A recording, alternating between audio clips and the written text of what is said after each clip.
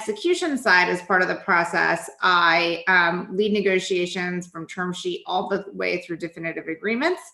And I work closely with a lot of different teams across Microsoft to partner on both the evaluation and the execution. And one of the most important teams that I work with is the integration team. And one of the most important functions that I work closely with within that team is HR. And I'll pass it off to Kim with that lead in. Yeah, no, thanks, Deborah. I've also been Microsoft kind of focused on M&A, or the people work stream, for in this team for the last 5 years.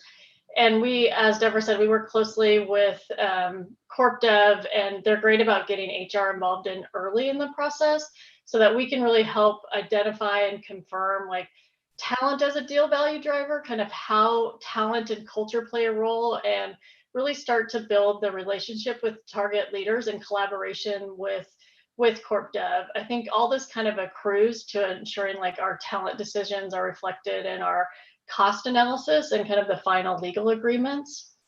I think, one of the things that we really partner on is all the discussions with the CEO and the target leaders, depending on who we're working with, kind of identifying styles and communication methods that we leverage in the negotiation. Because I think it's that connection of staying in touch, bringing people along in the conversation that really makes a difference in kind of ensuring that the leaders aren't playing us off of each other, or that we're really aligned on kind of what we want to accomplish.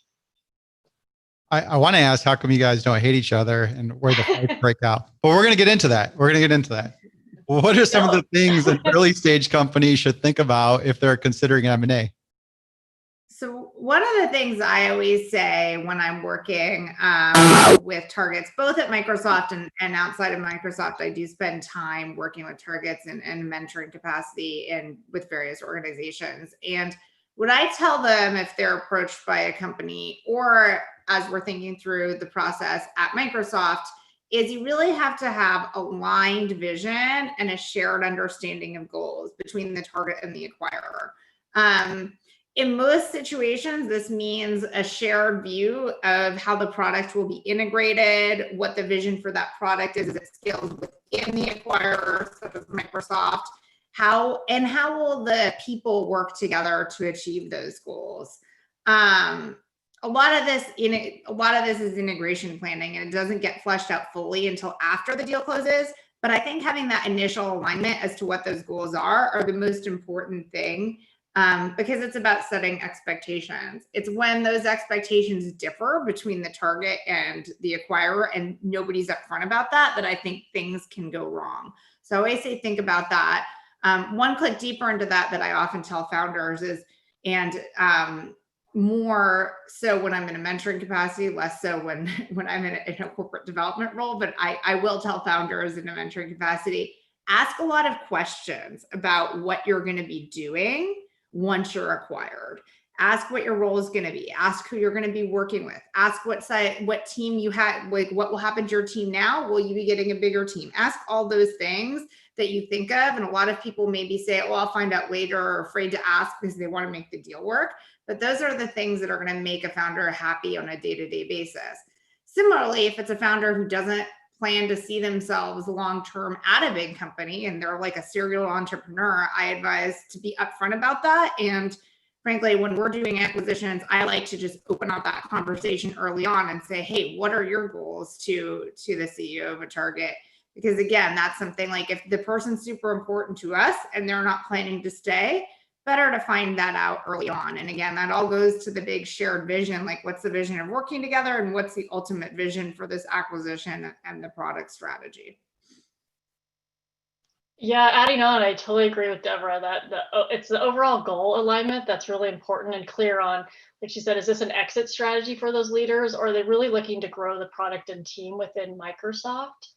I would add to that, thinking through, are they really aware of the time commitment that it takes to go through an acquisition and run the business? That can be really intense. And even financially, is there money to get through the process, or will that influence kind of negotiations, add stress to the timeline, and kind of really impact kind of what we're driving for?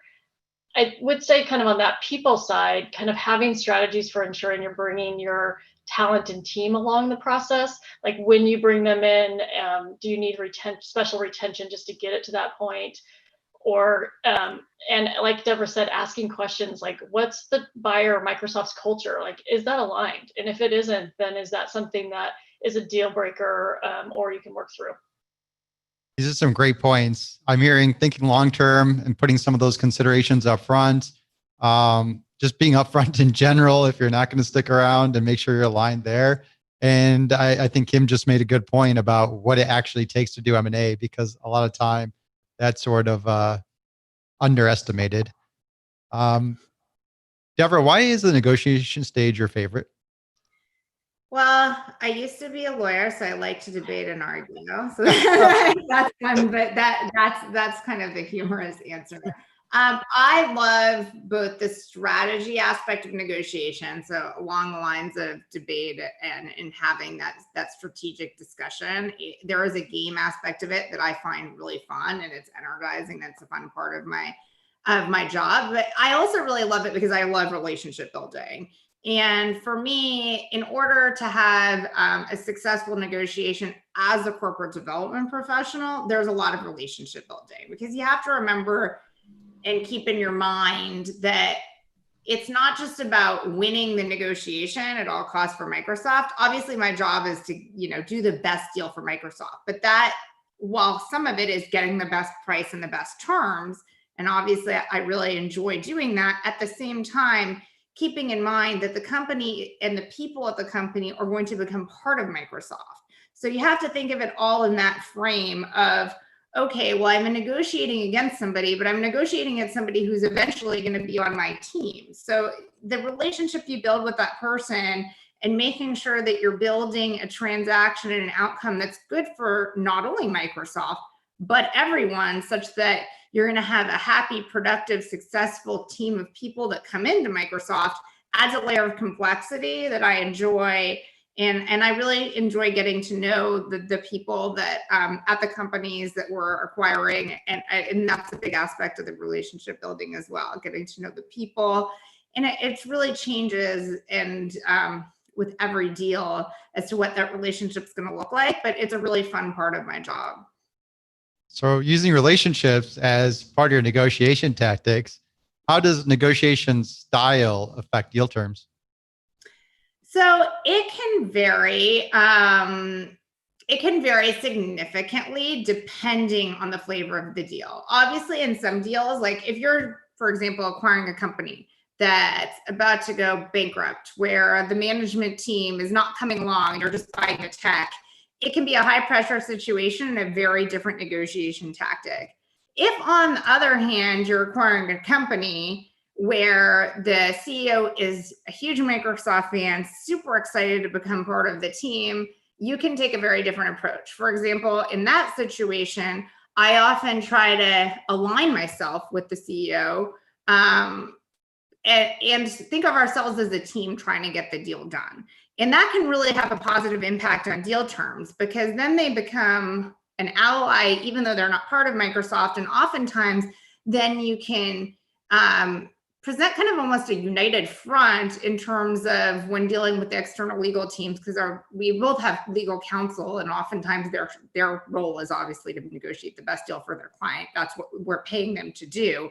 But it can help these founders see past what their lawyers are telling them that they have to get this term, and really think about, how do we get the deal done in the best way possible? It can also sometimes help them with their investors, especially if they're not that serial entrepreneur who's thinking, okay, I'm going to do this deal and then I'm going to go start another company, and I'm super concerned about what the VCs are going to think of me in the future because I'm going to go back out and raise money. If you're dealing with that type of person, you have to approach it in a very different way than if you're dealing with somebody who's like, I can't wait to get to Microsoft and have a long-term career here. Again, in that situation, they're your ally, and you almost have to coach them as to how to effectuate the deal despite what their investors are telling them. So you kind of give them the ammunition to fight for what they want in the deal, which is often aligned with what we want versus what their investors are telling them. So that's one little tidbit of an example of a way that the relationship I built with the person can affect how I can achieve certain deal terms, and honestly, which deal terms are important. Now, how would that negotiation approach change based on the business leader and his personality? So that is, that takes a lot of coaching too internally. And the business leader, I'd say the standard playbook with our business teams is I tell them, you're the good cop, you're selling them, and I'm the bad cop. So let me be the one to, if there's a hard conversation to be had, or if there's some difficult or conflict that has to go through the CEO, let me take that on, because the business leader is the one. I'm not going to own this post-close. And the CEO is not working for me post-close, but they are working for the business leader at Microsoft.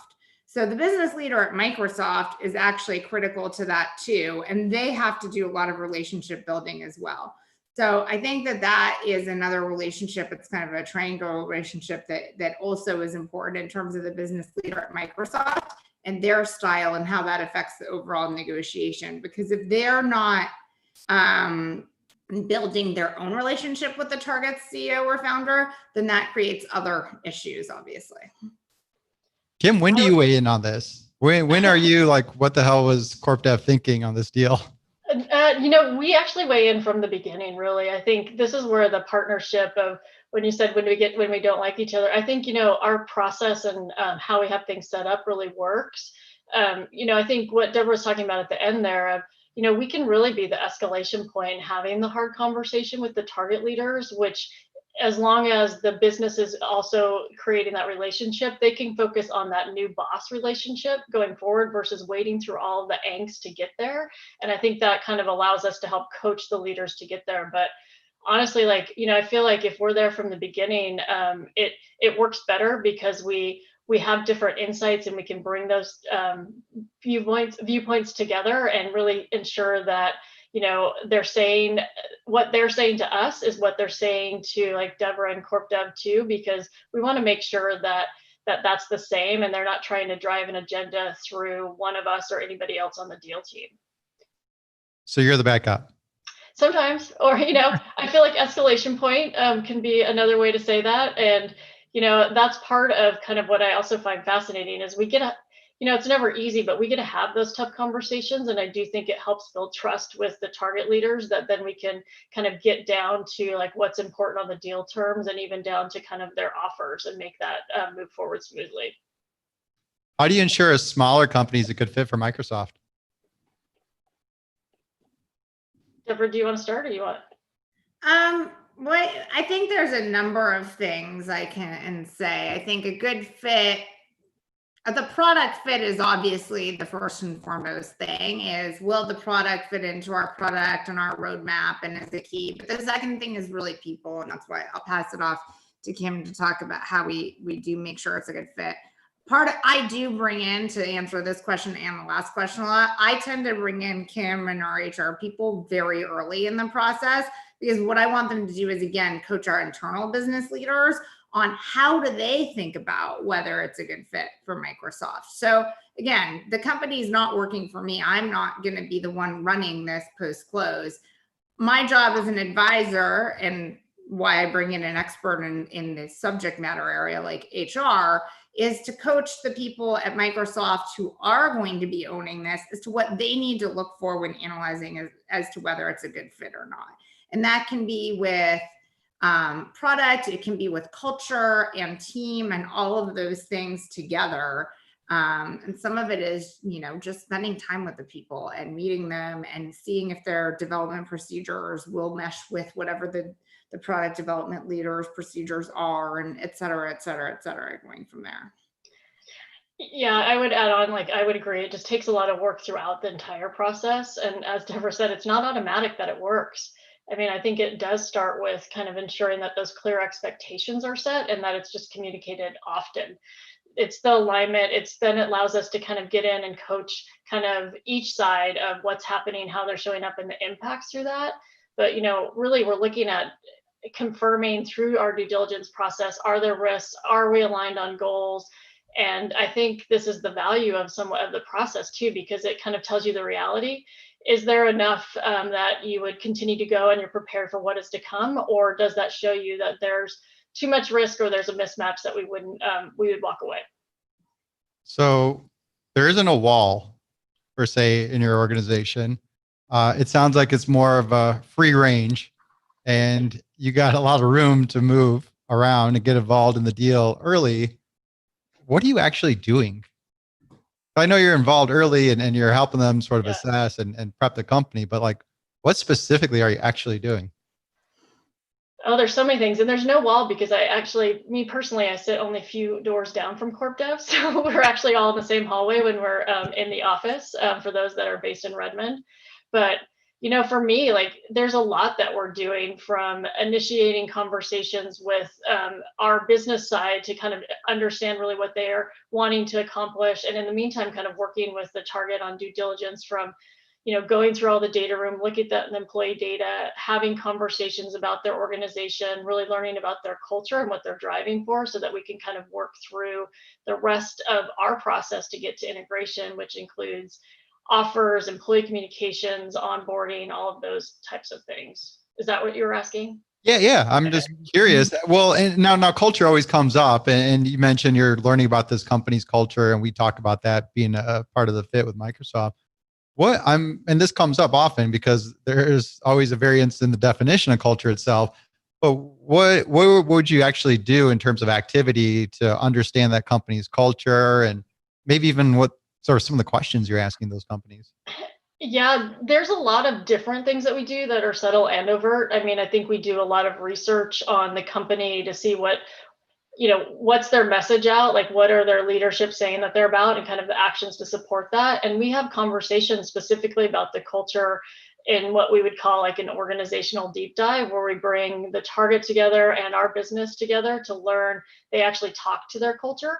So we ask them what they do, how they communicate, how they get things done, what are kind of some of their team norms, some of those things. And then they really go into kind of how their teams work together. And from that, you can kind of ask questions and dig a little bit deeper on what that really means, or is that kind of a facade, or are there subtle things behind that they're doing to support it? And in the meantime, they're learning from our business about what they're about and kind of the Microsoft values, so they can kind of get a picture. And the conversations that come out of that day, I find super helpful of informing us and them. And then typically, if we can do engagement and in-person things, we would do like a dinner where people can kind of get to know each other on a more personal and business level. So I think all of those things are some activities that we do as part of that.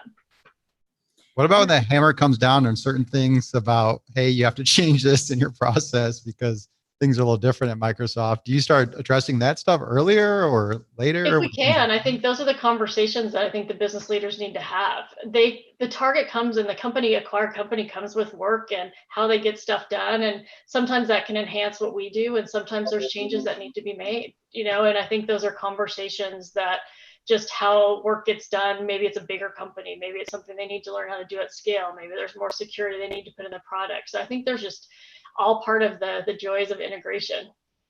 All right. You're definitely the bad cop. You're not afraid to bring the bad news. Occasionally I can bring good news too. Deborah, how does your role in corporate development influence how you address culture? So I think that part of how I address it is, as Kim was talking about, there's a lot of ways that HR gets deeply involved in the process as we're assessing and doing employee assessments and offers.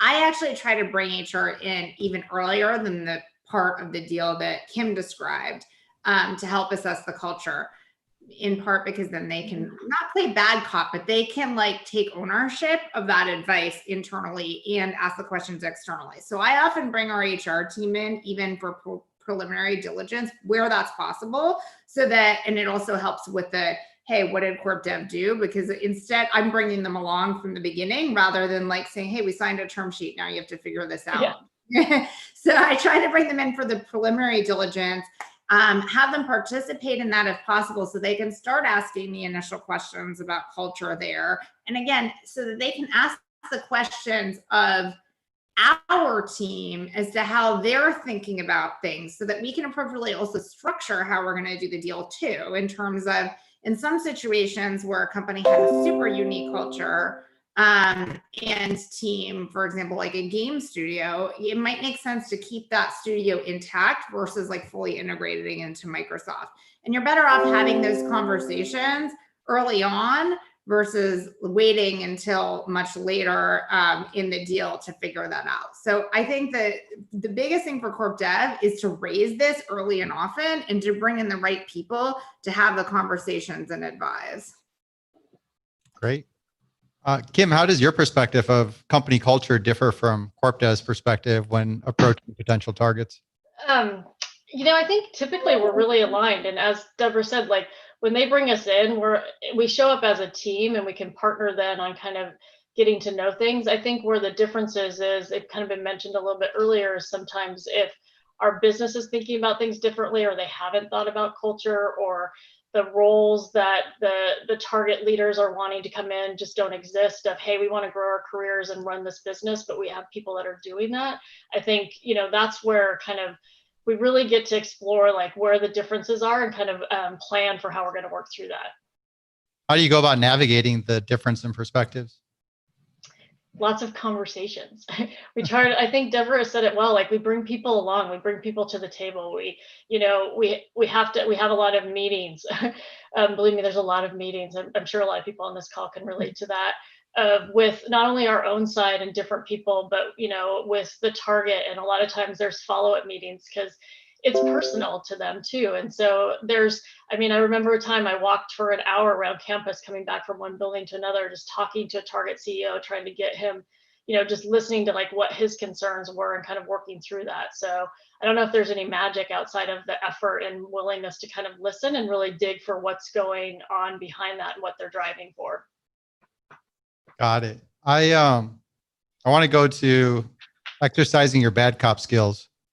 What are the early signs of risk or a bad fit, and your general advice about dealing with it? I can start. I think, early signs are the values mismatch, documentation in the data room not matching conversations. I think target leaders telling different people that they're meeting with different things. I think, if they're talking about the product being something different and how it's going to be at Microsoft, and that's not what we're looking for, I think that can be things, when we evaluate the talent that doesn't quite match what we're looking for, that can be kind of a flag to evaluate. But I have to say, like on fit, Microsoft's really on a learning journey about how we're looking at our culture. And so we really do look for, we try to dig for similarities and differences to kind of, we use that for framing for employee engagement and how we're bringing that along and also our Microsoft teams. But what are those similarities and differences so that we can really kind of work through those and have those conversations? And maybe there's stuff, we're hopefully learning from them and that they can amplify our values. So I think it's kind of a give or take of we evaluate the risk, but yet, if this is something we want to do, we just have to be planful about how we're going to address it. Yeah, it seems like a lot of the rough deals are filtered out before it gets to you, Kim. Sure. No, there are things that are filtered out before they get to the phase we bring in our integration team. And I see one of the questions in the chat that says, have you ever walked away from a deal because of lack of culture? If so, can you explain? I'm going to answer that, and then I'm going to answer as part of this. And the answer to that is that I have not walked away from a deal that was already in motion because of cultural fit. But I will say, when you look at a range of opportunities and you evaluate them on a number of factors, if a company has a very different, it's not that it's a different culture, because as Kim said, we're open to a lot of different things, but culture can be one thing that you look at in terms of overall fit and ability to achieve the objectives. So if it's going to be very difficult to integrate overall, and that's part of it, location can be another part of it. All sorts of things can be part of it, but a difficult integration can be a reason that we don't proceed with an acquisition. Again, not walk away from it, but decide not to even pursue something, because oftentimes that means delay in time, which then means a less effective way to achieve our goals. Like often if we're looking to acquire something, it's because we're looking for time, quicker time to market. And so if it's going to be a long and difficult road, or there's going to be a lot of bumps, it can be a reason that we say, you know what, that's probably going to be really difficult and isn't really going to achieve what we're looking to do. So I don't think walking away, it's more just an overall factor to consider when looking at a company across a number of things. And then in terms of what Kim said about risk, the last point you made is exactly on the nose for me. It's identifying those risks, deciding whether to proceed or not, and how are we going to mitigate them in terms of culture and everything else. That's how I approach everything on the deal. If it's a legal risk, it's making sure our lawyers have flagged that risk, analyzed the risk, decided whether we can live with this risk, how are we going to mitigate it. On culture and people, again, it goes to the sponsoring engineering team.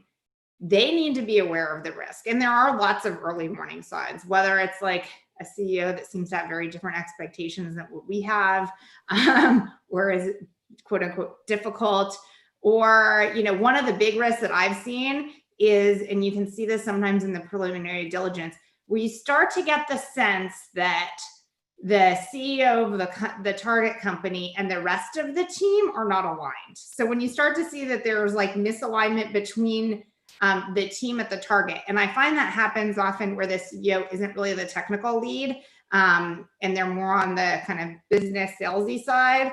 And so sometimes they overpromise in the technical team. You can sometimes see a rift there. And that's one that I do like to really flag early and often. I mean, our deal sponsors often see that, but that's one where Kim and I can be like, hey, we noticed this. How are you planning to deal with it? And some of the questions to think about when you see that is like, well, what's really the role for the CEO once they come to Microsoft? Do they have a long-term role? If they have a long-term role, are they leading the team? Who is leading the team? How are you going to keep that team motivated at the beginning if it's not the CEO? Like all the questions we can ask of the deal sponsor to make sure they've thought through all the risks. And again, if they're willing to sign up for those risks, that's their decision. But it's our job to make sure that they've been identified and help them fully think through those risks. That's pretty cool. I like how you dig in for the internal friction. Is there any like key person or even thing to ask to help identify that? What do you think about the CEO? And people are kind of like, I think, and that's one of the things, it's not really something to ask. It's really a dynamic that you can often see in the preliminary diligence sessions that might be harder virtually. In a room, when there are a lot of questions being asked, especially in the technical sessions, which half the time I don't understand anything that's being said, but because they're so technically deep and I'm not super technical, but you can observe who's answering the questions. And like if the CEO is jumping in and answering things like kind of at a gloss over high level, and you can sometimes see then the like VP engineering or the CTO getting frustrated or saying contradictory things, or that's when you can kind of see the tension arise. I think sometimes tension arrives in those technical deep dives. That's super interesting. And like that, because engineers like to debate too. So it's like oftentimes that's where the meat of the like kind of debating goes on in terms of the technical stuff. And so sometimes that's where I see it come out. It's not really a question you can ask. It's more just a sense you can get by observing people. That's really cool. Pay attention to the details, look for signs. And it sounds like it looks like in one of the chats, there's a question on navigating a situation when the target may have executive or senior leaders who may be stronger than you have internally. Like, have we had to deal with that? I would say yes. And I think it's, there's lots of work of when a deal lead that ends up reporting into it, or we have some target leaders who kind of lead a new business. So that is absolutely a situation that we deal with. And it does take, we typically will have kind of conversations on either side of how we're setting that up for success. But it can be challenging, or the deal lead very well knows that they're bringing in this person to help them grow and the business, which is the best situation, but that doesn't always align easily at the beginning. That's an interesting point, because I was going to ask about leadership when you start seeing signs of a bad fit.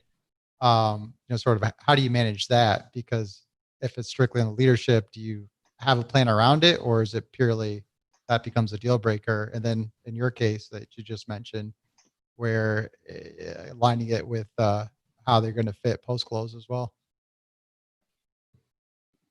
Kim, I can lead it off, but I think Kim can probably answer it better. I think that where we really think a leader is not a fit, again, it's better to be transparent up front. And so if we're clear that somebody, and like by we, I mean really the sponsoring engineering team, because there are times where I might and Kim might think, and together we think, hey, this person's never going to last at Microsoft, but our engineering leader is willing to like give them a chance or thinks they have a role for them. But there is this, if everyone's aligned that there is a person at the target that's not a fit, but the acquisition makes sense and there are other strong leaders, just be upfront about that as much as you can. It's obviously delicate, but that's again when Kim and I can do the messaging and have the right conversations. And oftentimes that person then needs to be somebody who will have for a transitional period, but isn't necessarily going to be long-term at Microsoft. And again, it might align with what they want too, because it's not that they're like some bad apple or not a good fit. Oftentimes they're not a good fit because they're not somebody who wants to be at Microsoft long-term. So it might work out that this is really just what everyone wants.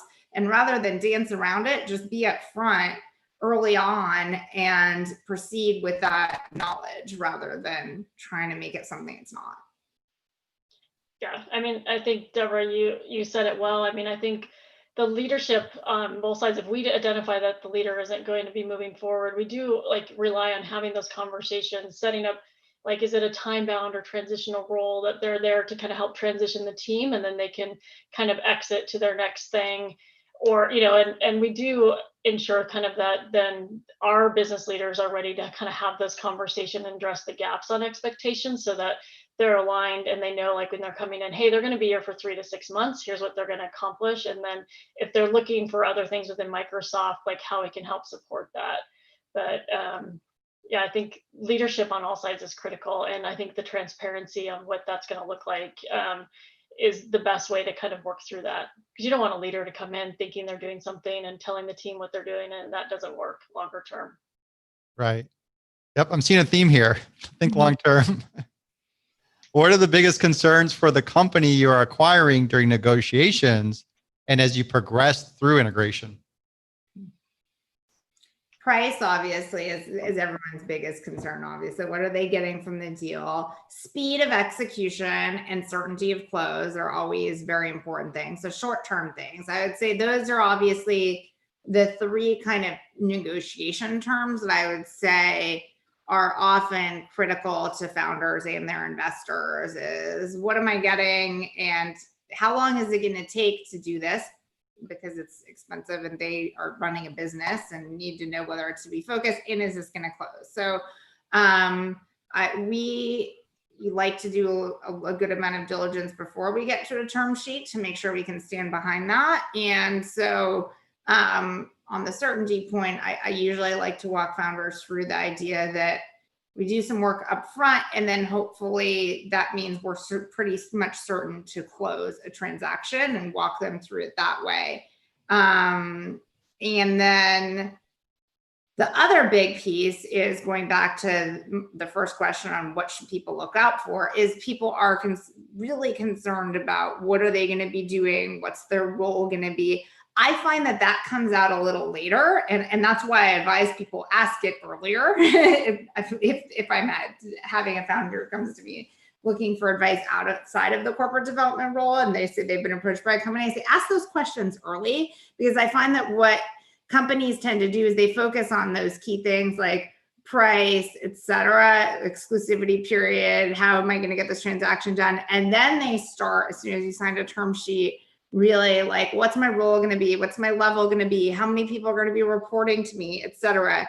And so those are the things that I find are the next level. And that's to Kim, like the next hardest thing to negotiate after, the core deal terms is the employment offers. And that's what people get super, super concerned about, I find, in the second phase of the transaction between term sheet and definitive agreements. There are obviously other things along the lines of certainty to close, like closing conditions, et cetera, that are hot button issues, but really the employment offers is where I think a lot of the contentious conversations come up, which is why Kim and I need to work so closely together, so that we're aligned and there's no ability for anyone to have like a divide and conquer strategy to try to extract more value out of the employment offer they don't feel like they're getting in the main part of the deal or vice versa. So those are the things that people tend to be concerned about. And in my experience, Kim? Yeah, I mean, I'm aligned with you of all of those things and kind of how do I operate now? Like, how do I get work done within this new system and still have expectations to deliver? They still have customers maybe to keep happy. How do they keep the product on track and onboard to Microsoft? It's like a team that comes with work, but they have to do that work differently. So, I mean, I think that can be very difficult because often, we have like onboarding for new employees and you get a chance to kind of figure out the company. You're sometimes going right from day one to hit a product milestone. So I think that's hard. I think, figuring out how to influence and how to scale at Microsoft can be really challenging. So I think those things, people kind of, as they start to get closer to day one and having those integration conversations, really come up of like, whoa, like, it sounds fine, like, oh, we can keep doing the same work at Microsoft, but the systems are different, your logins, all these different things that you have to kind of contend with come up. How do you balance accommodating a company culture and uniformity across Microsoft? Delicately? No, we do like to honor the acquired company culture. I think we've been talking about, and this kind of goes to like how we learn and how we bring those teams together. That also kind of goes for, Microsoft's been on a culture journey. So, but all teams operate differently within that. They just, align to kind of the all it values. So it's also like our team's job too of working with them, of understanding how the Microsoft team norms and what the acquired company and bringing kind of that together to kind of identify, where are the rubs, what's good, what's different, so that we can kind of really plan time to be intentional about working through that. It's not a one-time event. It's not like, hey, let's talk about it and let's do all this, but it's ongoing work to make sure that day one, 30 days in, how those things are working and coming together, are still kind of top of mind because they can be critical to the success of people engagement and kind of the product as well.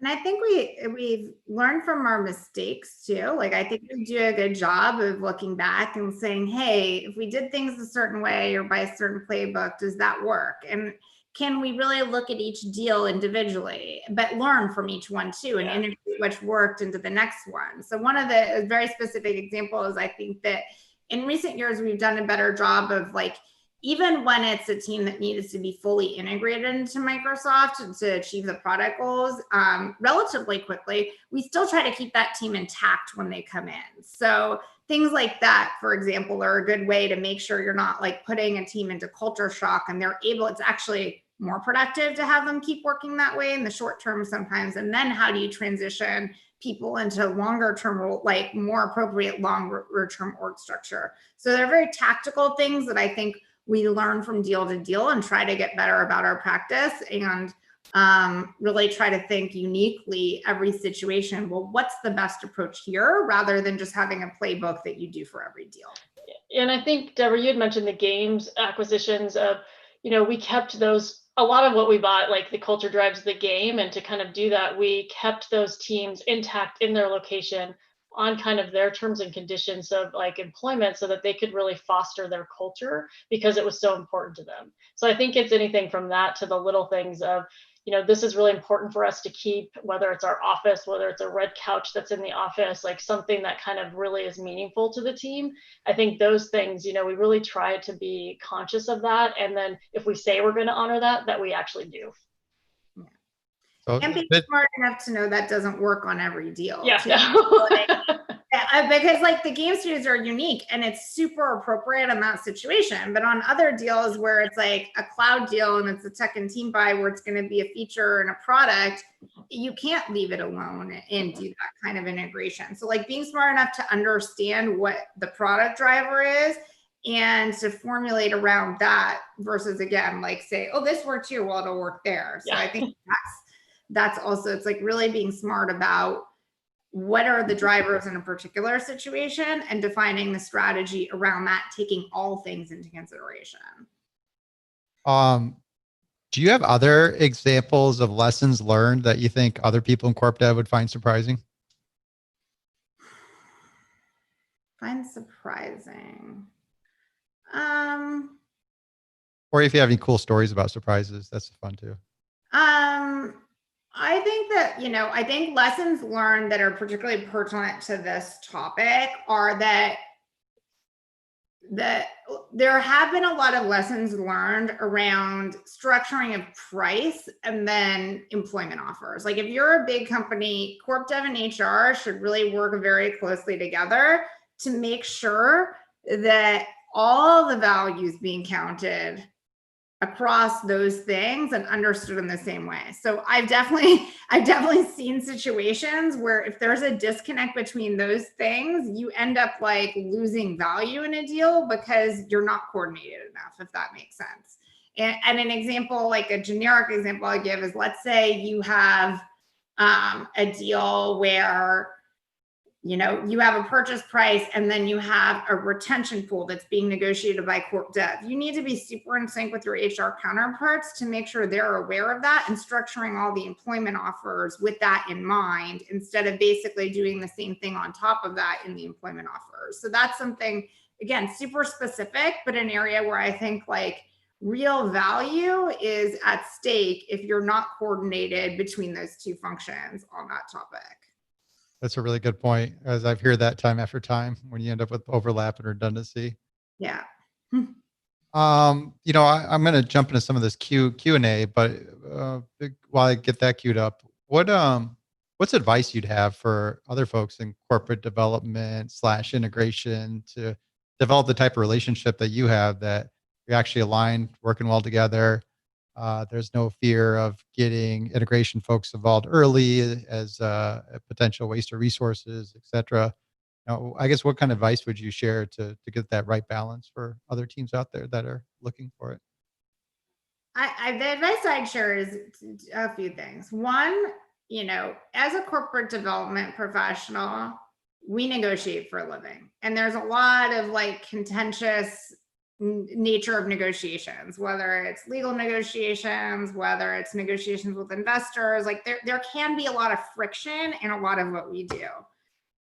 I am much happier if there's none of that friction with the integration team who's on my team, essentially, like not within corp dev, but we're on the same Microsoft team, right? Like we are on the same team and we have the same goals. Our goal is to drive the best transaction for Microsoft.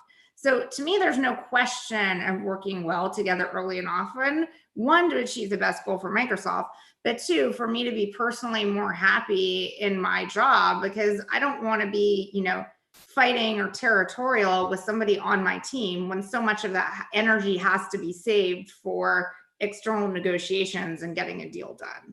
So that's one piece of advice I have, is just how can you go about that relationship in a positive way, and just the seeing it actually achieve goals better, like going through it. And when you do that, I think there's like a little bit of a flywheel effect. Kim and I have worked together on a number of deals, and I can think back of, the first time working with Kim being like, hey, I like to work really closely with HR. That means I'm going to tell you everything. I expect you to tell me everything right away. And seeing how that plays out, so that when a CEO, she gives the offer, he freaks out, she calls me before the guy calls me, so I know what I'm doing when he then calls me 5 minutes later. Like we've all talked, and you can just see how that helps rather than me being off guard. So having the experience to know, oh, hey, and when we do that, it actually leads to a better outcome and is more fun, like that's a no-brainer for me. So I think that's some of the learnings I've had over the years of why it's important.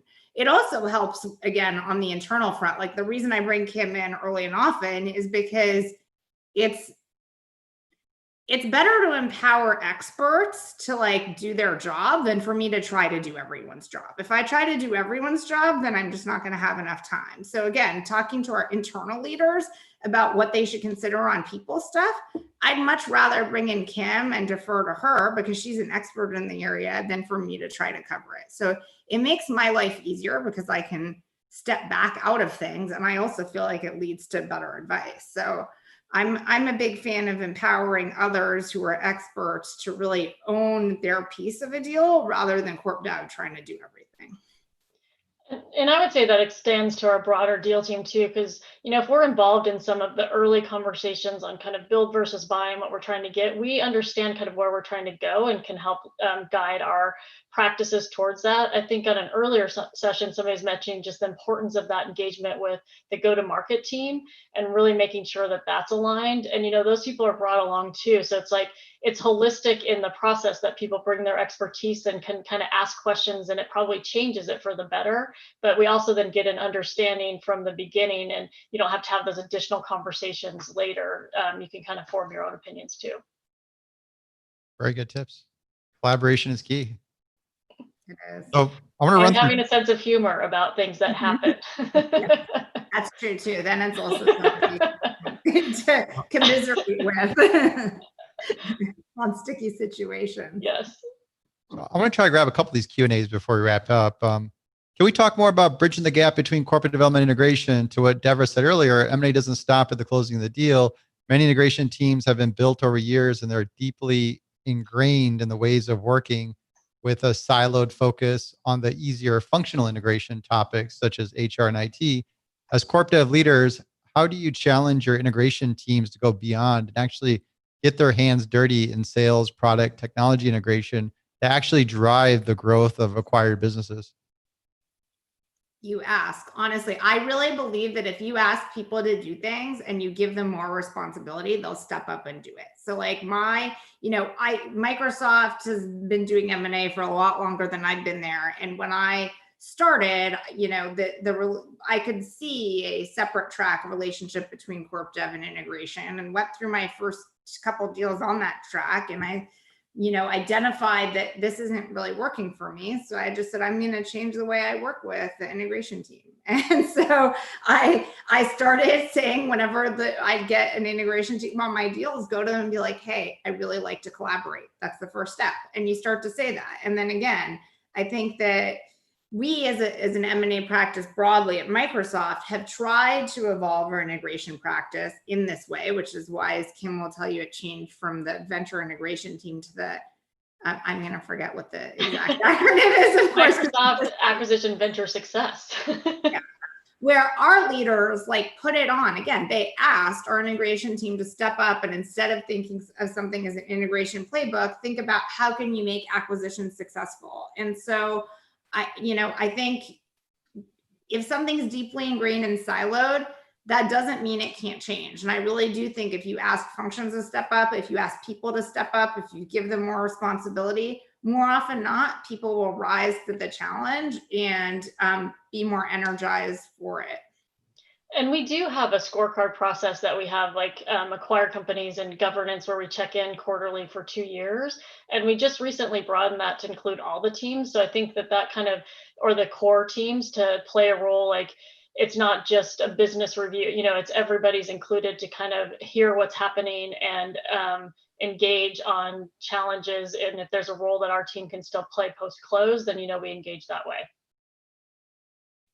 I'm interested to know how much of your strategy has changed due to the recent COVID situation and people being remote. So I was just talking about this yesterday in another meeting, that we were talking about deals that had started wholly after COVID came up, because we have a bunch of deals in our pipeline that have closed and announced that closed and announced during COVID that had started beforehand. So you got to meet the companies in person, do your diligence, and it was just finishing the deal remotely, which actually isn't that different. I think Kim will have a different perspective, because I feel like the HR team is later on the ground for all the in-person stuff. So I'll let her answer that. But from my perspective, a lot of my in-person contact with targets is really in the preliminary phase. So for those deals, not that much change. I did have one deal that we did we scheduled the preliminary diligence before COVID, but right as it was happening. And so we at the last minute scheduled the full day session to change to a Teams call. And it was 8 hours of Teams. And I definitely learned from that, don't do that. So it was fine. It was as good as it could be. It just was somewhat draining, and I don't think the most effective. So for the next time I scheduled a diligence session with a company that we engaged with after COVID, I decided to take a different approach to preliminary diligence specifically and do it more piecemeal. Usually I love to do the all-day session, schedule a dinner, you get to know the people, you're in the room, you kind of observe some of the things I was saying. But in the remote setting, I actually found it was better to try to get more info via email first. So sending out a diligence list and getting info via email, and then scheduling a series of calls. Like we did one, and Kim, you were on that one where we did an HR call. Yeah. And then we did a 3-hour technical deep dive, but it was broken up on different days. So no one lost energy. And I felt like it gave everyone a chance to meet the CEO in different settings and still have those conversations. I think turning video on is good. I don't usually turn video on. But I say with targets, that's a good way in the COVID situation to adjust. So those are just tactical things that I've done to make sure that we're pivoting a little bit from our kind of standard process. But it's definitely a little hard. But frankly, we do deals all over the world and we don't always travel. I know some corp dev teams, like they just get on a plane all the time. We try to do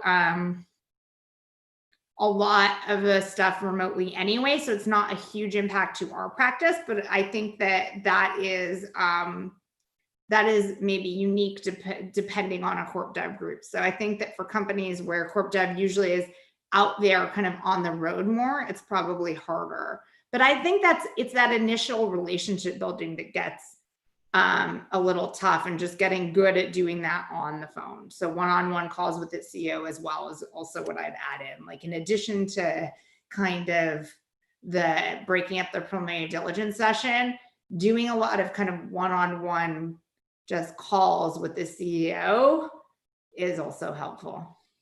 In place of yeah, I would say our practices have changed, but I think on the strategy stuff all up at Microsoft too, we're still doing deals. I think our process kind of ensures that they're vetted, but there are some extra conversations that I think are happening on the front end too, to make sure that these are our priorities and aligned to what we want to do. But overall, our strategy of acquiring companies is still in play and our teams are very busy.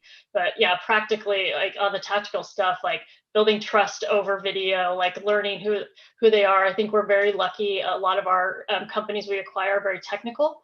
So they're also have the ability to kind of engage with us that way. And we've even seen some new decks of where the CEO is articulating the strategy on the deck versus just words. So, we're seeing new ways, we're trying different things. And I think it's hard, on the HR team on onboarding, but also on our IT teams and getting all the new equipment to places and different things. It's been more probably of a challenge for them just in the COVID situations.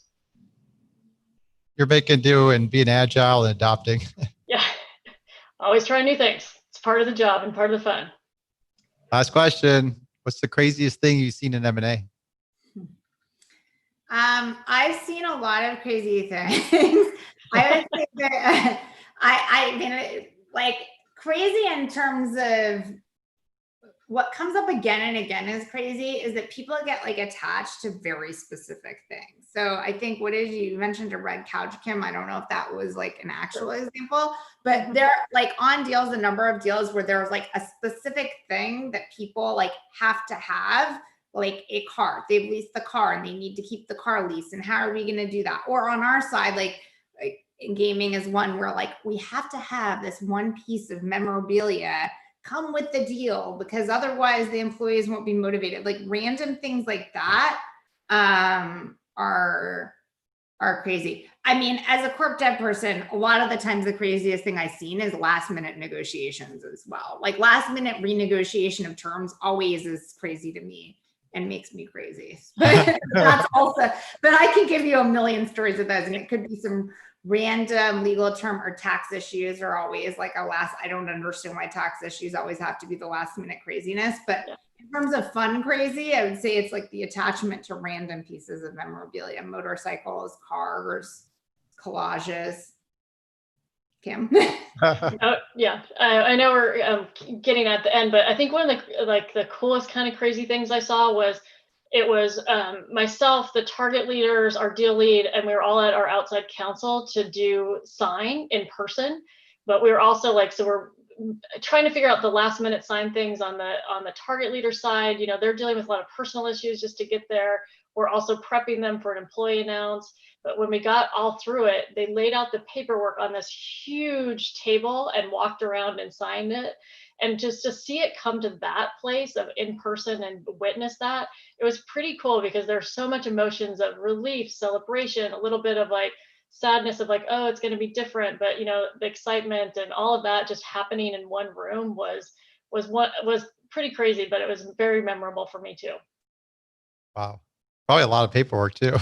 It was a huge table, like picture of the big table in the outside council. I mean, it was crazy. It took, I think, 30 minutes, an hour to sign. Wow. Hey, Kim, Devorah, thank you so much for your time. Let's all give them a round of applause. You guys sticking around later for the comedy show? Yes, we'll be logging back in for that, or I will be. Go have some fun. I heard we got a killer opening act that may have got a glimpse of on the intro. Very cool. Well, thank you for having us on. Awesome. Thank you. We'll take a quick break for the next session to start. Sounds good. Thanks so much. Thank you.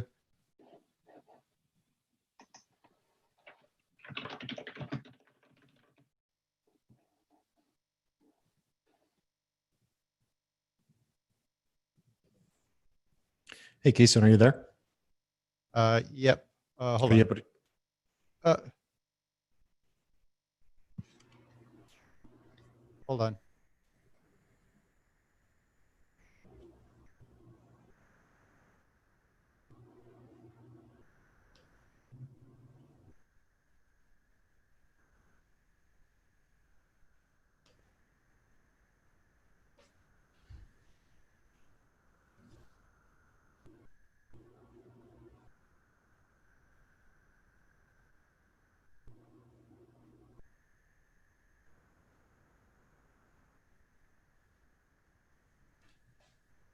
You guys all look pumped up and ready. Yes, I'm ready. You did a great intro here. I'm excited. Some people are asking about the backroom conversation, but it's all fun. That's what a Wednesday at 4 o'clock does to you. Gets you all nice and energized. It's funny managing the time zone difference, because you got East Coast, West Coast, and then our happy hour kicks off at 3 p.m. Pacific time. I think that's when California kicks off happy hour anyways. So say yes, I'll be joining for that at 3. You're in LA, I forgot. I'm in LA, yeah.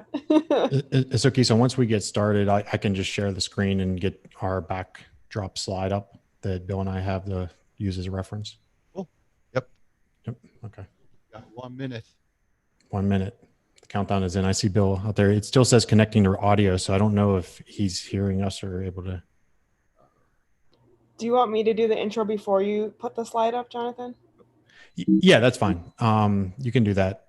Okay, awesome. Did you guys see Bill's email? Because I think there was a connection. Yeah. It looks like his video is connected, but I don't know what's going on with his audio. It almost looks frozen.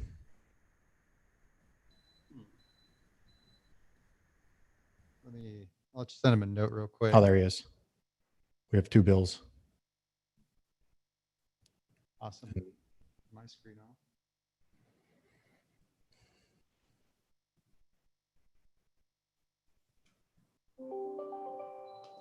Okay. I think, well, we just want to make sure Bill gets connected on here. Oh, okay. Bill, can you hear us?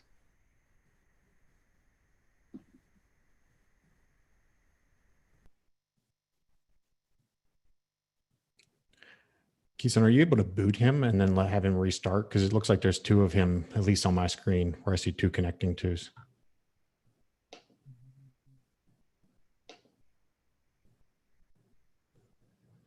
Huh.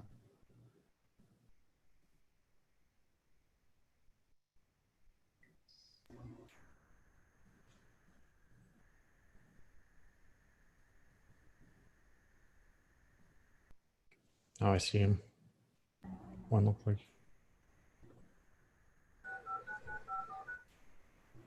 There you go, Bill. Can you hear us? I can. Sorry about that. Perfect. you're all set, and I'll try to hide the other one. We got another frozen one of you on here. But yeah, I think it'll come out anyways. So anyways, I'll let you take lead, Julia. Okay, awesome. Thanks. Yeah, this is Julie again with DealRoom, here to introduce our next presenters. And the topic of discussion is how to modernize IMO and building a synergy plan that actually delivers. So our speakers for this will be Jonathan Shiery, Director at Guidehouse, and Bill Clarkin, Head Mergers and Acquisitions at BMO Financial Group. Great. Thanks, Julia. This is actually my second presentation of the day. The first one was not with M&A Science. It was a kindergarten science experiment. So if we can't get through IMOs, I can certainly tell you about molecules and mixing oil and water afterwards. So appreciate everybody joining. Kison, thank you and the M&A Science team for holding this session. It's been an incredible day. I've got to listen to a number of the speakers, so fantastic content coming out, and we hope to keep the ball rolling with the IMO modernization discussion as well as building a synergy plan. I'm speaking today with Bill Clarkin, who leads up the BMO US M&A department and the corp dev, and Bill has a tremendous amount of experience. And so before we jump into the discussion itself, and I'll pull up the principles that Bill and I will be covering today around modernizing the IMO, I'd like to give Bill an opportunity to talk about his background in M&A, because he has a unique experience in the fact that he's seen both sides. He's sat on the integration side, and he's now upstream into the corp dev. So he knows both of our pains. And I think that's a unique experience that many of us have not had. So Bill, to kick us off, why don't you walk through your M&A experience, the roles that you've had, and then your current role and what you're focused on today. Thanks, Jonathan. Thanks, Kison. Appreciate the opportunity to be here and talk with everybody. Molecules for kindergarten. I mean, it seems like you're going pretty next level there, Jonathan. I'm kind of surprised by that, but okay. My background, so started out in consulting, did that for a number of years, and then I actually wanted to watch my family grow up and went over to BMO.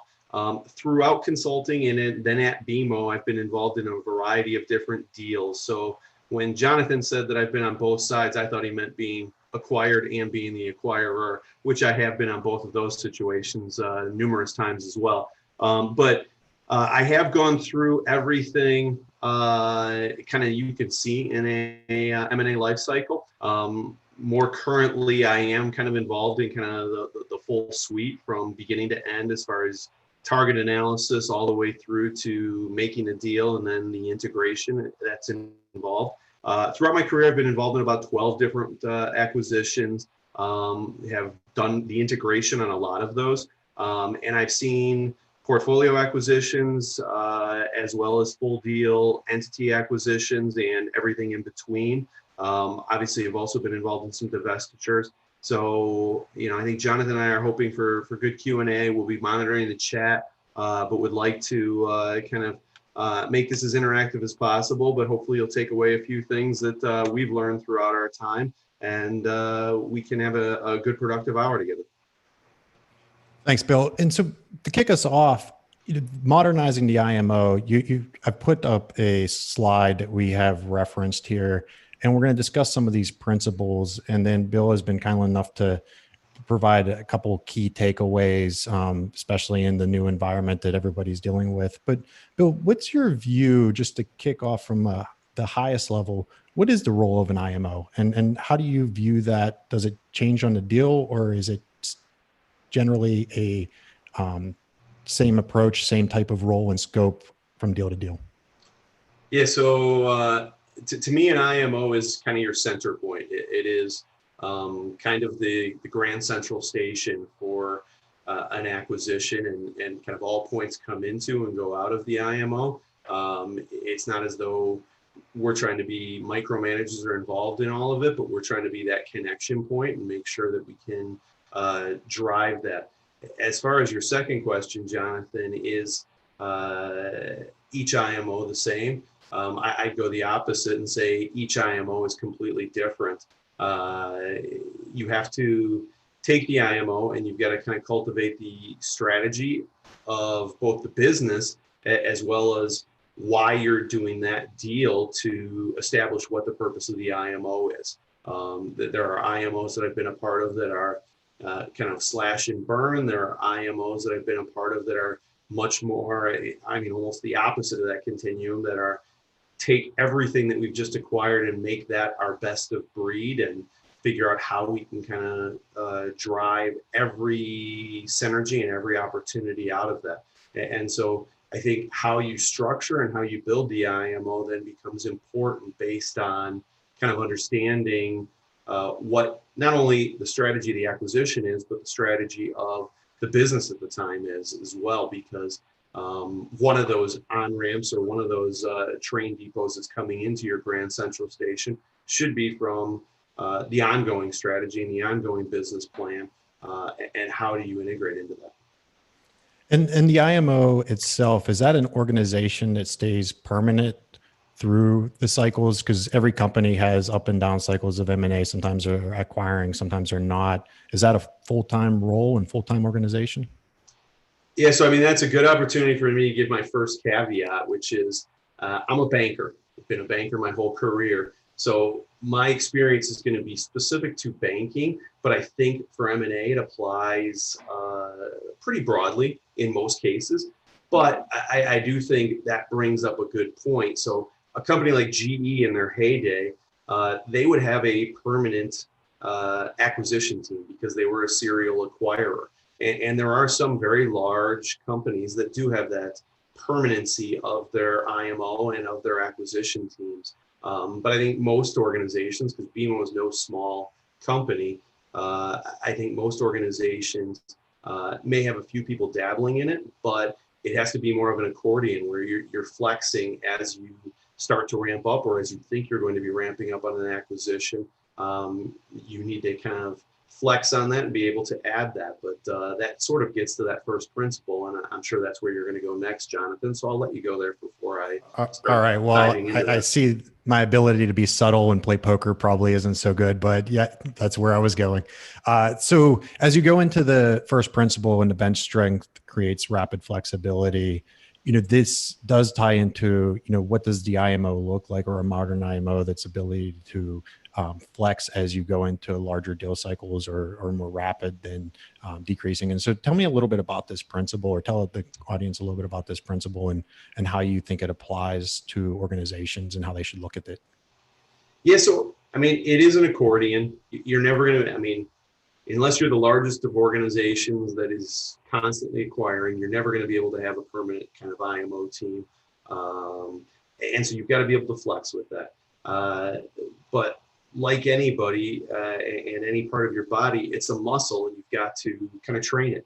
And so what I found is a good procedure is to ensure that kind of everybody's ready, is having kind of quarterly or even semi-annual checkpoints where you do kind of test some of the playbooks, test some of the event preparedness and kind of our due diligence pieces. And so we have gotten into that kind of cadence over the last couple of years, and that's helped.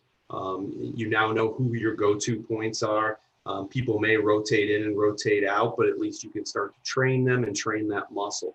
But I think that's important. And then, having a good speed dial, having those people that are going to be your go-to people. As you get into a deeper due diligence, you got to determine how you start to involve people. My general principle is involve them as early as possible, but how you're going to start to be able to involve people, and how those people can get involved very quickly, but have that speed dial. Make sure you know who you're going to call and who you need to involve from each area, be it finance or operations or technology or a certain business unit. Make sure you know kind of who your point people are and who to involve there. And then, I think the other piece that I wanted to talk to is, elephant hunters, and we almost use this, but elephant hunters tend to starve sometimes. But elephant hunters, you're looking for the big deal. It's not like we're selling one widget at a time or anything like that. And so people will kind of forget about you, and it's on you, if you're kind of that point person for your organization, to kind of keep those contacts alive, make sure they're kind of keeping that, maybe not frontal lobe, but always kind of on in their thoughts and thinking about how they can do that. I've been able to generate a lot of different solutions or possible solutions that we'll be able to use by staying in contact with people where they say, you know, Bill, we're implementing this, but I see it applying to an acquisition, and here's how we would do this, or we're going to build it this way so that we can quickly convert the data onto this new platform, and we'll still have kind of that conversion layer. So we just plug right into that and it'll be able to go on board very quickly. So you kind of exercise that muscle and you help people stay fit, and they'll help you as well. Yeah, no, you said a lot in that statement. And one of the areas, as we talk about modernizing the IMO, you know, the traditional IMO that I had seen throughout my experience had really been focused on, you know, you're doing the current deals. If you're in the acquisition mode, you've got your team there, you're going from deal to deal. And then after it's all done, you kind of disperse and there's nobody else left. And so then you have this loss of institutional knowledge and these kind of muscles around M&A.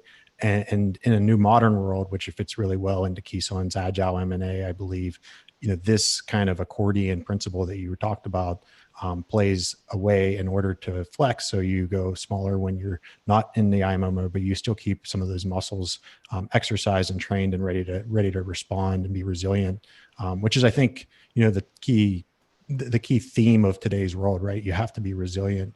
And so it also, what I really like about your principle is it keeps into these 3 takeaways as well. And so you mentioned, you know, each deal is a little different and integration is challenging, and not only certain people are cut out for it. So when you think about your bench strength and you're looking around and you're keeping the context, what are the type of skills, the type of talent that you're really trying to measure and make sure that it's around in the event that there is a elephant that comes your way?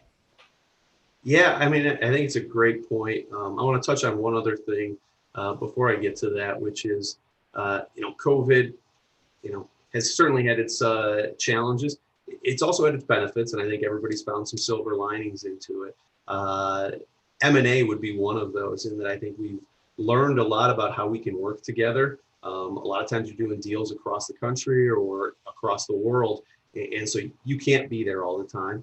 And I think we've learned a little bit how we can work a little bit differently on some of that stuff. I think we've also learned how to be a little bit more flexible and how to kind of be a little bit more distributed in our decision making on some of this stuff, because we've just frankly had to.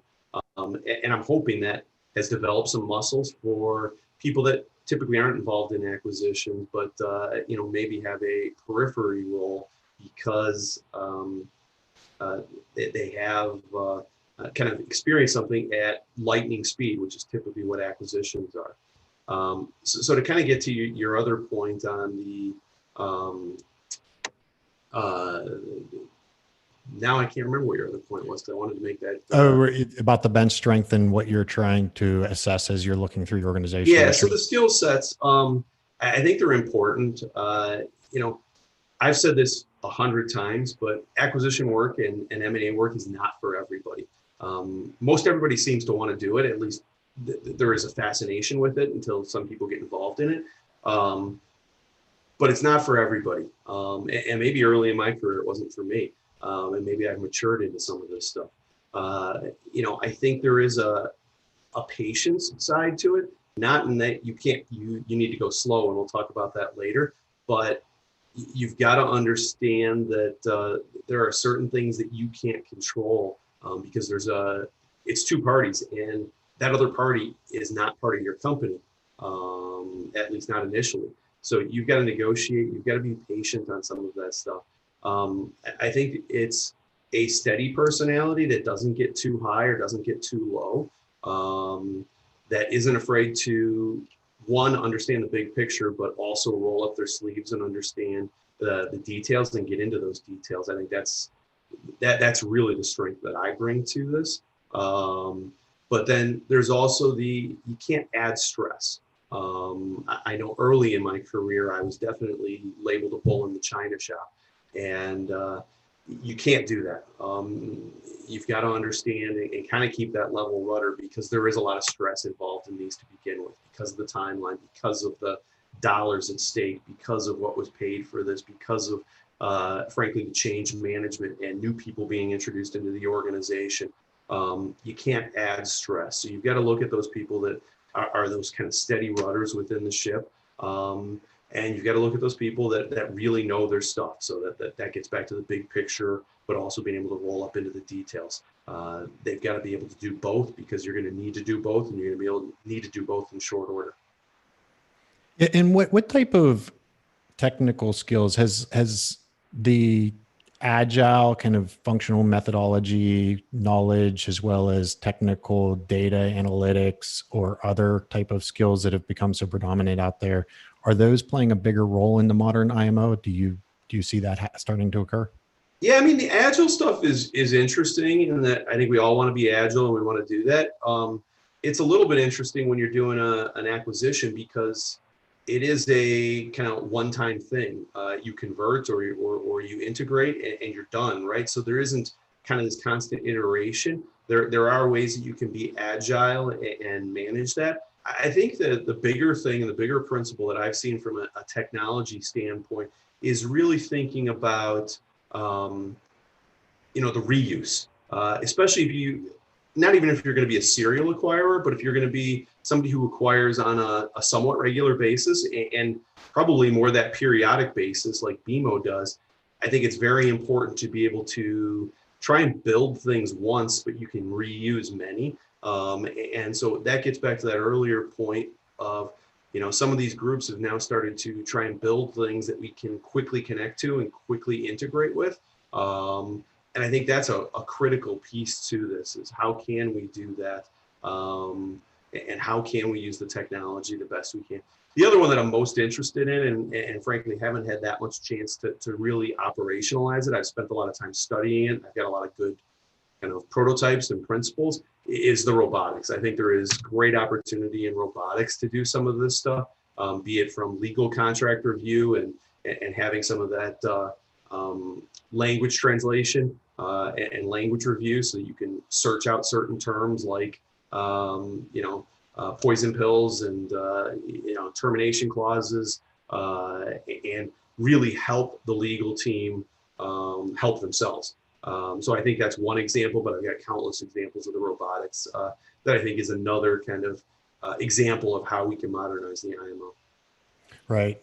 And as you think about setting up the IMO, and usually that probably starts to flex more rapidly as you go into a deal that you're looking to be more serious about, and it's getting closer.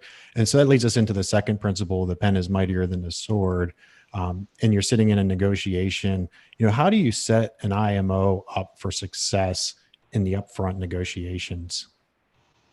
Yeah, so first and foremost, make sure the IMO has a seat at the table. Whoever's going to be running the IMO needs to have a seat at the table.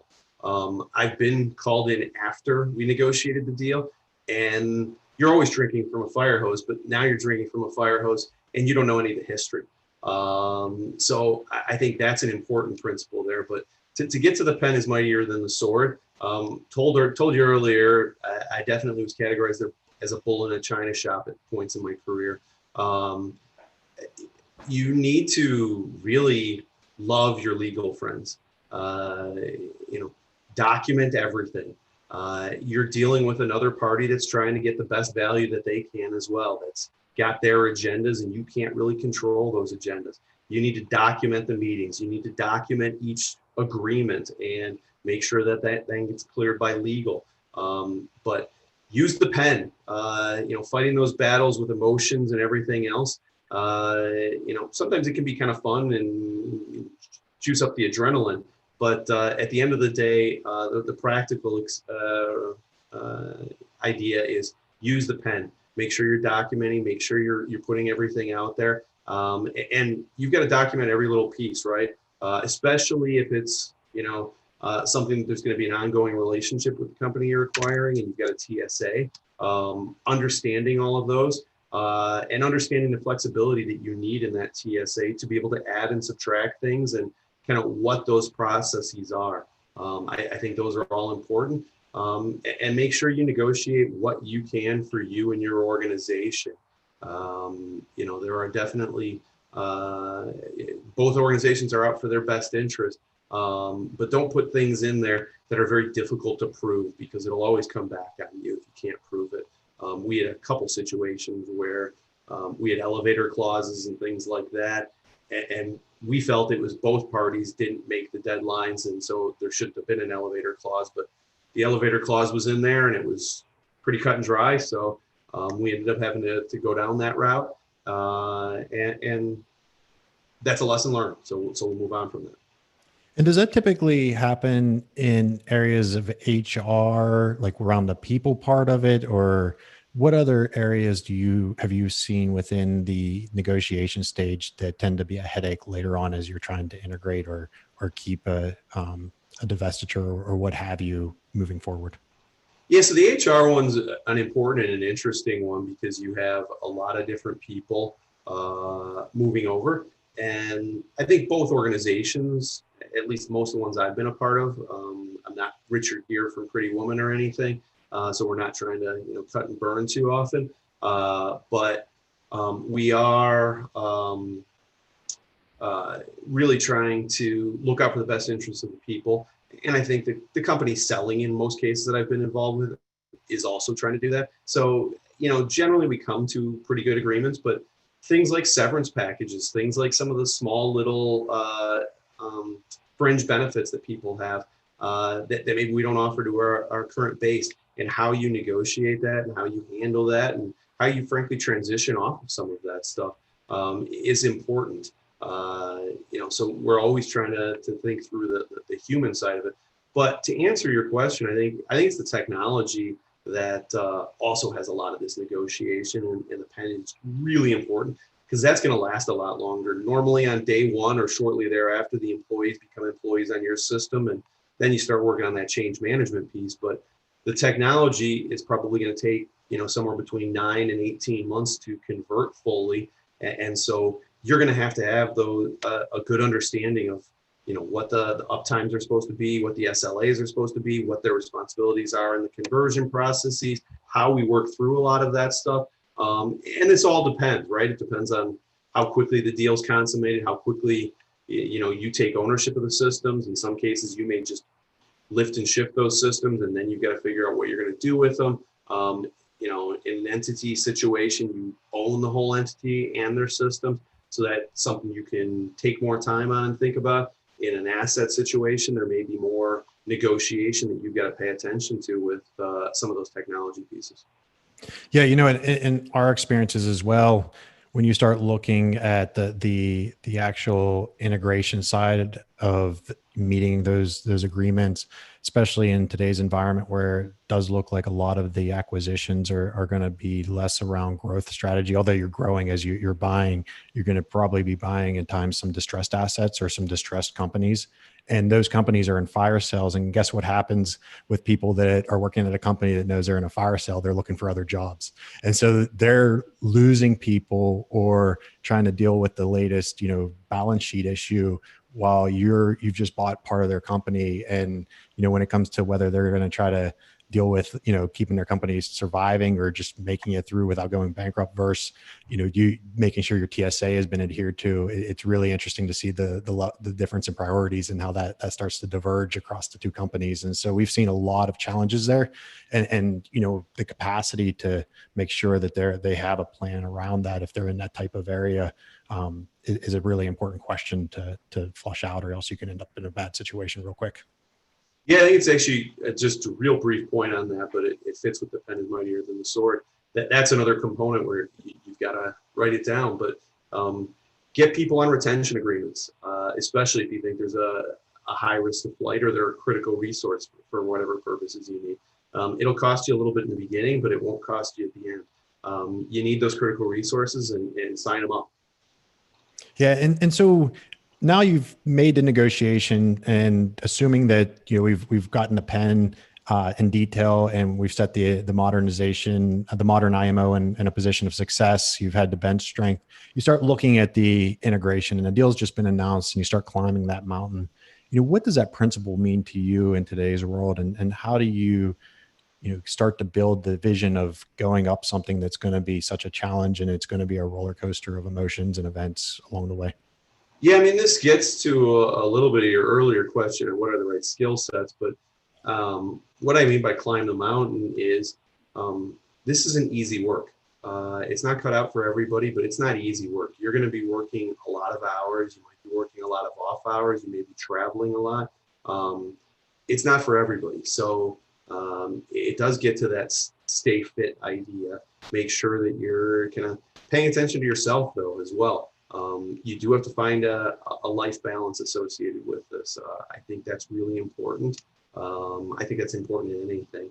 And I think I'm very good at that. I've seen plenty of people, though, that just throw themselves into this and kind of hate themselves afterwards. So make sure you do that. The other principle that I would say is embrace the journey. It's fun work if you let it be. You get to meet new people. You're dealing with new stuff. Frankly, you're not fighting the investment plan nearly as much because it's already built into the acquisition. And so a lot of times you can do a lot of cool stuff, and it's a great opportunity for learning and developing yourself and learning new things, learning new people, learning new cultures, learning new technologies. I think those are all great. And so I think that's really important. On the downside, and this is something I think we all continually learn this lesson, but there are specific skill sets, and there are people that are not aligned to those skill sets. You've got to learn to cut bait. You've got to learn that you got to move on from certain resources. Depending on which people are listening, and if it's any of the consultants I've worked with, they might say that that's something that I do very, very well. But there have been situations, and I recall one where I had just let one consultant go, and I was getting a reputation, and I was worried about that for whatever reason. And then this consultant, first day on the job, they have a consulting, and this is while I'm at BMO, so they're a consultant to us. They have a company function or something, and probably overserved. I'm certain he was overserved, and missed meetings the next day after I kind of said, okay, we're going to start transitioning this stuff to you. And I felt like I had too much of a chainsaw Al mentality. By the way, I apologize for some of my dated references between Pretty Woman and Chainsaw Al, but people in my age group will know what I'm referring to. So I hesitated to let that person go, and they stuck around, and I actually think they did fine work, but I could never trust them again, and I never would sit in the meetings with them. I would just always make sure one of their management team was managing them for me or what, but I could never trust that person again. So you got to make sure that you kind of cut bait with people that you don't feel are fitting into what your vision is and what you feel you need for the given roles. Yeah, and probably two follow-up points there. First is, although Kison has often referred to me as the consultant, especially when I use multi-syllable words that don't really have a whole lot of meanings, you and I have not had a chance to work together, so that was not my team that got left over. But, very fair point. Very fair point. I'm not throwing Jonathan under the bus. Right. So I just want to put that out there. But no, on a serious note, the second point you made is actually kind of a new question within the mix of this principle that we've discussed, climbing the mountain. So when you go down, the path of, say, climbing Mount Everest, you've got base camps, you've got a team that's going, and you just used the word trust. How important is trust into climbing that mountain? And how much does that play as your previous working experience with others, or the trust that you build quickly with the acquired target in order to make that journey? Yeah, I mean, I think it's critical. Whether it's an M&A time or whether I'm doing something else, I think one of the techniques that I've always done is I never eat lunch at my desk. I always try to, and it's exhausting because I'm almost always the one trying to make the lunch dates, but I almost always have lunch out of the building with one or more people, trying to catch up on stuff and trying to get to know. And when you're at the beginning of an M&A, obviously there are times where I'm going to be eating my lunch at my desk, but I do really try to stick to that principle. And at the beginning, I try to stick to that principle where I'm inviting the people that I don't know that well out. There are people that I've got deep trust in, and we probably don't need to go out, and we'll probably go out plenty anyhow. But those new people, I need to really understand them, and they need to understand me, and we need to have a good working process. So I think that's really important to kind of the trust the process. I think the other thing, kind of along people's personalities and stuff, as one of the leaders in the IMO and one of the leaders of the acquisition, you can't, again, another dated reference here, but you don't stop believing.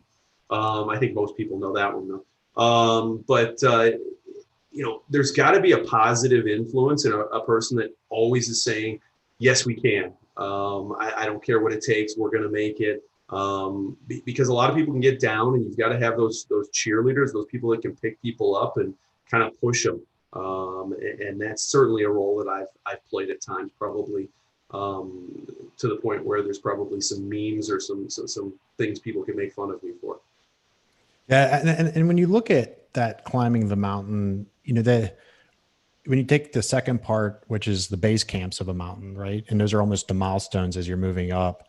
You know, you have this team, you've built a team that you trust, you're moving up. Are the base camps or milestones in the traditional M&A process, which is, you know, you've always heard here day 100, you know, legal day 1, legal event day 1. Are those still the right milestones that coincide with some of the discussions you and I have had on how to accelerate the integration and really meet it within a time period of, say, a year and have fully integrated team? Or should those milestones start to be considered differently? I mean, I think a lot of them are still the same. I mean, you're going to have an announcement. You're going to have a legal day 1. We actually did employ an employee day 1 because of some HR constraints. And I think to the earlier point, it really worked out to the benefit of our employees or our new employees, in that it didn't create hassles around benefits. It didn't create hassles around enrolling twice and things like that. So we actually delayed the employee cutover to allow for some of that. You know, I think the first 100 days, which is a great book, I think that really applies to M&A, and that you've got to get a lot of things in place in those first 100 days. And you know, the lesson I always remember from that book is making sure you've got the long-term leadership team in place. You've got to do that quickly so you can start making decisions, you can start moving forward. You know, I think as you get further, you know, if you've got some iterations and some agile pieces, I think that's important. I think, Jonathan, where I would really say there's a big difference is it gets to knowing your strategy and knowing what you're trying to do with the acquisition. You know, I think there's roughly 3 approaches you can take. You can do kind of the traditional waterfall approach, and you know, sometimes that's helpful and useful, and that normally ends in a big bang. And sometimes that's what has to happen because there's so much system integration and there's so many different overlapping pieces. You've got to do that. But you can also do, you know, kind of a phased integration. And that to me is, you know, maybe we convert 10 branches, or we convert 10 sites, or we do some small chunks. And you do, you know, minimizing your risk, learning as you go. And so that is an approach, and that has different milestones associated with it. And I think the third one is what I'll call a tiered approach, which is you may be able to convert certain systems at once or at certain time periods, rather than having all of them in a big bang. So we did this 2 acquisitions ago, where we did one portion of the acquisition 6 months out. We did the second portion 12 months out. And it really did limit our risk. It basically converted half the business, and then it converted the other half the business. And so that was helpful. But each of those has its own kind of pros and cons. And that could be, you know, a whole discussion unto itself.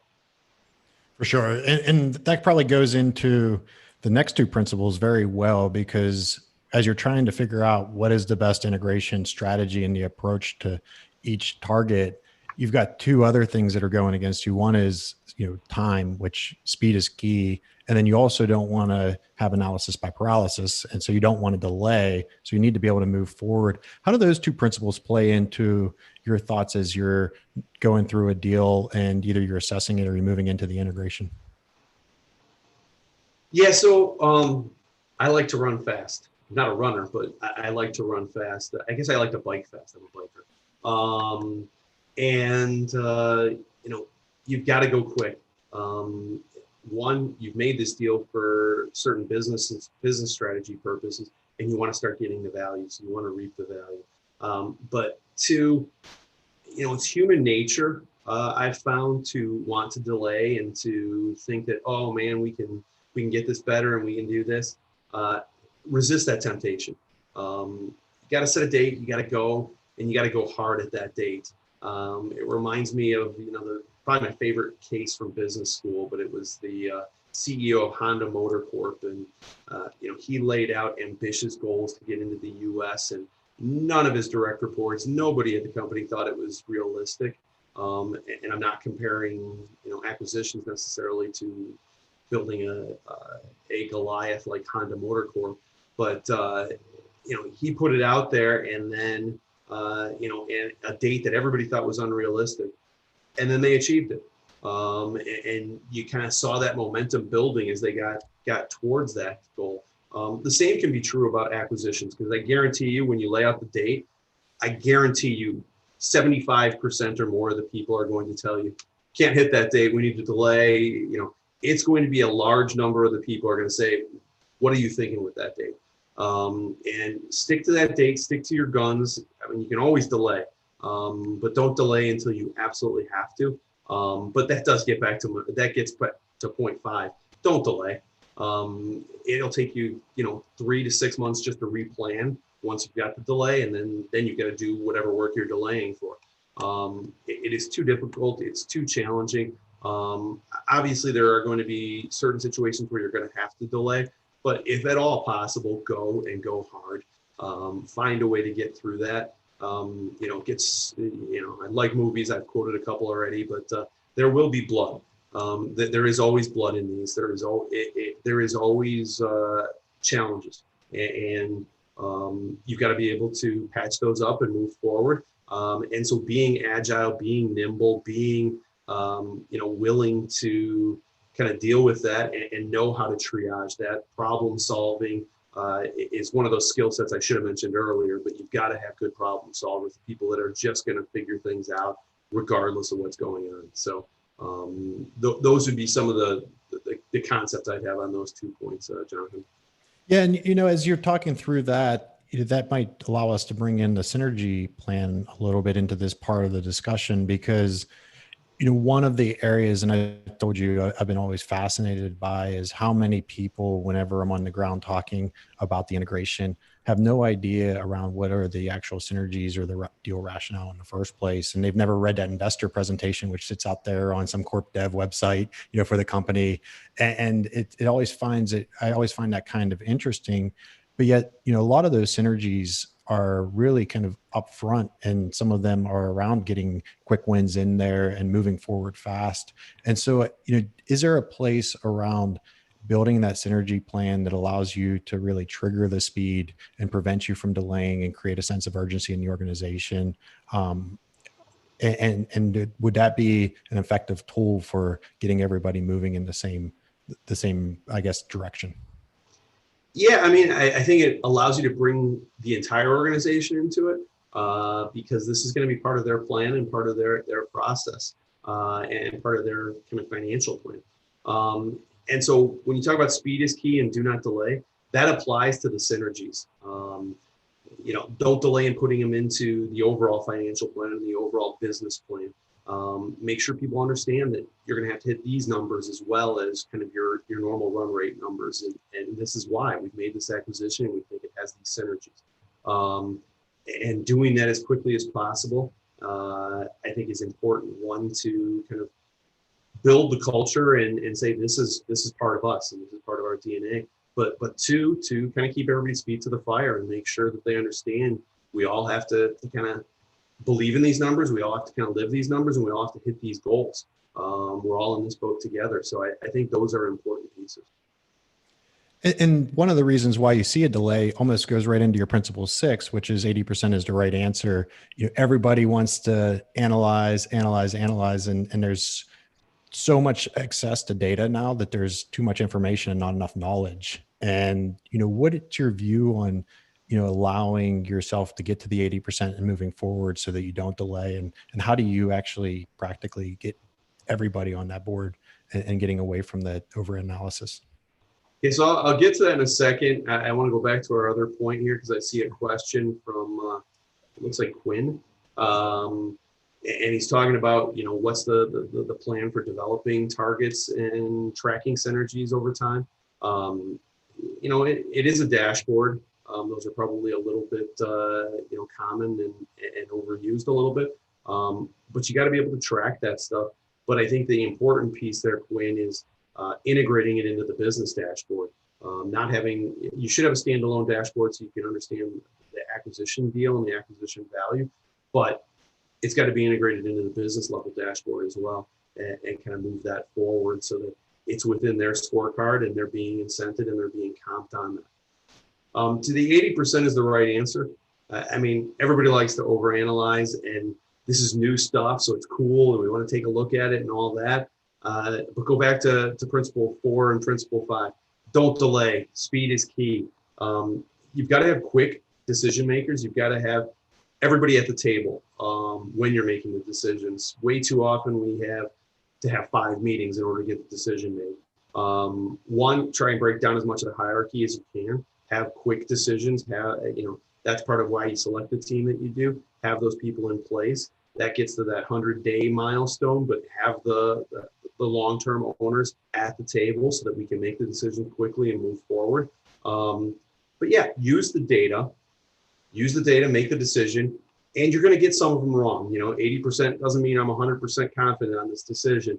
But I guarantee you, if you make decisions quickly, you're going to get there a lot quicker to the end game. There might be a few more mistakes than if you spent time getting to 100% on every answer. But there won't be a lot more mistakes. There's been plenty of answers that I've seen people try to get to 100% on, and they still got the answer wrong. They might have a little bit higher confidence interval, but that extra 20% does not equate to a much higher confidence interval. You have a view, and this is kind of an off the script type of question, Bill, ripping up the script here a little bit on one of these areas. The 80% is the right answer. Do you think that there's too much analysis due to consensus decision-making versus, there was a principle that we discussed, one throat to choke, like the single accountability. If you have the decision-making power and you can make that decision, do you think people tend to make the decision faster with less information versus, 10 different perspectives around that decision, which means that you analyze it longer and potentially don't actually create any more additional value on that actual final decision? Yeah, I do. That gets back to my point about coronavirus early on in this discussion, and that I think that really has, hopefully changed us a little bit in that, we can empower people a little bit more, and we have single point decision makers because we have to move quickly and we can. That is very important throughout this process, and you need that single throat to choke. So if it's an operations question, you need to know who you go to and get to that answer. If something bubbles up, if there's a problem, who to involve and how do we mobilize quickly, and then that person, he or she, can take it and go with it, and they may need to delegate it to some of their team members, but you've got to be able to push that to kind of single points that can deliver on. So yeah, that single throat to choke is something that I like to live by, whether it's in M&A or in other roles I've had. Yeah, and due to the, back to the original question about the reporting and the dashboards and how do you build a synergy plan, we talked about, having that in the dashboard, having it integrated, having accountability. The one thing I've never really been able to get my head around, and it's an area of perspective that I've started to take is, why or at least a question that I've been asking, like, why aren't synergy plans treated more like project plans and actually the original objective of the deal? So for instance, the easiest example I use is if you're trying to reduce cost by $1,000 and you have 10 days to reduce that, by day 5, if you haven't reduced it by $500, then you're not on target to hit that synergy. And so I've never seen, at least maybe in the different deals that I've been part of, a synergy tracking plan that actually manages it similar to almost those synergies as micro projects. Do you have a view on that, or have you seen it differently in your perspective? I don't think it's done well, and I'll throw myself under the bus on that as well. It's, as you and I have talked about, it's something that I'm exploring. I'm trying to learn. I'm trying to figure out better ways to do it. I do think it gets to having those decision makers at the table and getting them to sign up for the synergies and making sure they understand what they're signing up for. But anybody that's been through, a due diligence and been through, a pre-announcement phase knows that we're going to throw a lot of synergies at the wall, and most of them are going to stick because that's what we need to do to make the deal happen. And so then people are signed up for certain things. I think it's how do you then think through, okay, what are the creative ways to get there, and what do I need in order to ensure that? Because a lot of times we can put some certain bells and whistles, and we can put certain things into a plan. And so think about how we build to deliver on those synergies, and thinking about how you get creative and restructure your business or restructure your way of thinking. Yeah, and I hope that this creates a natural lead into number 7, which is talk isn't cheap. And so one of the things that I've seen in M&A deals is, and we've talked a little bit about it, right? Like moving quickly, keeping the dates firm, making sure that you've got things, upfront negotiated, holding people accountable. But then, you see an M&A deal, and I'll just be honest, I've done this for 15 years of my career. And I'm like, oh, okay, revenue synergies. Yeah, I wonder who just came up with those ones, right? Like, or you look at a deadline and you're like, yeah, that deadline was just made up. They're going to move it like they moved the last 10 deadlines, and we're all going to work 14-hour days going up to that deadline and realize the day before that we've got to move it out a month, even though everybody realized that already. How do you view talk isn't cheap, and how do you kind of keep the integrity or the credibility of the organization as you go through? And I'm being kind of tongue in cheek here a little bit, or a little cheeky, because I also know there's a lot of reasons why that stuff happens, right? Like you're learning a lot as you're going through. What made sense at one point may not make sense anymore after you start to move through it. Yet that context isn't always there when somebody's seeing that stuff happen. So how do you keep the credibility and integrity of the organization as you're going through these, but yet knowing that you've got to be flexible and things are going to change, sometimes to the better? Yeah, I mean, I think what you're saying is similar to what I said earlier, which is you got to kind of keep that positive attitude. You've got to put that carrot out there, and you got to keep people focused on it and marching towards it. And you've got to celebrate the little victories here and there. And I think those will help from that standpoint. You can, but it's got to, it takes an army.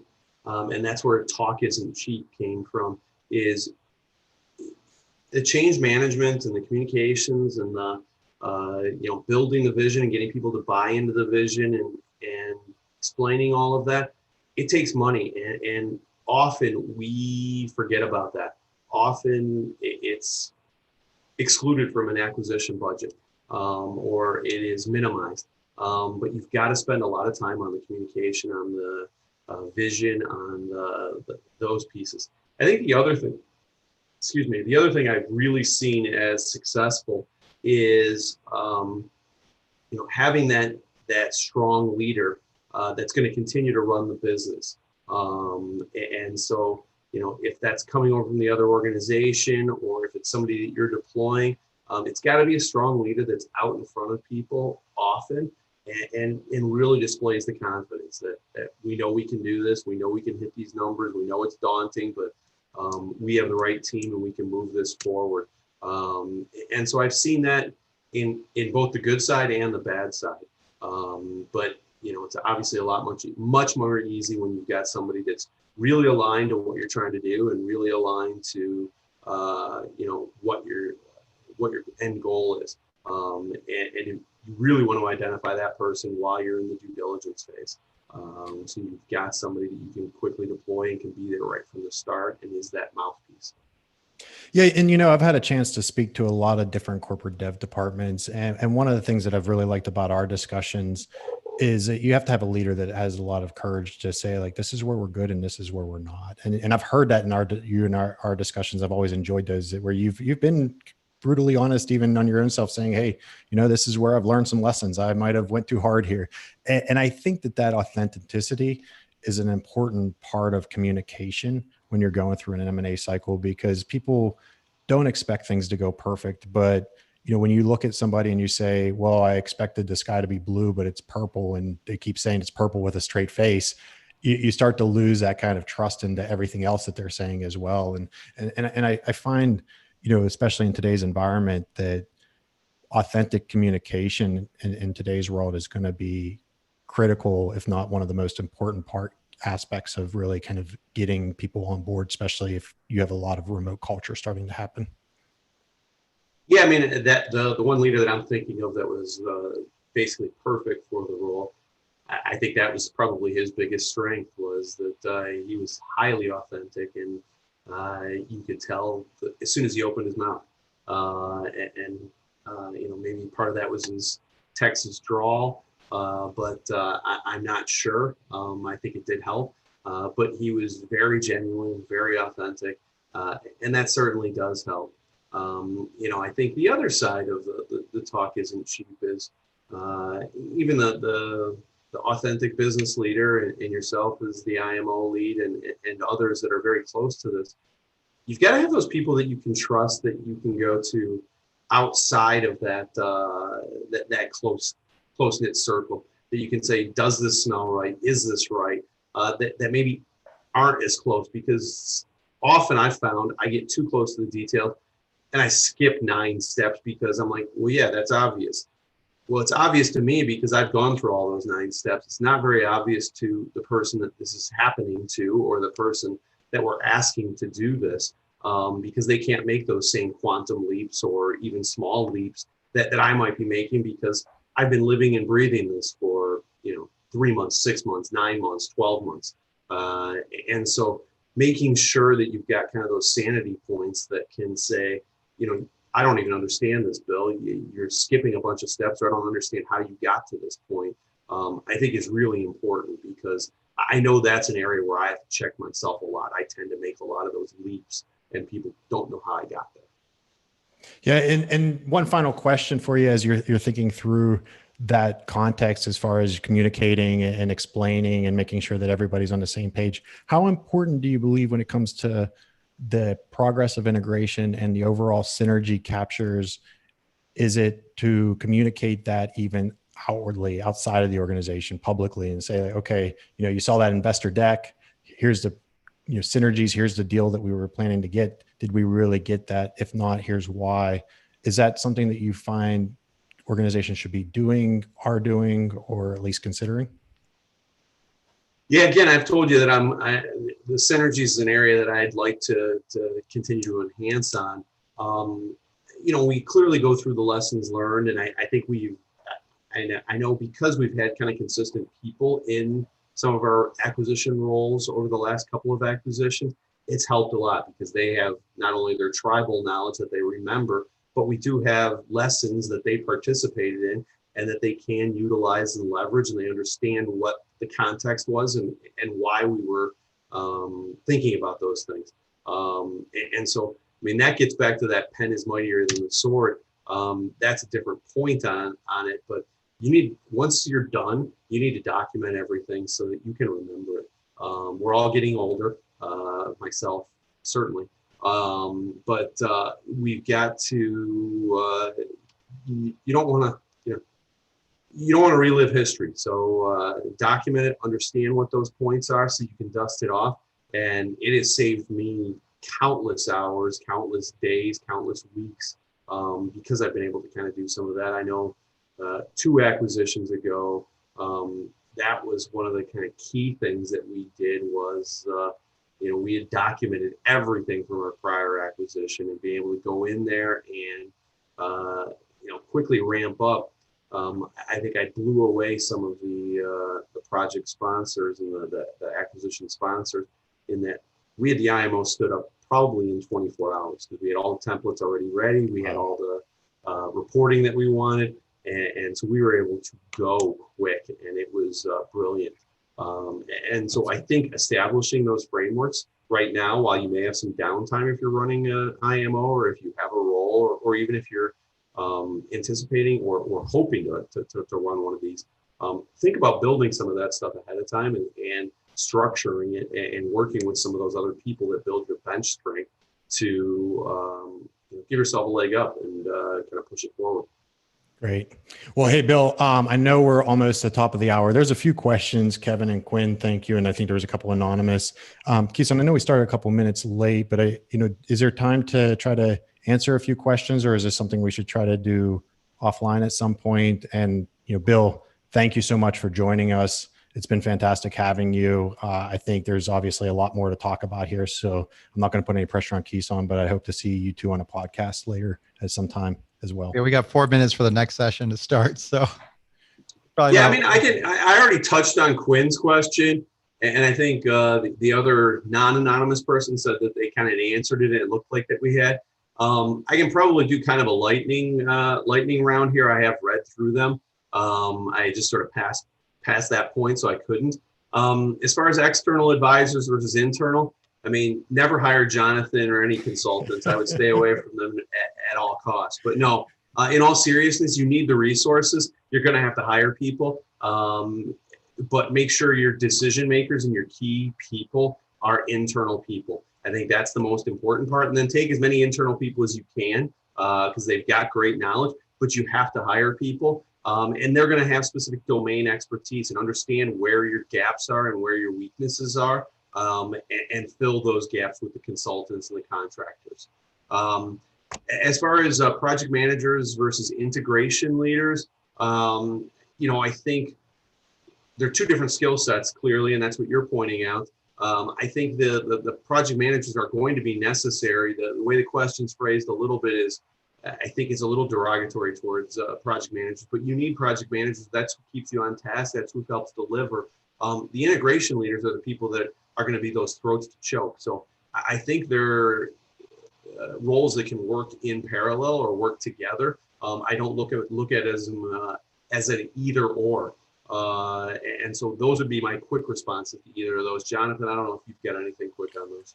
No, I think in a matter of time, I think you hit the key points. So as much as I, as a consultant, love to talk, I will be mute on this one. Well done. Well done. It's a first. Jonathan, I appreciate the time.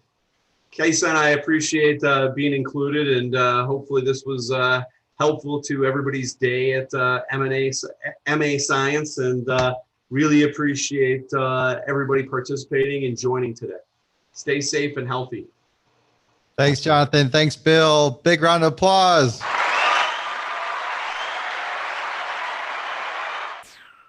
Kison, I was expecting you to play Journey after that one quote from Bill earlier, but I'll take the applause.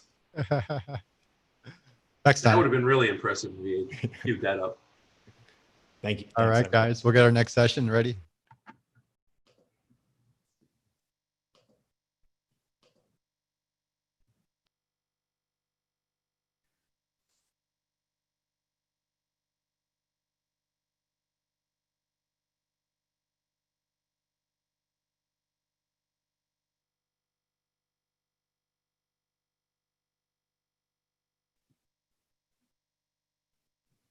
You guys got a whole minute just to be pumped up and ready. Fantastic. 60 seconds. What can we do with that? No. For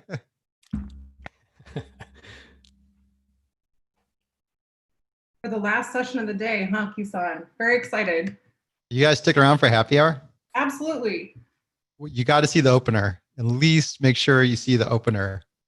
I was told to bring some stories, so excited. That's gonna be the fun part. We'll not be recording any of that for sure. I'll hand it over to Maddie. Okay. So our last formal discussion of the day is positive employee experience is key to successful M&A, and our speakers are Jill Harrison, VP of Silverline Ventures, Cole Breidenbach, Head of M&A Integration at Okta, Josh Olson, Head of Experience Solution Sales at the Americas at VMware, and Amy Gannaway, Vice President, Global Compensation, Benefits, and HRIS at VMware. Awesome. Thank you so much, Maddie. We're really excited to host this panel today and talk about what makes for really great employee experience. And just an invitation to anyone that is dialing in, please feel free to submit questions or comments or items that you'd like for us to expound on through the Zoom interface below. We'll keep taking a look at that as we go through the session, and we want to hit on any of the questions that people have. So to introduce the panel, we've had some really great conversations as a group about what employee experience means. And I think right now in this day and age, it's especially important to consider employee experience because of everything that's going on. Here in Brooklyn, where we're pretty much week by week, things change, and there's lots going on in the world around me here. I know it is for everyone. Making sure that culture, that trust, that the true employee experience is at the heart of all of the technology decisions that the firms that we work with every day is really super important. And so I'm super excited to have all of our panelists with me today to talk about what are our tips to ensure that employee experience. So, I think first, leading off into the discussion, we have talked about at length what sort of leads up into an integration. And I think in our discussions leading up to this panel, I think, Amy, you had pointed out that really leading with trust is the absolute most important element of any M&A process. And that solid foundation creates the sort of optimal conditions for enablement, for transparency, for promotion of corporate values. And so I think that, we've all agreed that technology, as technologists, really helps set the cultural tone. I think, there's different phases of a deal process, and I'd love to start off with a sort of round robin here of each phase of the deal process. How do you really set the tone for that trust? How do you set that kind of transparency with employees on both sides of the fence to understand what's going on? And I think I'll sort of direct the first question to you, Cole. How does this play out in the due diligence process, sort of early on in a deal? Love to hear your opinions. Yeah, absolutely. It's a great question. To me, it's all about alignment and communication. And that starts kind of almost even upstream of due diligence, pre-LOI, right? So it's being very clear about what type of deal we're doing, whether it's a tech tuck, whether it's a revenue-focused deal where we're going to acquire a scaled business, whatever that looks like. I think from an internal perspective with the management and leadership team, it's being very clear on what those plays are that we're going to execute on, why we're buying it, what's the strategic rationale and the deal thesis, getting alignment around all of that, and then getting alignment on how we're going to measure those things and what the expectations are. And then as you kind of move throughout due diligence, it's then, at a macro level, just being very, very transparent, clear, and succinct about why we're doing the acquisition between the two leadership teams. There's in this day and age, and I know we'll touch on this a little bit later, in this environment, you can't really, in my opinion, you can't really tend to do or want to do a deal without being very clear with folks who are already a little bit wary about why they're being acquired anyway. So being very transparent very early about why we're doing the deal, how we're going to onboard people, what the expectations are, I think is very important. And then during the last session, I think just to reiterate on this point, communications being critical to M&A, as we all know, as you approach integration planning, putting even more focus on the communication side of this thing for all stakeholder groups, internal leadership teams, as well as external partners, et cetera, I think becomes even more and more paramount. For sure. Thank you, Cole. And I think, Josh, that sort of segue into the true integration planning and where you all at VMware start to get involved in a very deep and kind of interesting way with planning for that integration, planning for the continuance of tools, systems, technologies. What are the tips that you see or that you can pull forward into sort of the integration planning process? Yeah, thanks, Jill. And Cole brought up some great points, right? I think one of the things that for me, personally, I think, somebody said it to me a long time ago. They said, how do you build trust? How do you make somebody trustworthy? You have to first trust them with something small, right? And when you do, then they follow through, then you trust them with more, and on and on it goes, right?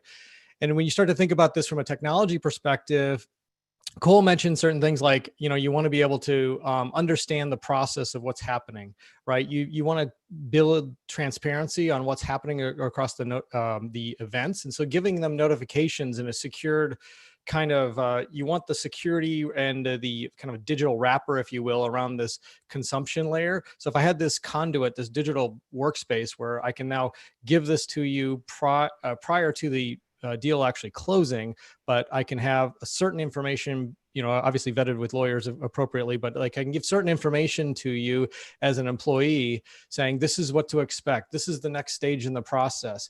Now, all of a sudden, I'm taking some of that fear and anxiety out of the process, and I'm giving you that transparency. And you kind of need this, what's called multi-tenancy. You need this ability to have all of your systems set up in such a way that, yes, I've got the parent company's security and those types of settings all already set. But likewise, when I bring over an acquisition, I kind of parent-child kind of situation where I bring in this child organization, I want to be able to automatically flow down all of those security settings so that I can have that appropriate level of access to corporate communications and other things that I want to give, again, the right at the right time with the right level of interaction. Right. So as you've built the foundation of trust, you've communicated, you've been transparent about what's happening, what the vision is, sort of laying that foundation to seamlessly move forward with the integration plan is, I think, a really great point.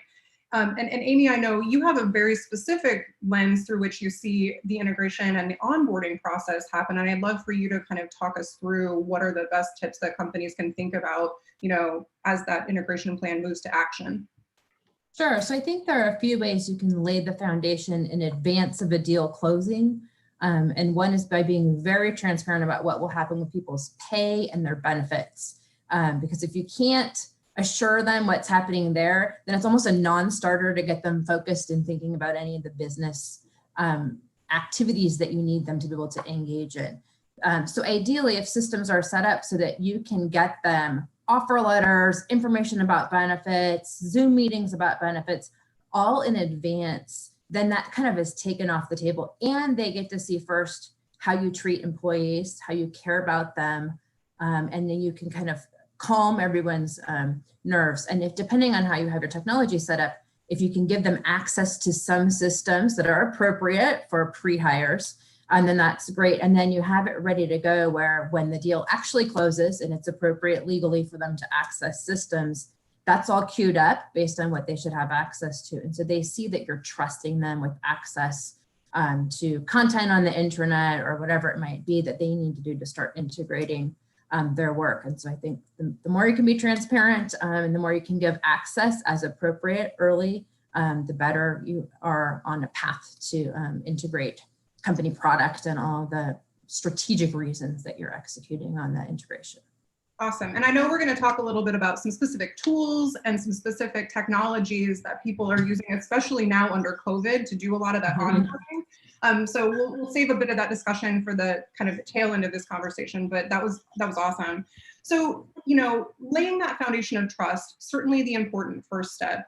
But when we're thinking about how we move forward into sort of executing that foundation, executing that plan and getting employees connected together, I want to dive into the sort of employee experience considerations that help support things like, I think, Josh, you were saying, the security and compliance of an organization, the necessary building blocks to make sure that when these organizations come together, that all the, boxes are ticked and everything is dotted. So, as you all consider the way that you play with companies to help onboard systems and provide access, what are sort of the insights that you have around getting employees connected, but the sort of operational requirements of getting people access to their systems?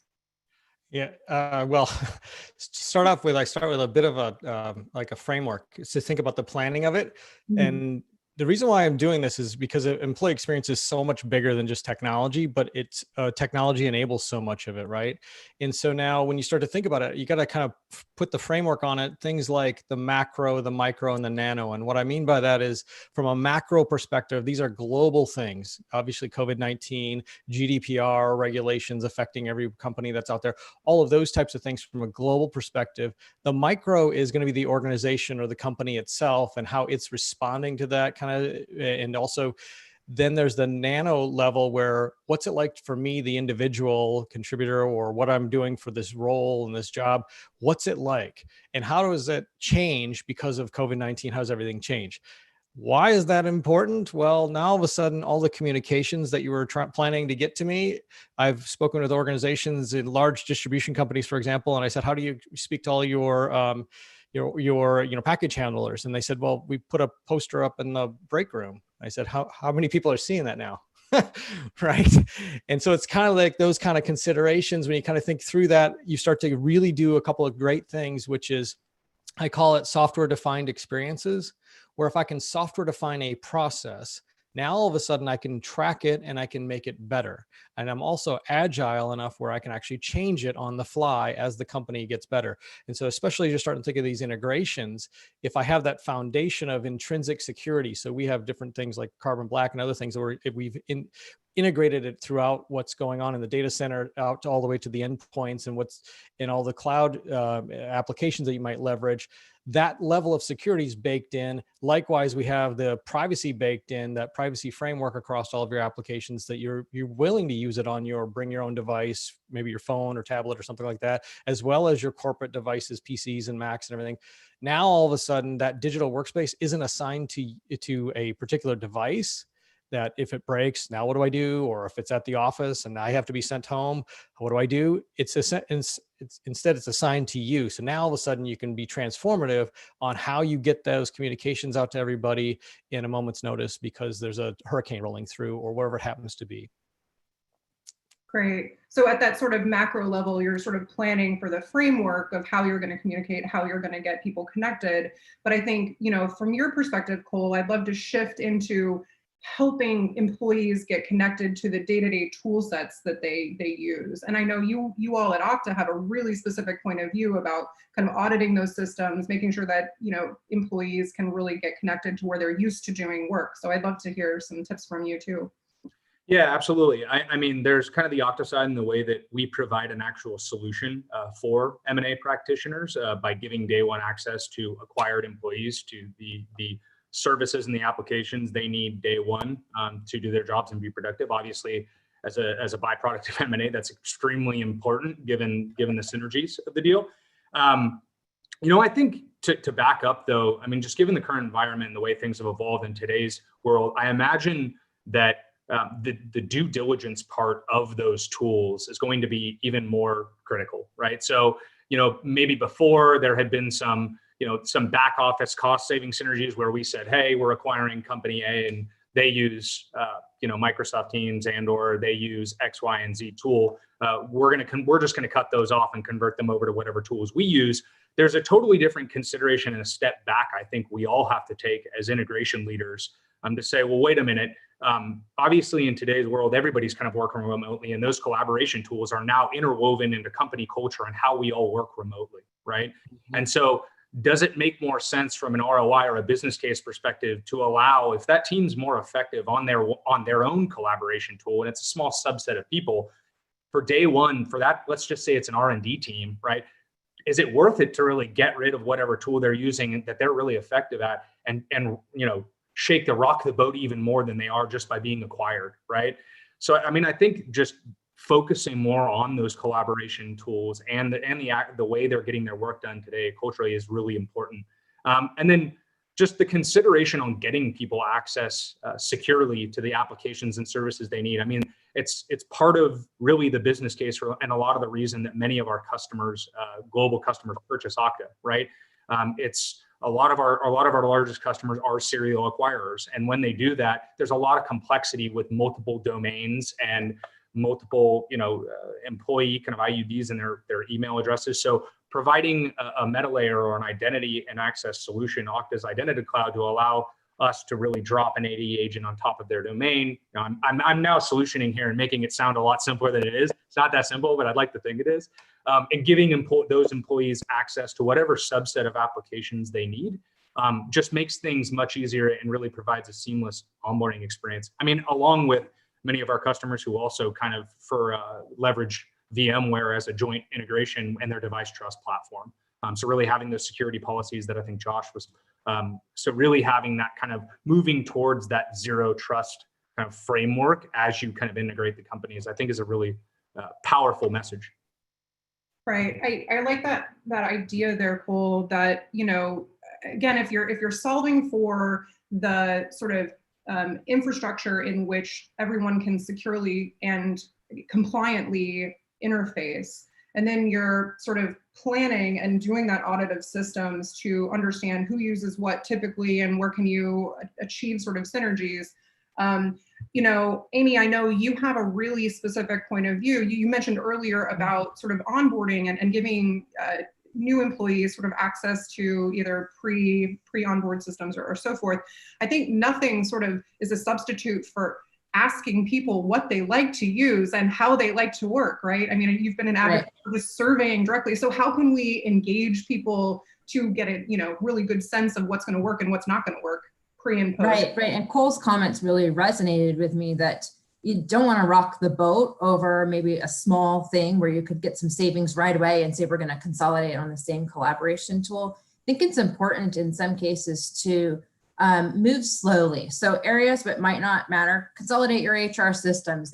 Employees can learn how to use the new benefits enrollment tool. But when it's their day-to-day work and it impacts their interaction, I think it's important to seek to understand, to kind of watch and listen how they're using their tools. And an obvious winner might emerge over the coming months as teams start to integrate. But it makes sense to just be in listening mode for part of that. And then my other thought on this is, don't assume people are reading your messages because you're posting them to your internal social channel that you expected them to know. They're integrating and learning like 50 new systems and 20 different emails a day, this, that, and the other thing. And to just assume, oh, we communicated it via email.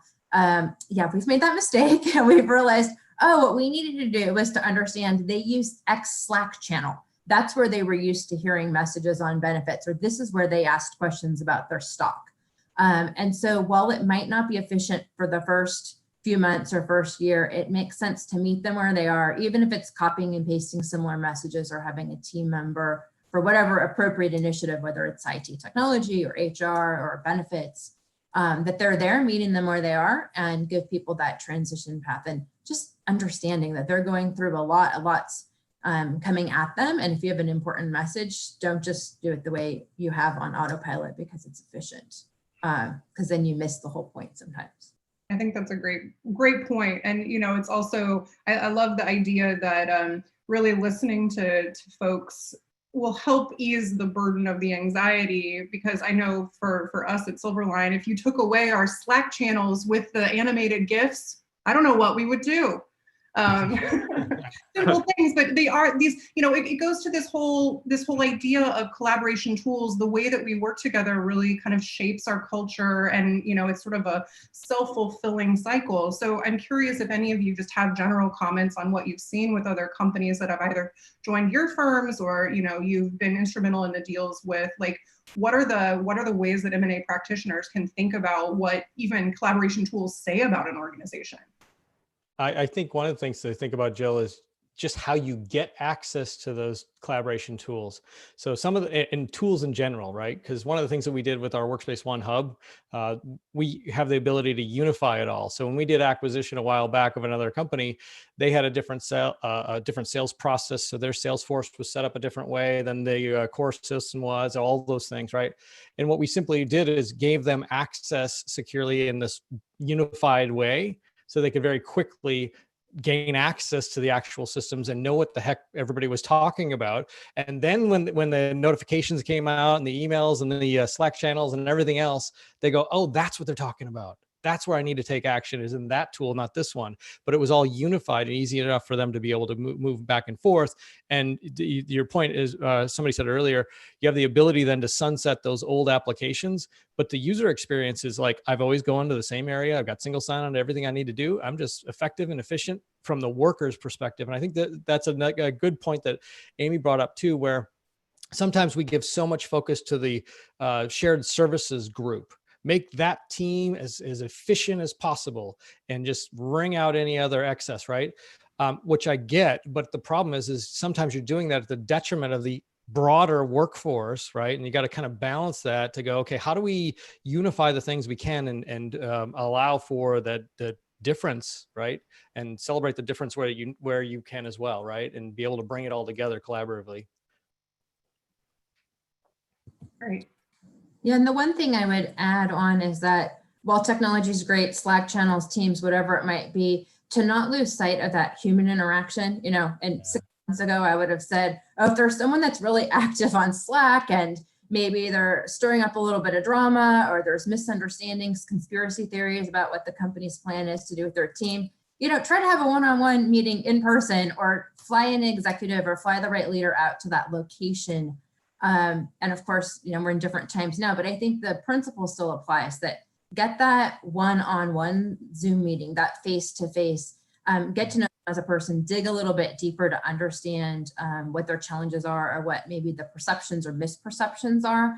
And often if you connect with that person that is viewed as an internal leader to the team that you might have acquired, making that connection with them, then you've extended that trust to their entire team, because they'll represent differently, they'll show up differently, they'll share the message, they'll understand they're being heard, and that they're in a channel to get to the right team. So I think you can use technology so far to communicate to large groups, and then leverage that as a connection point into that group, and take things off social and into an in-person conversation when needed. Yeah, I'll just add a couple of points there to Amy's comments. Great points, and all really resonated with kind of the way we're looking at things at Okta as well. A couple of things that just, I mean, we haven't executed a deal yet during you know, since the environment's changed, right? But some of the things that I think we will look to bolster our capabilities on and focus on, kind of go back to communications and just alignment, having repeated town halls, more openings where people can join those calls to ask some of the questions on a much more regular basis. In reality, you're also, I almost view some of the it's the responsibility as me as an integration leader to really white glove and introduce those right leaders to each other, so that trust can be built. Because a lot of times those leaders on our side are you know, they're involved in DD, and on top of that, they're also doing their day and night jobs, right? So the last thing that they might be thinking about is kind of, who's my counterpart? So I think there's going to be an extra lift on integration leaders and folks, maybe even, you know, the corp dev leaders or corp dev practitioners overall, to make sure that those relationships are built and those folks know each other. And then the last thing I'll say, to Amy's point, like on making it, you know, kind of taking it off Slack and making it more of a social thing, is one of the things we've started instituting at Okta is this. It's called, I forget what the actual application or plugin is called for Slack, but basically you join it, and it's called like something like Donut. And it basically, on a random day, you join and it matches you with somebody random in the company, and then kicks off a Zoom automatically. And you literally just spend 15 minutes like just shooting the wind with somebody, right? And saying like, hey, you know, hey, what are you doing? How's this entire situation impacting you, et cetera. I could see us leveraging something like that in kind of a subset for certain culture carriers, both at the acquired company and at Okta, to really get to know each other, even like across functions. Doesn't even matter. Just to kind of bring and really surface that human element and make sure that it's part of the integration, make sure they're heard. So we definitely have that actually at Silverline. It's sort of like collaboration speed dating. Yeah. Pretty fun. So we have had a couple of questions that have come in that I think are really apropos to the discussion right now. And the first one that I'll ask is from Kevin, and he asks, Cole mentioned transparency and open communication. Many times the acquired company's rank and file don't feel like they have a voice, or maybe there's not two-way communication. What are your companies doing to leverage the acquired company's leaders in this communication, or what mechanisms or processes are you using to avoid potential disconnect? I think that's a great question. Yeah, I'll take it. And I'm sure Josh and Amy, you guys have a lot to add as well. I mean, I think one of the key areas of focus that we've really bolstered our capabilities on, even pre-COVID era, is change management and identifying the change leaders and kind of that mid-level managers. So it's one thing to get kind of the leadership teams involved, but you also need kind of the mid-level managers to click down, the folks who have the rank and file underneath them, to make sure that they understand they have a platform and voice to speak with, whether it's the integration leaders or other leaders across Okta, and make sure that those relationships, they're brokered. So I'd say having more process and more tools built around successful onboarding and change management is really an area of focus that we've instituted at Okta as we've learned and tripped and fallen all over ourselves in a few deals, just to be totally transparent. Right. So yeah, I mean, I think those are some of the things that we've focused on. Yeah, I think from our perspective that we've done a lot more like town hall kind of scenarios, right? Where you're getting that leadership, the voice of the leadership directly to everybody. So that I call it like the one-to-many kind of calls or videos or whatever. At the same time, I think there's a lot more to be done with the one-to-one between those different business units that are the new acquired entities, just to kind of break down some of those, perceived walls, I think, if you will. I mean, and Amy, I know that, for example, your organization does a really good job bringing in, and again, this was pre-COVID, but we could bring in groups, for the new hire process. And that's a great way to get everybody on the same page and share practices. Do you want to talk about that a little bit? Sure. I think it's important to give people an understanding of the company culture. And we used to do that in person by flying people to the regional hub and giving them a 3-day experience. And but we're working on a modified version of that and have used that, I think, the past couple of months to give people, whether it's a virtual tour, still show them our values. I think the upside to the everyone being sheltered in place is that all the executives are available to show up at these sessions because they're not traveling and on airplanes. And so in some ways, we've had better executive presence just because of availability. And then we're able to also be more inclusive. So we don't just have a guest speaker for the Palo Alto location. Okay, it's anybody that can chime in during a Pacific time zone and try to pick something friendly. So I think it's really looking at how do you get more inclusive in the way you think about things? How do you maybe reframe things? And then while you're moving along, think about what does the culture look like going forward into the future? What do you want to hold on to that's maybe working well at this time? Yeah, and then I'll just add, as I kind of listened to Amy and Josh speak, I kind of had a few thoughts just on a few tactical items to address that question too, Jill. These are really, really straightforward and basic things, but things like instituting a buddy program for acquired employees. Now, keep in mind, I know that doesn't really scale if we're doing acquisitions of hundreds or thousands of employees. Okta's not that size, and we're not doing deals that size yet. But so we have the latitude to do things like a buddy program, things like surveys, 30, 60, 90-day surveys, and letting them know that it doesn't just disappear into the ether, that these things are then, we conduct focus groups off the back of those to really make sure that the key areas of feedback that had credibility and metrics and whatnot put behind them, that their voices are heard, and we can action those items. And we tend to do that just due to our size. Though Okta is, I think, around 2,200 employees now, we can tend to still move with a little agility along some of those decisions. So I think that all helps as well. Right. And I think that's, from the other side of the lens, we at Silverline have growth equity and backing from a private equity. And so one of the tactical things that we did as part of our integration plan or kind of onboarding plan really was invite our private equity principals and deal professionals to really be part of a lot of our cultural events, right? So on a regular basis, they were part of the different ceremonies and our sort of transparent executive office hours and all of those sorts of things. And a lot of this was at our insistence, right? It was sort of coming to the table to say, this is how our culture works. In order for this to be successful, we really want to be inclusive. And then also we made some bobbleheads of some custom bobbleheads of some of our deal professionals. So I'm not sure if that was a key to success, but it was quite fun. So thank you to Kevin for that awesome question. I think that's a really great call out to kind of engage those leaders. And I think it really does, it sort of transitions us into the next sort of topic we wanted to cover, which is, beyond the establishment of trust, beyond sort of getting everyone connected and in a collaborative environment, how do you start to measure the impact? And there's a few different ways to consider this equation, so to speak. And the first one historically has always been, I think, Cole, you mentioned it earlier, sort of the impact in terms of the synergies and the top line benefits, and how do you bring the revenue and the cost to the center and make that all whole.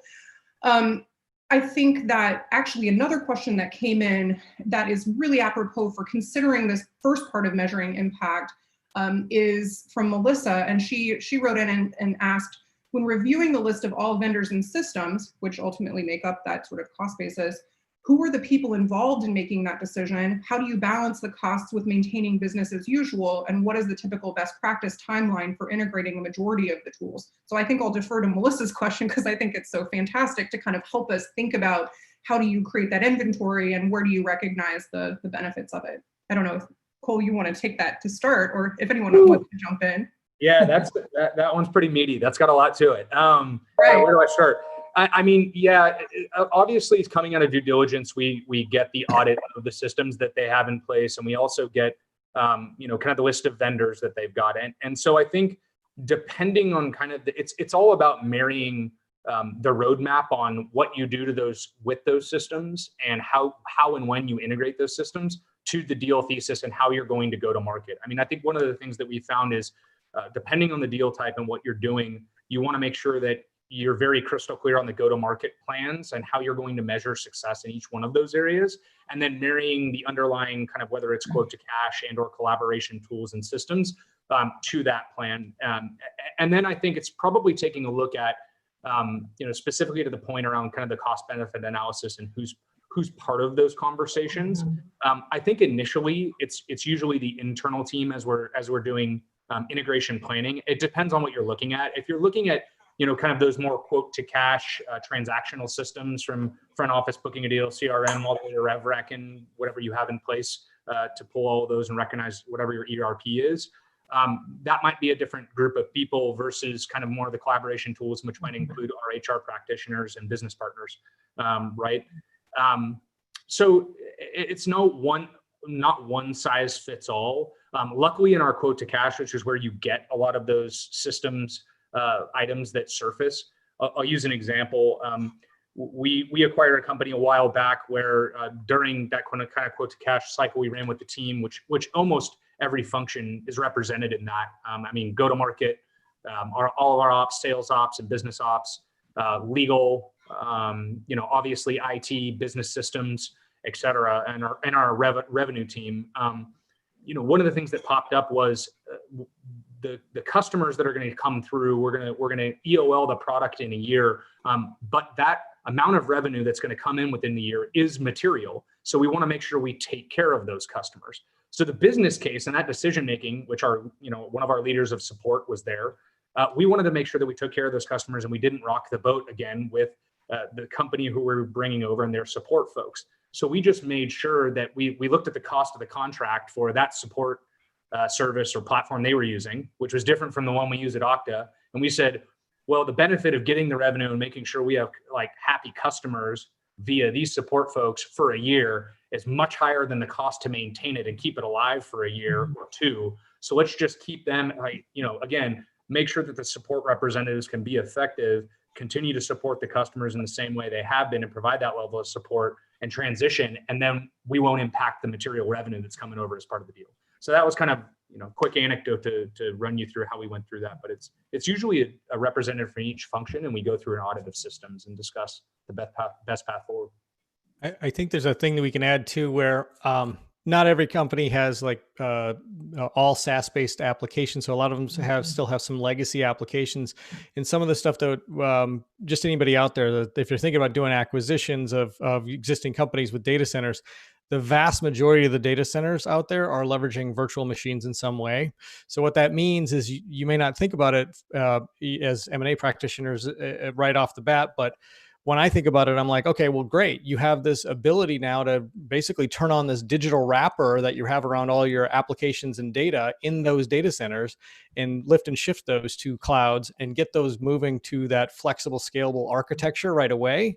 and sunset those legacy data centers as soon as possible. And what that allows you to do then is it buys you and affords you the time to do that app rationalization we were just talking about earlier. But as far as like the data center and the cost structures and those types of things, some of those cost structures go away. Yes, you're paying for the cloud structure for a period of time until you get that rationalization done, but that's much easier to sunset as you go, right? And again, as you kind of migrate to whatever systems you're migrating to, maybe it's a, like you were talking about, or quote to cash or whatever it happens to be, right?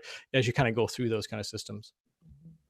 Absolutely. And I would just add a few things. One, think about the customer first, and not only the current revenue stream, but just your impact on them and on your company's reputation, because you hopefully are going to upsell them, sell them other products. You want them to have a long-term relationship, even if it looks different. I think another one is when it's appropriate to get the right people engaged in making the system rationalization discussions. So people that day in and day out live, breathe that system, just to make sure nothing's missed, because often there's opportunities there. And then third, depending on the size of your organization, like our strategic sourcing team's phenomenal, and leveraging what you can do creatively with vendors to consolidate contracts, because often you might have a common vendor in mind and you want it to be a win-win, but you don't want to be duplicating things. So sometimes those are the big dollars, but maybe an easier path to consolidate where you have things in common. So I think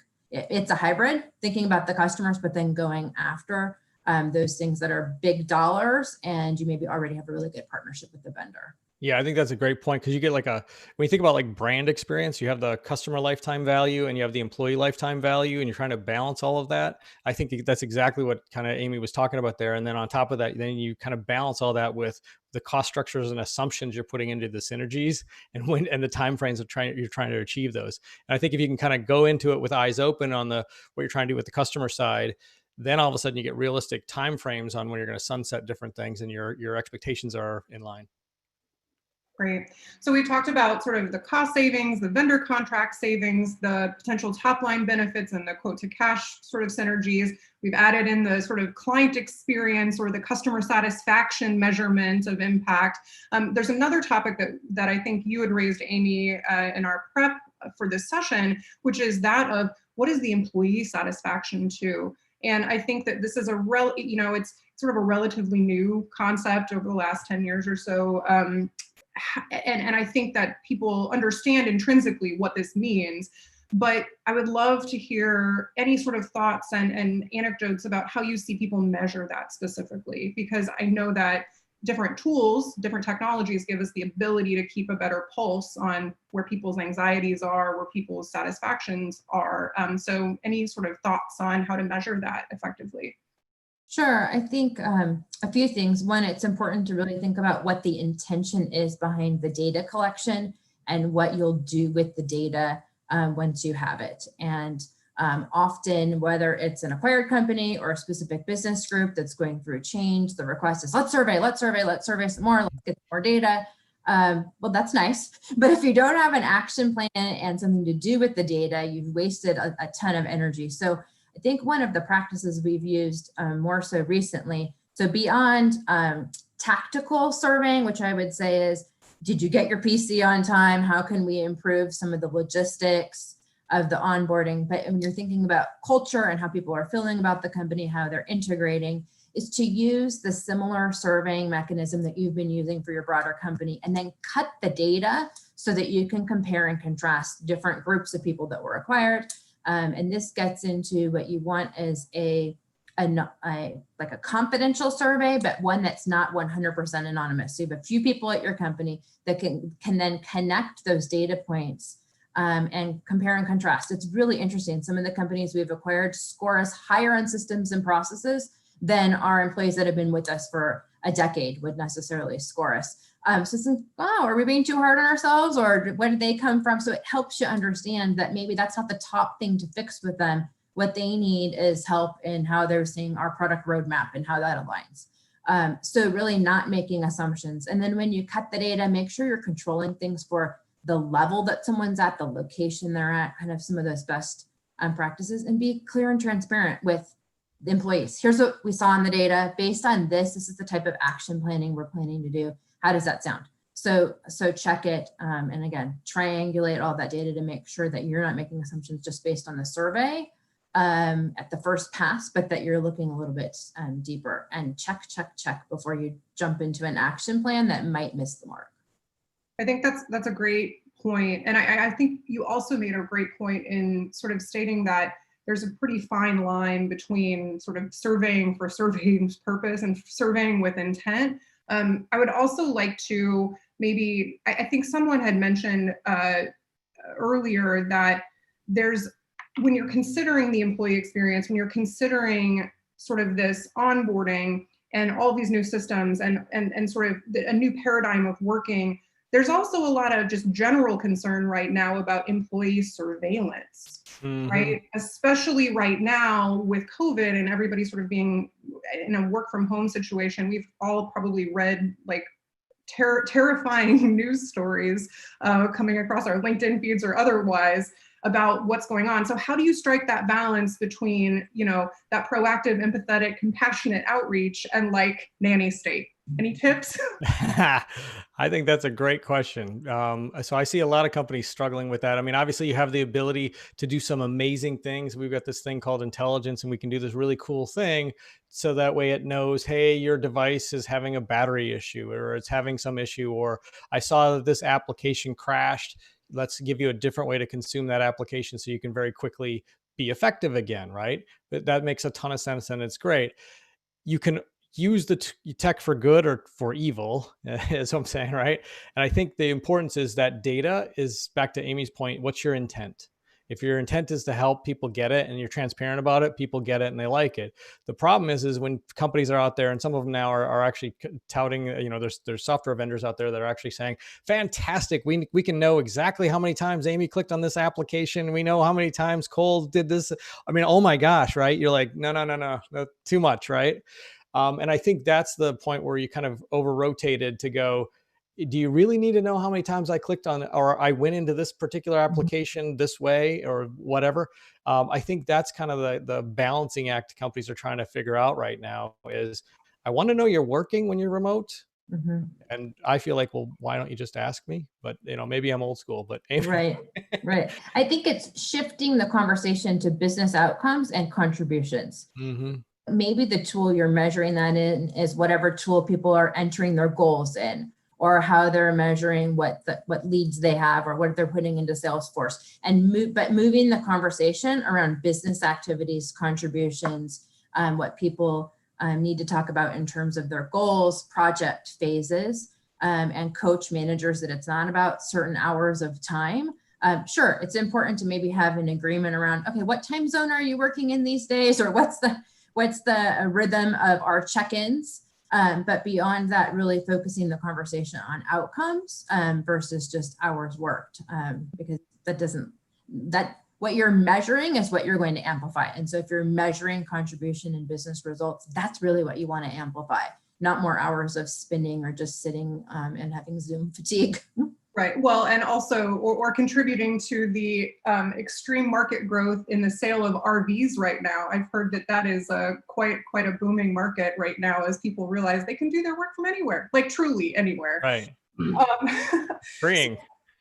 I think there's another point I think that Cole, you brought up about measurement and impact in just innovation agility. And I know that is like such a huge topic. That's like the thesis of a lot of the deals that actually do happen, or, a promise from them. How do you measure it? How do you think about it? I know that's an impossible question right now. Right. It's sort of a multiplier, but love to hear some thoughts. It's interesting. It goes back to, I think, the earlier topic that we talked about on, getting alignment very early with the internal teams on the strategic intent of the deal rationale.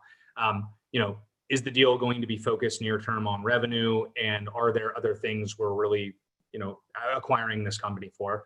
And I honestly think it's almost in some ways a shift in mindset at the executive level, whatever you call that, whoever's kind of like okaying and green lighting the deal.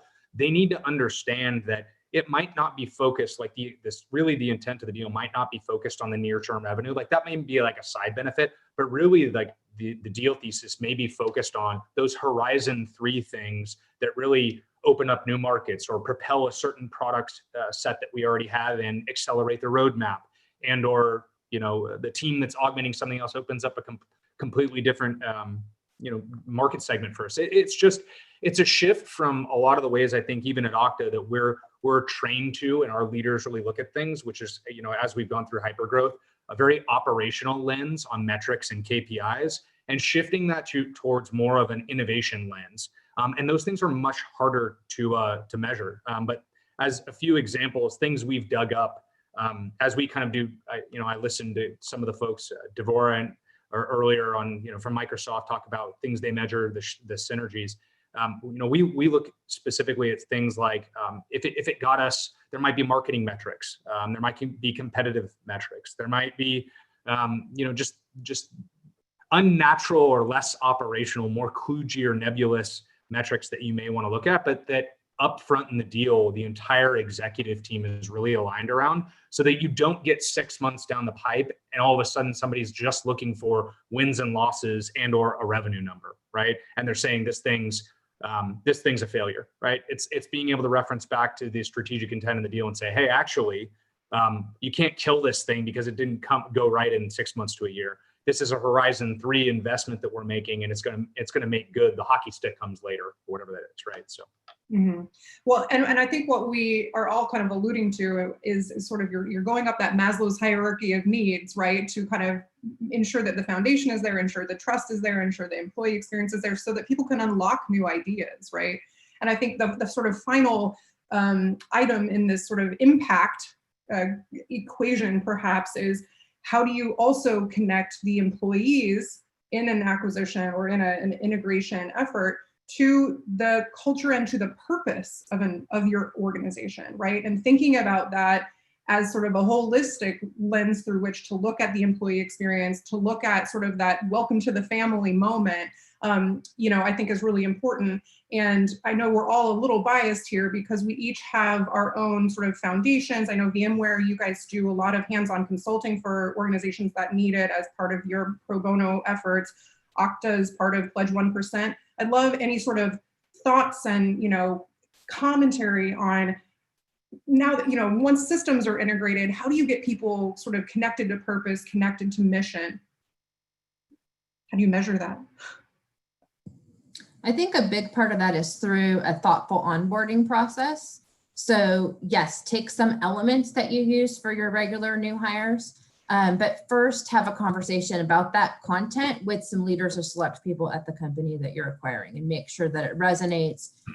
Maybe position it slightly differently in their language and some keywords, drawing the connection between, because most companies have values, their stated values and your stated values, and kind of being able to draw that connection so there's that common bond. I think thinking about how you can be inclusive in your approach to reach out and, again, include representatives from their organization as you're rationalizing like every single employee program. I think a best practice we've had is, again, when it was in person, but we would do it remotely if it was now, just whiteboarding out what are the programs and the timelines that are important to your company, and not just HR things, but things the product team might be doing or the sales team, different kickoffs, different events, and then kind of comparing and contrasting what is the purpose of those, where can we bring those together, and where do maybe they need to be a little bit different and still running at this time. So I think it's really about that interaction, the collaboration, and not just forcing one way of doing it. At the end of the day, it might be 90% the way your company has been operating, but it's that seeking to understand. Sometimes it's just a really small tweak, and then you don't lose the whole audience. So I think it's a lot of it's in the planning ahead of time. Yeah, I'd agree with Amy, and that's something that we've focused a lot on in the past. I think it's leveraging also, kind of to go back to an earlier point, those change champions and or listening posts, as you'll hear them referred to, right? To understand, to Amy's point, what are those key programs or initiatives or things that really matter to the employees? What's their mission statement? I mean, all these things should be really spoken about and decided way up front in the deal, but it allows you downstream to really plan and then tailor the onboarding process and then tailor all the follow-on activities for how they're engaged and how they're brought into some of those programs in tandem. So it just allows you to kind of make it a seamless experience for folks.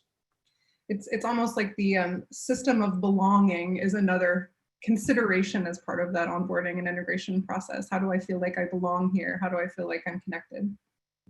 Love Yeah, it. I think one of the things that VMware does a good job of is just sharing how there's the culture and then sharing how those values came about. I think that's an important piece of it too, not just say, hey, these are what they are. It's to say, here's what they are, but here's how this came about, and getting an understanding like this was a collaborative effort to come up with these. That changes your viewpoint on what they are as an employee of the company, right?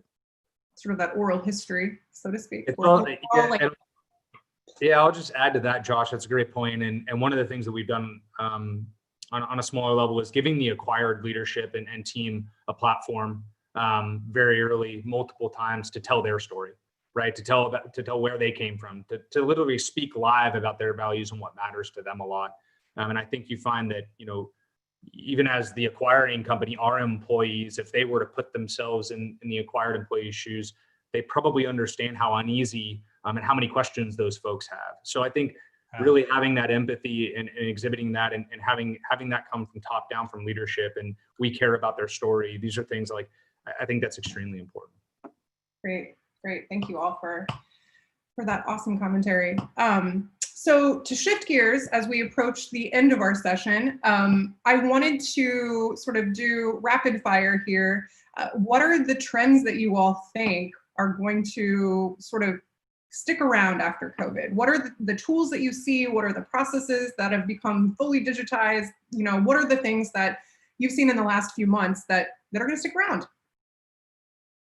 I'll jump in with one that is top of mind for me is real estate. I'm seeing massive changes in corporate real estate, and you have high density cities that were having challenges, again, from a hiring perspective, finding enough talent.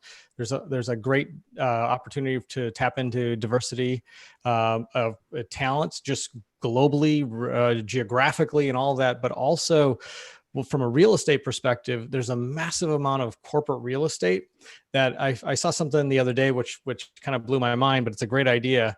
A lot of these campuses, over 50%, by the way, over 50% of the information workers of the US really want to just continue working. Actually, like 80 some want to, but companies say that only about 50% can. Anyhow, the point is like, if that comes to fruition, one, it's kind of freeing because people can kind of live closer to their in-laws or wherever they want to do, right? That kind of thing. But two, it changes housing problems, right? So you start to think about these big corporate campuses. What if some of those could be retooled and reused as actual housing? Because I don't need all that space anymore for corporations. That's a fascinating concept to think about, especially as you start to think about all the real estate costs of a newly acquired entity and what you're going to do with that site, right? Yeah, I'll jump in with one that resonates with me. It's kind of to piggyback off of what Josh was saying, which is kind of this shift to dynamic work. So prior to COVID and all of that, Okta was already making this kind of 2-year journey towards a dynamic work environment. When I say that, I mean, traditionally, we had been kind of a very HQ-centric company or office-centric company. I think we did we ran a survey once COVID hit where it said, how often were people going into offices? And it was something crazy like 85% of people were going in 5 days a week to an office or more. So this was a major shift. Now, that said, Okta as a solution enables remote work, so it wasn't that much of a cultural upheaval for us. Right. Now, but I do think what it's done is it's really accelerated that shift for our entire workforce to a dynamic work. So even when we start re-entry or whatever you want to refer to it as, and we start going back to offices, that's going to be staged. It's not going to be the same, right? It's not going to be like it used to be. It's not going to be where you had a desk, you went there 5 days a week, and that's how it was. It's going to be much more dynamic, more of almost a hoteling where you rent desks and there's less density in the office. Just going to be a much more dynamic work environment. So I think really what this has done is a lot of companies I think are facing the same thing, and a lot of these things, to Josh's point, you're going to see them shift and adapt very quickly to that sort of model. Mm-hmm. Yeah, cool. I resonate with that. I think VMware is moving to something very similar to what you just described. I think what I hope stays with us that we've had during COVID is a more inclusive approach to those that work in a distributed manner. So the playing field is level. You don't have 3-person people in person that maybe are dominating the conversation and the one person on the speakerphone that's trying to get in a word, but no one has their camera turned on. So I hope that we keep the cameras turned on and include people. And then I think there's a more democratized access to leaders. And I think whether that is even a session like today where it's set up that anybody can chat, anybody can ask a question, and you don't have a position that is a more advantage because you can walk by the executive's office. And I think that can be some good that comes out of that in a way we can be more inclusive, especially to Josh's point, if we're attracting talent from all over the world and we're trying to be inclusive and find those unique skill sets and unique things people bring to the table, what a waste if we're not giving them equal access and the right type of opportunity. So I hope that some of that stays the same and that we keep those behaviors where we're inclusive, even if some people return to the office part or full time. I think that's a really powerful insight. Go ahead, Cole. Oh, I was just going to say, I totally agree with that. And in some ways, I think it benefits M&A. That was one piece of feedback we got from a few acquisitions we did, which was their offices were remote. And they loved the opportunity to come to HQ, and they felt so plugged in when they were there. But the minute they left, they just didn't feel like they could have those hallway conversations. They didn't feel the camaraderie with Okta. They didn't feel the culture anymore. Even if we had kind of a WeWork somewhere where they moved into once they moved offices, right? It just wasn't the same. And so I think in a lot of ways, Amy, to your point, it levels the playing field in a way. And we're not going to have that issue anymore because everybody's kind of communicating. Everybody's, communicating on the same plane. So I think Cole, you touched on it too. Dynamic work. We happen to call it distributed, right? But when you think about it, it was like we all went remote. Well, remote means you're remote from a center, right? And eventually you go back to the center, or you always go back to the center. It's like a hub and spoke kind of thing. And distributed or dynamic is really, there is no center that way. It's almost like software defined what the center is, right? And I'm like, all right, well, it's literally the internet. Like we went from this hub and spoke network to now we're the intranet, right? We're all interconnected. How can we best leverage that? And I think it's fascinating. 20 years ago, I was literally selling the backbone to the internet to companies. And at that point in time, yes, you did have to do that. But it's fascinating now to see what we were promising then come to fruition now. And only now people are tapping into it for distributed learning and all these other things that just, to Amy's point, it's like almost it leveled the playing field for so many people that now there's so much potential that's just untapped, right? There's so much there to go after. Yep. I know we are coming up on time here, but I think all of these comments sort of reflect the case that M&A practitioners can make for investment in technology, investment in sort of digital transformation roadmaps, because we're all here in our Zoom prison and it's not going away anytime soon, right? Does anyone have any final thoughts as we close this out? Any other ideas for building that great business case? No, I mean, I'll just say, start now. If you haven't already, as corp dev or integration practitioners, started putting rails around, here's what executing or doing a deal from DD or pre-OLI DD to integration. Here's the considerations. Here are the friction points. Here are the material risks and considerations. Here are capabilities we really need to bolster and focus on. Technology's got to be a key part of that. And so start putting rails around that business case and what that looks like now, and filter that up to executives. I mean, really, that's what I did with my manager and our leader, Monty Gray, who's our SVP of corporate development. And we shared that with our COO and CEO, and to get them comfortable that, hey, guys, we're really excited, and we've started thinking through what executing a deal could look like, and we're ready. So we should, we're lucky to be in a very, very prosperous position where we can do deals in this environment. And we've already started putting rails around what that looks like. So I think if you're in a similar position, and it's a good practice to do something like that and start getting ahead of it. Mm-hmm. And I think the other thing, in mind, the powerful combination of technology and then leading with trust and inclusion. And I think that together is kind of where all the magic happens and where the true value is created. And I think the other thing I was just going to add is there was a question that didn't get answered here was around GDPR and CCPA and understanding privacy regulations. It's a great question because you don't use any of these tools or this communication or whatever if you don't trust it. If I don't trust that you're not going to see these applications that I might have on my different devices for my personal life, I don't really want to share all that with you, right? That's the kind of stuff that you have to have that privacy framework kind of baked into what you're thinking about. And now you get the adoption level, all the surveys and everything else, you get better response rates. All of that is an outgrowth of that, but you got to bake in the privacy as a part of it. Wonderful. Thank you all so much for your time. And thank you, Kison, for inviting us to do the panel today. And please let us know if you have any questions for us. That was awesome, guys. Thank you very much, Jill, Cole, Amy, Josh. Let's give it up for them. Thank you. We're going to take a brief minute just to get our next show set up and join us. We got a comedy show, what everybody's been waiting for.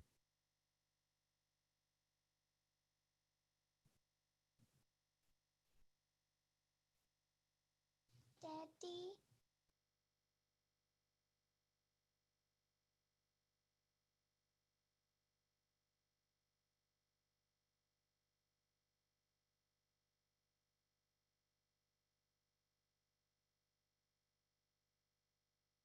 Anish. What's it? Yo, what's going on? Hey, what's up? You ready for this? I am ready. Presentation's good to go. Hopefully no tech issues. We should be good. My mom's joining. Your mom's joining. That's good. That'll be fun. How's the opening act doing? We'll try to keep that in mind. Oh yeah. We're opening acts ready to go. Jonathan, you ready to go? He's sleeping back there. Did you see that? We just woke him up. I was in the middle of texting. I was actually texting you, funny enough. We only had one talk today. You should be primed up for this. You see, you missed my whole discussion. I had two presentations. One was a science experiment for kindergarten. Yeah. That was probably harder. That was much harder. We passed. Oh, thank God. Yeah. You guys ready? Do we need an intro beat? I can get a little intro beat going. Yeah. Come on. All right. What? We've had some great sessions today. Now is part of the day you've actually been waiting for. We're going to kick off the happy hour show. I'd like to first thank Guidehouse and Jonathan Shiery for sponsoring this happy hour, which is much needed in these crazy times.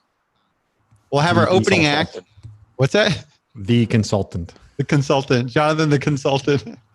We'll have our opening act, Shyla, followed by some stand-up comedy and a special presentation on the state of M&A in 2020 from comedian Anish K. Mitra.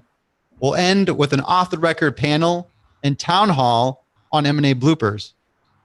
To kick things off, I'm introducing our opening act. In addition to global M&A thought leadership, she also does comedy on the side. Please flood the chats with emojis for my daughter, Shyla Patel. And it is all yours. Me? Yep. Okay. What type of bee can you toss around? You guys know? Nothing. I've got nothing. They don't know. No idea. A frisbee.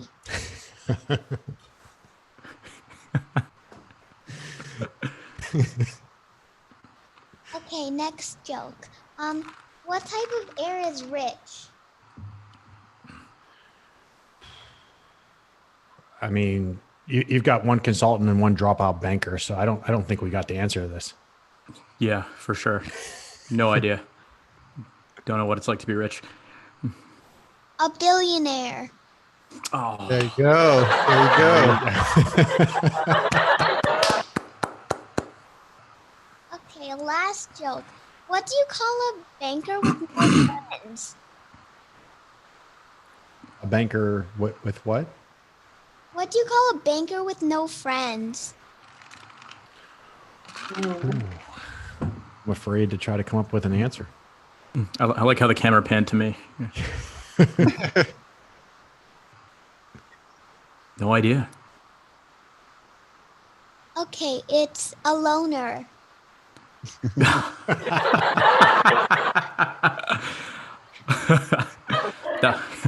That was for the credit people on the call. Yeah. It's funny how like all of us that hit us about 30 seconds afterwards, we all turned and laughed and realized what actually was happening. That was deep. That had layers. Ready for last one? Yeah. My dad says my career is gonna be better than the next act. Let's give it up for Anish K. Mitra. Right. Thank you.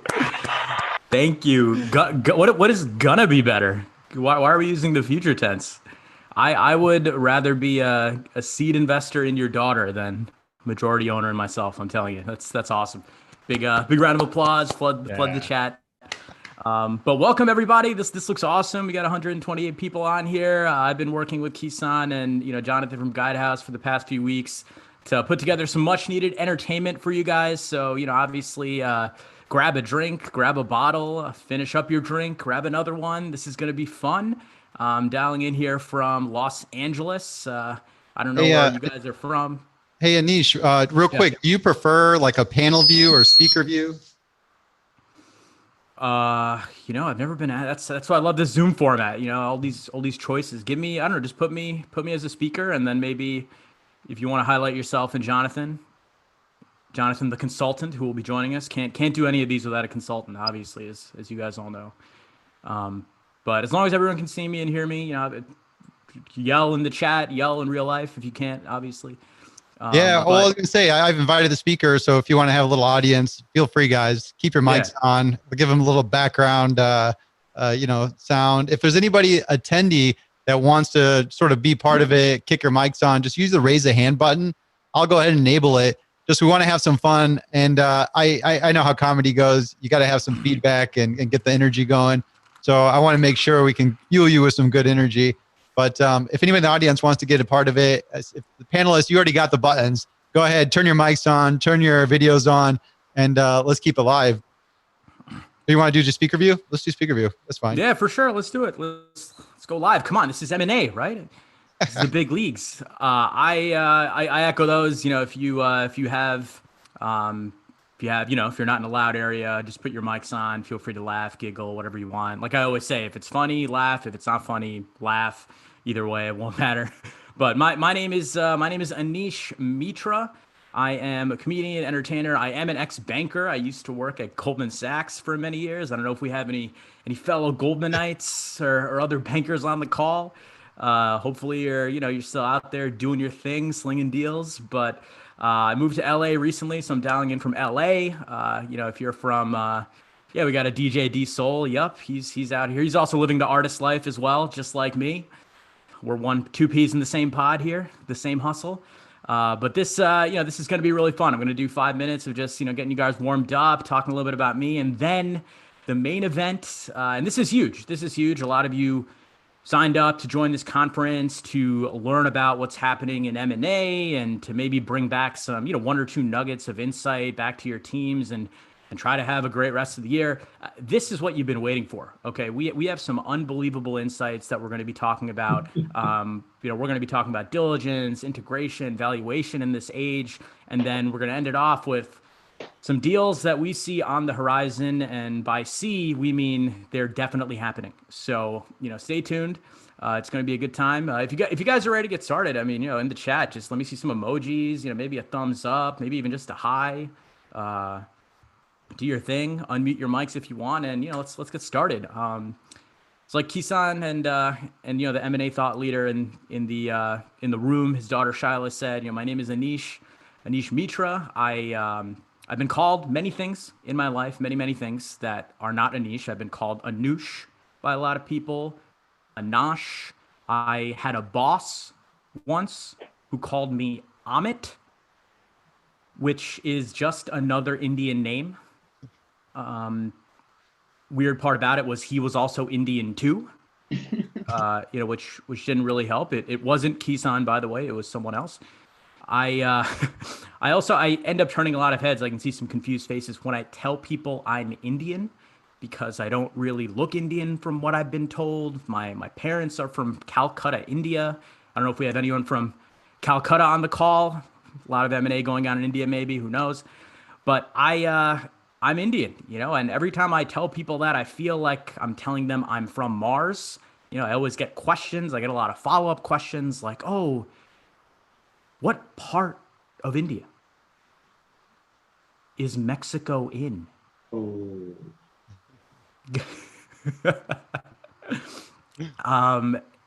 My facial hair doesn't exist, as you can tell. I swear I'm not 12 years old. I'm not one of Shiloh's classmates. I am a grown man. I'm an adult. I graduated school a long time ago, but all of my facial hair is literally above my eyes. I grew up in New York City. I don't know if we have any New Yorkers on the line. I hope so. Or maybe you used to be New Yorkers, but now you're comfortably dialed in from Aspen or Naples, Florida, like my man Jonathan, or who knows, somewhere safe. New York. I love growing up in New York. I grew up in Queens, New York. It's a great place, or it was very diverse, one of the most diverse places in the world. I was one of many brown people in Queens.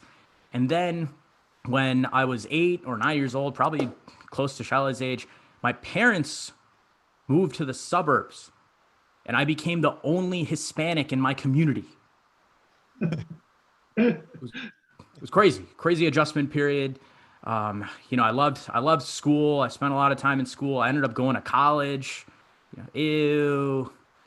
I don't know if that's a good decision anymore. Don't know what the ROI is on college, but I went to Brown University. I don't know if we have any fellow Brunonians in here. Hopefully your career ended up a lot better than mine. But Brown was a fun time. I love going to Brown. I found out wasn't very brown. I thought I'd meet a lot of brown people. I ended up just meeting different kinds of Jewish people. It was more of just like 4 years of networking. That's pretty much what happened. Going to Brown made me less brown. I remember when I was talking to my dad my junior year, and he was like, so what are you majoring in? And I said, I really like economics. I think I want to do economics. He looked at me and he goes, oh, wow, that's a really tough major. What kind of medicine is that again? Exactly. Haven't heard of that one. But don't know if we have any international folks on, people from outside the US. Canada does not count. I have so many international friends because of college. That was the best experience, just meeting so many different people. One of my best friends is literally from India. I met him at Brown. He had never been in the United States before. And it was really tough. I saw it firsthand. It was really tough for him to get adjusted to life in the States. But I have to say, after 4 years, his math and science grades were so bad that he had become a real American. He'd really done it. I was proud of him. I imagine there's a lot of different types of folks here involved in the M&A ecosystem. Like I said, I used to be an investment banker. If you're a banker or an advisor, or you work with bankers, or you work at Deloitte, whatever it is, just feel free to say something in the chat just so I can have an idea. I used to work at Barclays. I was a banker. I'd never interned really. It was really new for me. I realized banking was a lot like being a DJ. I'm not surprised that the CEO of Goldman Sachs is a DJ. Banking is very similar. You're alone. You're behind a computer at all hours of the night. People are always requesting things from you at 1 a.m. or 2 a.m. All your friends are out there in the world, partying, having a great time, doing drugs. And you're just sitting there in front of your computer, doing drugs. It's kind of crazy. I think working at a bank, a lot of my colleagues were big baseball fans. I'm not a huge baseball fan. I don't know if we have baseball fans in here. But I realized why. Because working at a bank is a lot like playing baseball. Everyone's wearing kind of the same thing, or they used to before COVID. Everyone wore the same clothing, whether, if it's a suit or some sort of standard uniform, right? It's just the logos that are different, the brands that are different. There's usually 8 people standing around, not doing anything, watching 2 people doing the work, right? If a woman runs on the field, everyone goes crazy, like, oh my God, this is not a great environment for women. What is going on? And the best employees are, usually the minorities. So baseball, I feel like I'm just a default baseball fan. I don't know if we have anyone in here who is, single, not just for tax purposes, but actually single. I'm single male. Dating has been really weird during these times. It's pretty much all just chats and online stuff. I think before people would focus a lot on things like, oh, what are you interested in? Do you like the same movies I like? Or what do you watch on Netflix? I feel like people nowadays, when I talk to my friends, they're still doing that stuff online. They're still asking about mutual interests. And I just don't get it. Like, really? We're in some pretty tough times right now. Instead of talking about mutual interest, you should be talking about things like interest, okay? Are you getting interest income, right? We need security. Are you making interest payments? God forbid. Like, that's the stuff we want to know. Like, don't post pictures of yourself on vacation or in a bathing suit. Like, we don't need to see that right now. That's not happening. Like, post a picture of your portfolio or maybe a big receipt that you're really proud of with a timestamp, obviously. Those are the things that matter right now. We want security. Although, like, I do have a friend who just got engaged. I don't know if we have anyone here on the call who's recently been engaged. Congratulations if so. It's been crazy to see these on Zoom. I've seen 1 or 2 Zoom weddings, but I have a buddy who got engaged, and he posted a picture on Facebook, and he was like, "Oh my God, I can't believe she said yes." And the thing is, they've been dating for 10 years. They've been dating for a whole decade. And he was so happy about this. I was like, guy, after 10 years, I think she's just saying okay. But, that's just me. Make some noise, guys. Are you with me on this? What's going on? I feel like I'm talking about M&A here. What's up? Right here, man. Got you. There we go. There they are. They were on mute. I got that button to mute everybody at once, just a magic thing. It just works like a charm. Battleship Galactica over here, my man manning the ship. I'm ready to get into some of these insights, man. I think that's what they're waiting for, and I'm ready to give them. Jonathan, I don't know if you're ready, and I think we should dive into it. I've never been ready to give your slide deck. Oh, wow. That means a lot. Coming from a consultant, that means a ton. He's warmed had a lot up. of You did his presentation earlier. This is just, the warm up for that. All right. Well, look, I hope you guys are ready for this. There's going to be some big reveals in here. We're going to talk about a lot of things. So I'm going to do it. I'm about to share my screen. Let's do this. I'll flip back on you.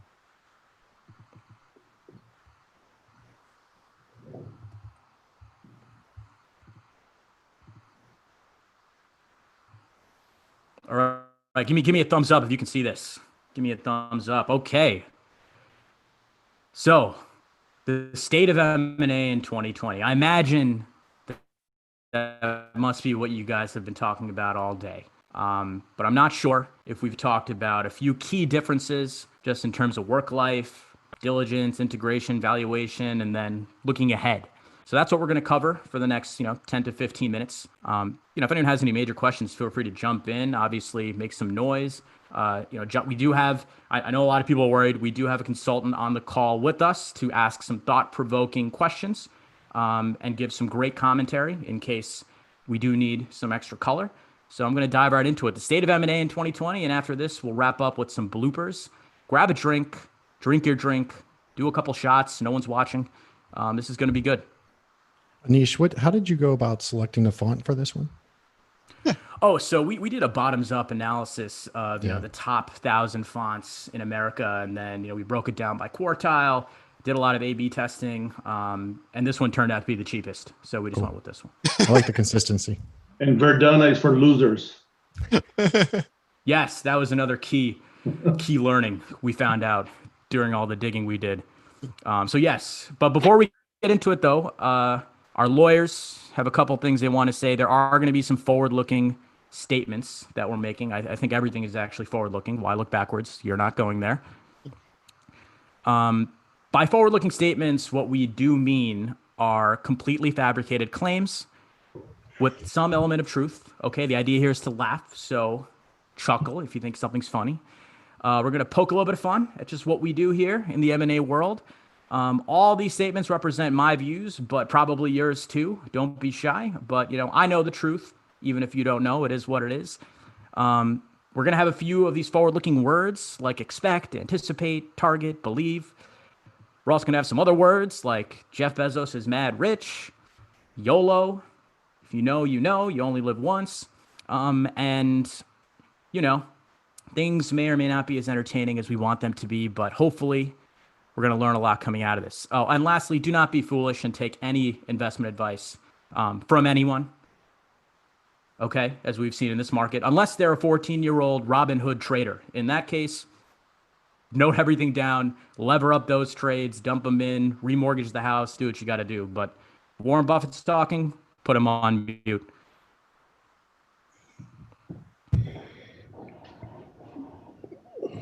So, look, I'm sure this has been dominating the discussion all day, but the year-to-date macro environment has been pretty interesting, right? I mean, we have 20 million unemployed people. Oh, I see some bandwidth issues. You picking that up, consultant? Yeah, I'm thinking Anish has moved it into slow motion. Is what I'm kind of seeing right now. Hey, Anish, you're freezing up on us. I mean, unless it's part of it. Is it a little laggy? It's a little laggy. No, definitely not part of it. It could be the state of M&A in 2020. Right away. It's all right, Anish. I think that's the thing. It's a little structure mirrors content here. This is literally what's going on. If this continues, I might have to maybe just PDF this and do it like a real one would. But oh, you're good. You're good now. I'll drop you a thumbs down if it's going bad. Well, yeah, I haven't been clicking. I'd hope so. Yeah, let's see. Let's go bullet by bullet here. Social revolution, lagging, bandwidth issues. Must be the murder hornets then. Maybe it's those guys, those pesky murder hornets, just ruining everything. And then worst of all, we got grown men doing TikTok dances. We probably have some of those guys on the call. Okay, I'm one of those people. Don't be embarrassed. It's a fun activity. So what's really going on? I mean, we have all this stuff happening. So naturally, S&P is up 40% since the low. Okay, I hope all of you have been fully deployed. I hope no one's been trading in and out, or at least trading in. Pretty unbelievable. And of course, don't worry. American billionaires are doing just fine. No need to be concerned. As a matter of fact, if you know any, now might be the time to pitch them some of those buy-side ideas or potentially rally around. So, what exactly is going on? I mean, it's kind of weird, right? And how has this affected the way that we work? Has work really even slowed down? I mean, I feel like things have gotten busier for a lot of people. So how have you guys dealt with working from home? I mean, I think it's been a little crazy, right? I used to be in meetings all the time. I put together meetings as a junior person. And, before, when you're preparing for a call or a meeting, you'd have to get dressed in your work clothes, right? Whatever that is for you. Now you just got to get a shirt. I see a lot of people that may or may not be following that advice. Kison's got a full blazer shirt, but do we know what else is really happening? And do we need to know? That's the question. Does it matter? Before, I'd have to prepare a lot of background information if I was in these really intense meetings. Now I just got to make sure my Zoom background is okay. Today I went en natural. This is just the room. But, sometimes I go meteors, if I'm meeting with Elon Musk or something. Meetings are for tying up loose ends for the most part, right? Or oftentimes you're just meeting up, taking things down, making sure everyone's good. Now you got to tie up your kids, okay? They're running around all crazy in the background, distracting everyone. And they know what they're doing. They know exactly what they're doing. Those kids are smart. This always drove me crazy, even in the in-person pre-COVID world. Just make sure you're not on mute, if something's going on. Now, for the love of God, make sure you're not on mute. Yeah, can I get a rum runner? Can I get another drink? Rum runner? Yeah, okay. I stand corrected. Sometimes make sure you are on mute. Oh, sorry. I forgot to put it on mute. No worries. Just the consultant always adding value. My man. I see it. It's a great drink order, by the way. Practical example to the point. That's what we do. So, meetings, the meeting world has been a little crazy. And how has this affected the way we actually have managed this? Okay. Meetings have changed, but we're still doing a lot of these meetings, and meeting fatigue is still real, even if you're not in these meetings, right? And the way I like to think of it is we're not doing in-person meetings anymore. And that's the rapper Drake, by the way. I'm sure many of you are big fans. He gets, 1 billion streams a year. One of my favorites. I'm sure he's doing a lot of these Zoom calls now. He's not touring. In-person meetings, right? Not doing those. But even fun digital meetings we're not doing, right? No one's using House Party to do these calls. I don't know if you know what House Party is. If you don't, your kids definitely do. Even if you have 30-year-old millennial kids like my mom, I'm on House Party all the time, but I could never use that at work, right? What are people using at work? There's like a grab bag portfolio of different things that, we need to use. I probably haven't even listed everything. There are millions of people using Google Hangouts, but they all work at Google, So how do you navigate this, okay? Should you be doing all of these meetings? I have a helpful tool here that I've created. I call this the email or nah tool, okay? Obviously, we've received some input from our senior consultant on this. It's a process workflow. I don't know if you guys remember Clippy back in the Windows 95 days.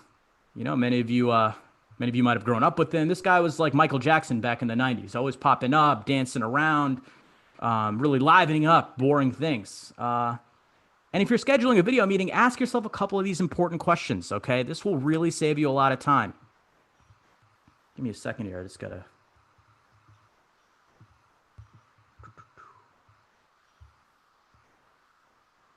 Sorry, having my own tech issues here. I just got to move. I can't move this. Okay, Anish, if you just hit the clicker on your your mouse, usually that's very helpful in moving the presentation along. So yes, the clicker. Let's try it again. I'll send you an SOW for that one. Let's try it again.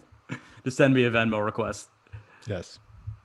Move this to the right-hand side here. Let's play this. You guys already saw it, but you got to ask yourself, who's on this call, okay? If there's no one senior on the call, why are you doing this to yourself? Make that an email, okay? Save yourself the time. Now there is someone senior on the call, okay? Now we're in trouble. Now we got to do this call. Is it external, right? Is it with a client? Is it with someone who does not use the same technology? If so, well, if it's not, definitely make it an email, obviously, right? We don't want to be dealing with any firewall issues. But if so, can you lie about a firewall issue? No one's going to call that bluff. I mean, come on. We deal with these all the time. Is it possible? And this is not a senior person you're lying to either, right? So come on, what? Use your tactics wisely.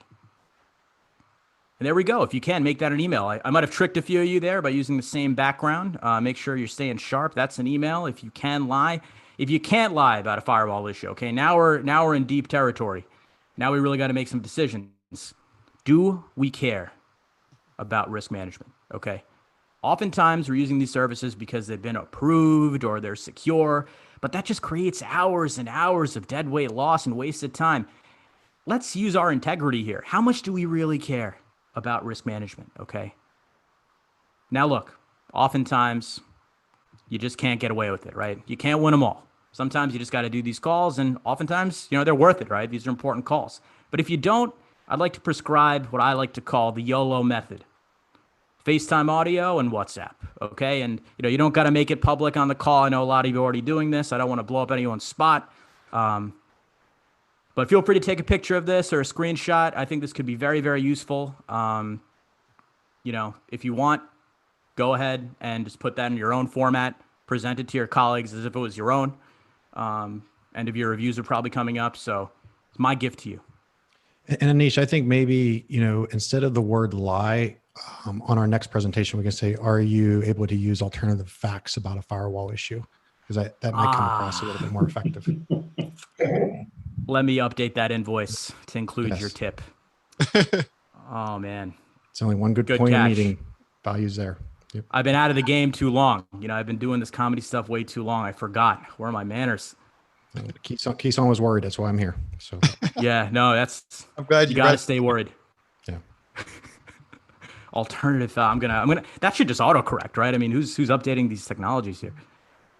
So when do we normally do a lot of these calls, right? I think diligence is probably one of the biggest key points where you're always on the phone. And I was thinking through, in life, we do diligence all the time, right? There's so many questions that come up in life. Am I buying a car? Am I going out to a restaurant, right? There are so many tools that are low cost and efficient that we can use. Like, if you're buying a car, I don't need a car out here in LA, but a lot of you may be driving cars or buying them. You just check the Carfax, right? What's going on with the car? Was this did this cause an 18 car pileup before, or is this brand new? Going to a restaurant, some places, maybe opening up soon. Just check Yelp real quick, right? 4 stars, okay. 1 star, no way. A lot of us love stalking billionaires. Forbes is there and ready. Literally 3 months ago, Kylie Jenner was a billionaire. Now she's not. She's just a lowly 300 millionaire. And thanks to Forbes, we know. And, what's your high school crush up to? What are him or her? Are they up to? How many kids? How many kids do they don't have? Are they married? Facebook, always coming through in the clutch. But it's always surprising to me that doesn't exist at work, right? We struggle so much. Look at this. Is this a familiar site? Does this look familiar to anybody? I mean, we're in a conference now, but, this is the ambiance that most people are dealing with on a daily basis. And we're doing marathon calls, diligence lists that are longer than a CVS receipt, mind-numbing financial alchemy during the diligence process for valuation. I think ultimately this just means, okay, thanks. I'll take your word for it. You end up not doing the diligence you're supposed to do. This creates risk. So what can we do? What can we actually do? What if I told you that there was a quick, accurate, and fun way to do cultural diligence that would also ensure that you saved money, did it quickly, and always made the right decision? What if I told you that? You'd probably say, well, Anish, I don't know. We don't really have any money in our budget for these things. I'm not sure we'd be able to embark on this process. Don't worry, this is another freebie.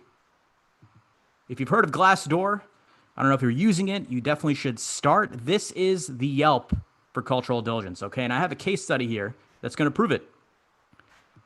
So I am in California, like I said, one of my favorite technology companies, In-N-Out Burger, is out here. And, I use them all the time. And, let's just say I'm on the buy side and I'm looking at, strengthening my tech portfolio and I want to buy In-N-Out. But, I have no idea what their people are like. Well, I can look them up on Glassdoor here. They're a 5-star. This review here, these reviews come from employees. They pretty much come from the horse's mouth, right? So, this person approves of the CEO. That's not going to matter. That person's not going to be involved moving forward. They don't know that, obviously. But look what this person's saying about the company, right? The company cares about their employees. Wow. They pay above minimum wage. Okay, that's great. They have company parties. Okay, sign me up. I might even apply. Sporting events, giving out gifts. And look at the cons. The only bad thing this person had to say about the company was there's no opportunity for full-time work. How many people are saying that about your companies? This is crazy, right? Would you like anything else with your double cheeseburger? Yes, I'd like 7 night shifts, please. Like, that's literally what's happening. Some people will see this and see a great opportunity for an acquisition. Other shrewd individuals will see this and understand there are many opportunities for cost reduction here as well. So Glassdoor not only doubles as a cultural tool, but, who knows, might even save you a few bucks on the financial side. Now, not all case studies are beautiful. I do have a bonus one. I know how much we love bonus case studies. I personally did when I was in the field. Here's another example. Now read this closely and try to think through using the framework we just established. How would you think about this company as a target or even an acquirer, right? As we can see, a lot more color on the con side. This person, I feel for this person. I hope, I double check, triple check, quad check. I don't think this is any of your companies, but if it is, just, stay silent. Now's not the time to speak up. The job was nothing like what this person was sold on. Okay, that's unfortunate. Great product, which is good, right? There's something there, something salvageable, but poor leadership. That's unfortunate. Absolute chaos. You will hate life. Ooh, I kind of want to stay away from this, right? I don't really want to go near this. This is something that I don't want to touch. I'm going to surprise a lot of you in a few minutes. Turns out this is actually a successful M&A integration, fellas. Okay. The shareholders love this deal, ladies and gentlemen. This is actually a review that shows you the deal is going well. Okay. Shout out to all the private equity people in the building doing those LBOs, keeping costs LOW. There we go. So I've talked a little bit about diligence. There's two more things I want to talk about, for a few minutes before we get into our 2020 to 2021 outlook. Integration and valuation. Very important pieces. I know you guys have been talking a lot about integration today, and there's some more stuff tomorrow.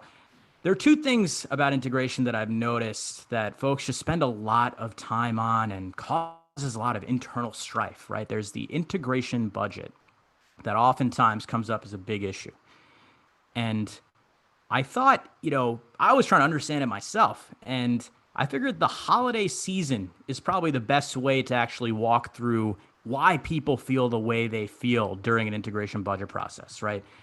You have a few main players. You have the target, the acquirer. You have peers at the acquirer, right, who may not be directly involved in the deal, but, they catch a whiff of something going on and they want to get involved, right? They're like, oh, wow, something's happening. Let's go check it out. Then, of course, the shareholders for both the target and the acquirer. Now, thinking through this, I thought the target, and, feel free to chime in on the chat if you've gone through this. The target must really feel like a target right before the holiday season, right? I mean, the storm is coming. There's going to be a lot of change ahead. Out with the new, out with the in rather. Out with the new, in with the in. Getting confused. It's a very confusing time. I don't think they have any idea what's about to happen. The acquirer, of course, that's actually a picture of Warren Buffett on Halloween. The acquirer, in a way, is like Santa Claus, right? They're ho, ho, ho, they're coming, bearing gifts, but there's a bit of a fairness to it, right? Only good people are getting gifts. They've done some work, they've done some diligence, they've done some analysis, but they're coming through and they're packing. Our shareholders, this is a legend right here. I'm not sure if some of you folks remember this guy, or, I think this is literally the person that I looked up to when I was in the corporate world as a stalwart of integrity and governance. Scrooge McDuck, for the targets and the acquirers. He's not trying to pay any more than he needs to, but if he's the target, he's going to jump right into that pool of money. But the most fascinating thing to me was really, these peers at the acquirer. What's going on in their head? They're oftentimes causing a lot of issues, right? Because they're just pumping up that budget, adding in all sorts of stuff, golf membership, maybe another private jet, you never know, right? They've just got to be Black Friday shoppers at Walmart. I mean, look at this, is this Walmart or is this, just the lobby? Just the lobby at Goldman Sachs maybe a few weeks ago during a deal announcement. I mean, you can't even tell. Going crazy. You never know what's going on. So this was a useful framework for me. If you have folks that you're trying to explain this to, then feel free to use this as well. In addition to the budget situation, I think once you move past that, right, you're in a combination, who you're keeping, what the pro forma team is going to look like. Another situation I've seen come up, and people have just wasted too much time on this, is who gets what title. It just doesn't make any sense. You have all these people that are executive directors. Now they want to be VPs. You have all these VPs that want to be senior VPs. What do we do about the group heads? Someone's an assistant VP. What happens there? I mean, it's just too confusing. How about a scientific, data-driven way to do this? Okay, formulaic, proven by science. Can't argue against it. A lot of you are, you may not need this now, but when you do, you will thank me. Okay. Think of it this way.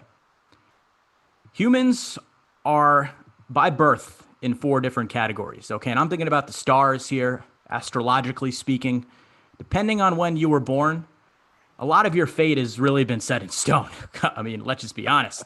You're not going to be able to change anything, no matter how many books you read, no matter what podcasts you listen to on your morning commute. At the end of the day, in Aries, you're passionate. You're at risk for burnout. Okay. If you're in that fire group, you know who you are. You're working hard, but you might be working too hard. My Earth people, where are y'all at? I'm a Pisces, by the way, for those of you who may not have figured that out. But if you're a Taurus, a Virgo, or a Capricorn, we trust you. We will have faith in you. But, sometimes we would just like to disagree with you, okay, without feeling victimized just a little bit. just a little bit. For my water people, stand up. I'm a Pisces. Hit that emoji up. I love being a Pisces. My Cancer and Scorpio brothers and sisters, we're very intuitive. That's what people love about us. We're creative. But, who's missing the water cooler a little bit more than some of these other people, right? I think we are. Let's be honest. So I know some of you are on that Zoom chat right now, making sure it's private, talking. It's tough. Work's got to be fun. You got to make it fun. And then lastly, we have a couple of folks who are quick-witted here, but oftentimes, they're almost like the opposite of the Earth folks, right? They can't really commit. If this is resonating with you, it's because it's true. If it's not, you're in denial, and it'll take some time for you to reflect on this. I would recommend maybe just taking some deep breaths, put yourself on mute. Long story short, here's the framework that you need to start using, okay? My fire folks, you're just the VPs moving forward, okay? Quick, simple, easy. Trust me, you'll be better for it. It'll be easier. My earth folks, I feel like I like the head title a little bit better, head of affairs, head of finance. In a way, you guys kind of won the bingo game here. My directors, oh my God, I've worked with so many directors in my life. I feel like that's probably the top title that I see oftentimes. And, if you're a wind person, congratulations. For my water folks, we're very creative people, and I think the title needs to reflect that. So for us, it's executive. You get that little salad dressing of a word, executive, onto your title. And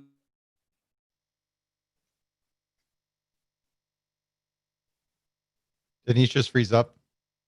He did freeze up.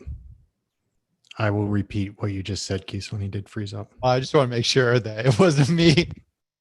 I wanted to see who's frozen in the matrix right now. I was really kind of curious where he was going to go with the senior part. Like, I feel like the VPs and the directors need to add a senior level there too. So I know. Disappointed. I'm glad this is at least happening at the end of the day. But if he needs another presentation down the road, we'd be happy to create him one and create some additional language on there for him. Yeah, that's true. Might resonate and create a little bit more synergies and drive some more efficiency across the organization where you reduce the redundancies. See, and here I was thinking he was going to blame the firewall. There you go. Should we give him a minute? I'll send him a message. The best part would be is if he didn't realize he's frozen. You will. He'll be like, thank you all for my presentation. I appreciate it. Boy, it's a really dry crowd out there.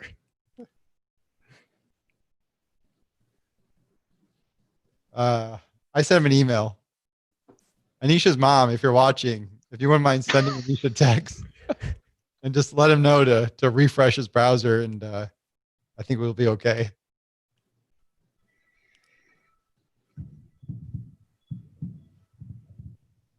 I've never had a hard reset during a meeting before, or a hard freeze.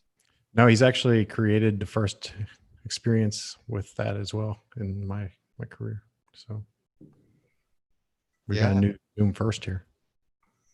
But it's got to happen. If you think about the problem. Got to happen. All. Yeah. Unless anybody else has a more epic Zoom failure. And Kison, if you need a SOW on how to create a controls framework so that this risk doesn't become a realization again down the road, I'll help you create a whole issue and risk management. No, we're getting ready to go through a SOC 2 audit. So that would actually help to have some controls to ensure that this doesn't happen.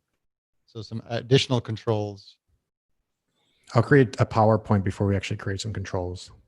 That's usually a good start. That'd be a great idea. Create a PowerPoint about how to create controls, Maybe we put it in Word document first, then move it over to PowerPoint, and then talk about it a few more times, and then we really don't actually implement any controls.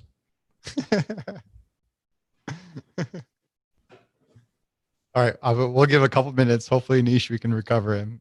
Otherwise, we still have our other portion of the show coming up. Anisha's mom texted, and he's rebooting his computer. It looks like. Awesome.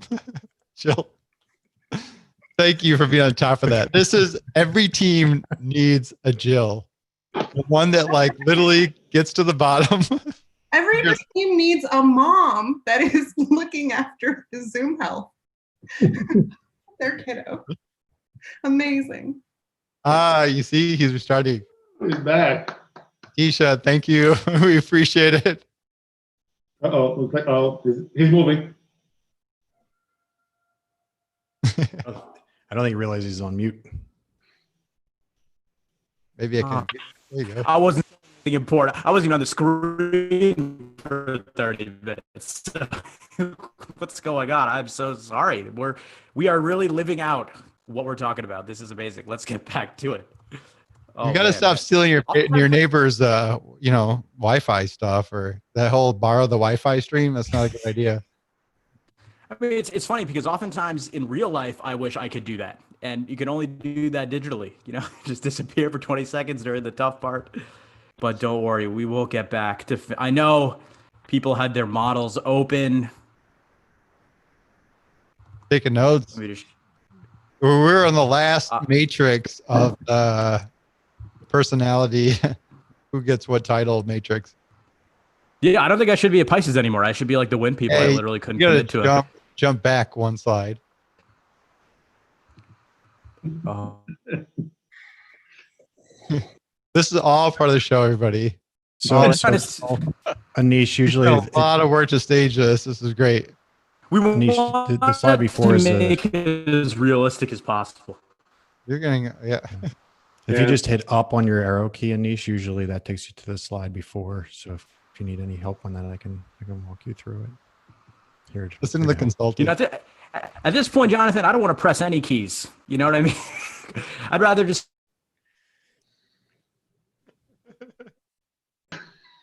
Hey, Jill, you got to mute. Like, this is too funny to mute yourself.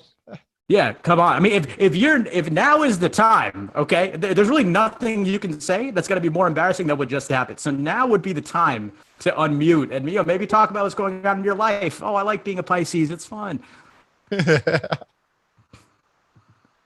really fun. I agree. So look, I have no idea where we left off on this one, but if anyone wants to chime in and let me know, that would be great. But look, like I said earlier, though, I mean, this is just science, right? I mean, this really shouldn't be new information to anybody. That's kind of the irony of this slide. I actually don't even need to be presenting this. So, but look, the point of this is just to make, if you're already an integration wizard and you're not having these issues, or you're already using this time-tested scientific framework, then you don't need this. This isn't for you, okay? This is for the folks that are going back and forth for weeks trying to figure out, who should the senior vice director of this be? And I don't know if he deserves that title. He's only been here 2 years. I've been here since the startup days. Like, if that's the kind of conversations you're finding yourself in, this is for you, okay? So, and well, I don't know if I mentioned this, but, feel free to add senior to any of these titles. It's like ketchup, okay? Comes free, drop it right in. All right, let's pray. About to press a button. I just don't think the universe wants me to talk about valuation, right? I think some bankers probably hacking this. They want to control the conversation, but I got to tell the truth. That's just who I am. I think there are two big points I want to make, okay, about valuation. Some things are easier, some things are harder. Financial valuation, I think, much easier. Let's just be honest, no need to worry about long-term projections. Are people showing you 5-year projections? I want to see 5-week projections. That's it, okay? No need. All that present value is happening in the next 3 weeks, all right? If synergies don't happen, if you're one of these people pitching a deal, okay, whether internally or externally, go out and pitch those synergies. Be aggressive, because if they don't happen, guess what? Those murder hornets are more aggressive, and they always will be, and everyone will believe that's why they didn't happen. Quick show of hands, who's actually seen a revenue synergy? Anybody? I think I've seen more murder hornets in my career. But, feel free to detail that one out in the comments in case I have to disappear again. We could just read that. COVID adjusted EBITDA. Hopefully some of you have seen some of these decks. I'm trying to get my hand on a valuation deck that has this. It's your best friend, okay? And by that, I mean trust it, don't question it, support it even when you know you shouldn't, okay? Treat it just like a best friend. On the cost side, a couple of things to think about and a couple of things to not think about, like footprint consolidation. All right, completely irrelevant. We don't care about your 30,000 square foot facility anymore. Actually, in a way, we kind of do. When are we selling that? Are we just going to convert that? Maybe that can just be a studio for TikTok videos. Who knows, right? Here are some things you want to consolidate. Don't forget, obviously, the Zoom Pro membership. If this meeting has been, any example, please upgrade. Don't skim on the Zoom. Okay, it's not worth it. It's definitely not worth it. Uber Eats rewards points. Feel free to mix those up. Try to hit platinum if you can. And the most important one, Xbox Live. No reason to have multiple Xbox Live accounts. Just connect those up and get to work, right? Do the real work. If there's a role redundancy, I know this is all, don't want to talk about it too much, sensitive issue, but if this does come up, be practical, okay? This is going to be life. You see this? Me disappearing, coming back, 70 faces looking at you. This is going to be life for a while, okay? Be practical. Don't use your heart. Use your brain. If someone doesn't know how to use mute, if someone's acting like I've been acting on this call, they're cut, okay? They're done. And then, the modern onboarding process. Some of you folks probably have seen, but, I was talking to Kison about this and, in a funny way, I think the modern onboarding process is a lot like the old college process, the one I went through at least, right? You get 2 envelopes or 2 packages. You get a small one and a big one. The small one, we kind of know what happens there, right? You get a pink slip. The big one, a brand new, refurbished Lenovo. Congratulations. Welcome to the team. But some things are harder, okay? 2 quick notes. Look, I'm a sucker for nostalgia as well. So if you're doing a deal and it feels weird not hiring consultants, like Jonathan, who should just be part of every deal team, he's always going to be helpful, or bankers, if you have the budget, just do it anyway. It's good to have someone to talk to on some of these calls. Don't worry about it. And then if you can't spot the revenue dyssynergy after a combination, okay, you modeled some out, combination's happening, 3 months out, 6 months out, can't spot it, bam, it's you. Okay? It's you. No need to make a big fuss out of it. Don't tell anybody. Keep it on the low, but just know it's probably you. Valuation is a little bit easier. I think practically speaking, winning deals is going to be a little bit harder. We've already seen some of this in the private equity world with all this dry powder, but do we care about dry powder anymore, right? In the old days, since the beginning of time, M&A, 3 key levers you could pull, right? 3 key ways to buy an asset. Good old, that should look very familiar to a lot of y'all. Good old cash. It's actually a screenshot that I took a few minutes ago before I started this call. It's probably what's causing all the issues with the Wi-Fi. It's my buddy's black card right there, using credit as well to fund an acquisition. And then, lastly, stock, right? Everyone loves using stock for deals. I don't know if anyone has one of those originals. If you do, you should get off this call and take a jet to Maui or something, right? What's going on now, though, right? How do you bid competitively in a bid process now? Are you going to use these tools? I don't think so. I think you're going to want to get a little creative. First of all, don't touch any cash. Are you crazy? You want to be around, right? Spice up that deal. Get competitive. Use some Lysol. We all need it. We all know it. Purell, another big, heavy player. I've seen a lot of consideration mixes that involve an interesting combination of all 3 of these things. Often, I think we're trending towards Purell heavy, but I think over time we'll as hands get drier, I think we'll probably see a leaning towards more Lysol and late Q4. That's a nice little designer Chanel mask. Feel free to get creative. And then, if you're doing large transactions, I would highly suggest using Charmin. Okay, just much easier to manage and ship all the stuff over to the target. A couple of notes, like I said, we just need to see the mask. It doesn't actually have to work. It's kind of like a poison pill. It's just got to be in the agreement. So don't go too crazy. Don't be back testing. Getting a doctor on the call. It's fine. Just make sure you have them. Okay. Yeah. And that they're the right color format. You want to be aligned to your brand image. Oh my God. Yeah. I'm so a little flustered. Thanks for adding that. That's No absolutely worries. correct. That's absolutely correct. Every combination, that's probably the most important thing is the color palette. Has that been consolidated? We'll add that back in for V Final 2. V Final 2. I've noticed your color palette is a little bit broad, so we can kind of narrow that in, probably reduce some of the inefficiencies in your process. So we'll work on that on another time. That we'll get that. Good. Anything else? Feel free to just lay it on. I'm a big believer in feedback. I do this for a living. I think feedback is very, very important, especially in these times. But giving you guys another look at this, want to take any pictures, do your thing. Some of you might have already seen this slide if you met with a banker recently, but moving on. I talked about this earlier. So the last major segment of our presentation, a lot of the M&A Science competitors who will not be named like to do these M&A outlooks, right? They like to talk about, what they see coming up on the horizon. Oftentimes, and look, I'm just a real guy. That's who I am. Oftentimes it's a bunch of fluff. Okay. It's not actionable. There's nothing you can do, right? What am I supposed to do with this now? We have some very, very actionable insights that we want to talk about. Brought to you directly from our head of market insights, by the way. There we go. Give Shyla a hand again, by the way. If you're not muted. Is there anything she can't do? Kison, I mean, it's unbelievable. She's put this stuff blew my mind. We're about to get into it. Amazing. But we see two major cases. We're gonna talk about two things. Talk about two macro cases that we see happening. One we believe in, one we don't.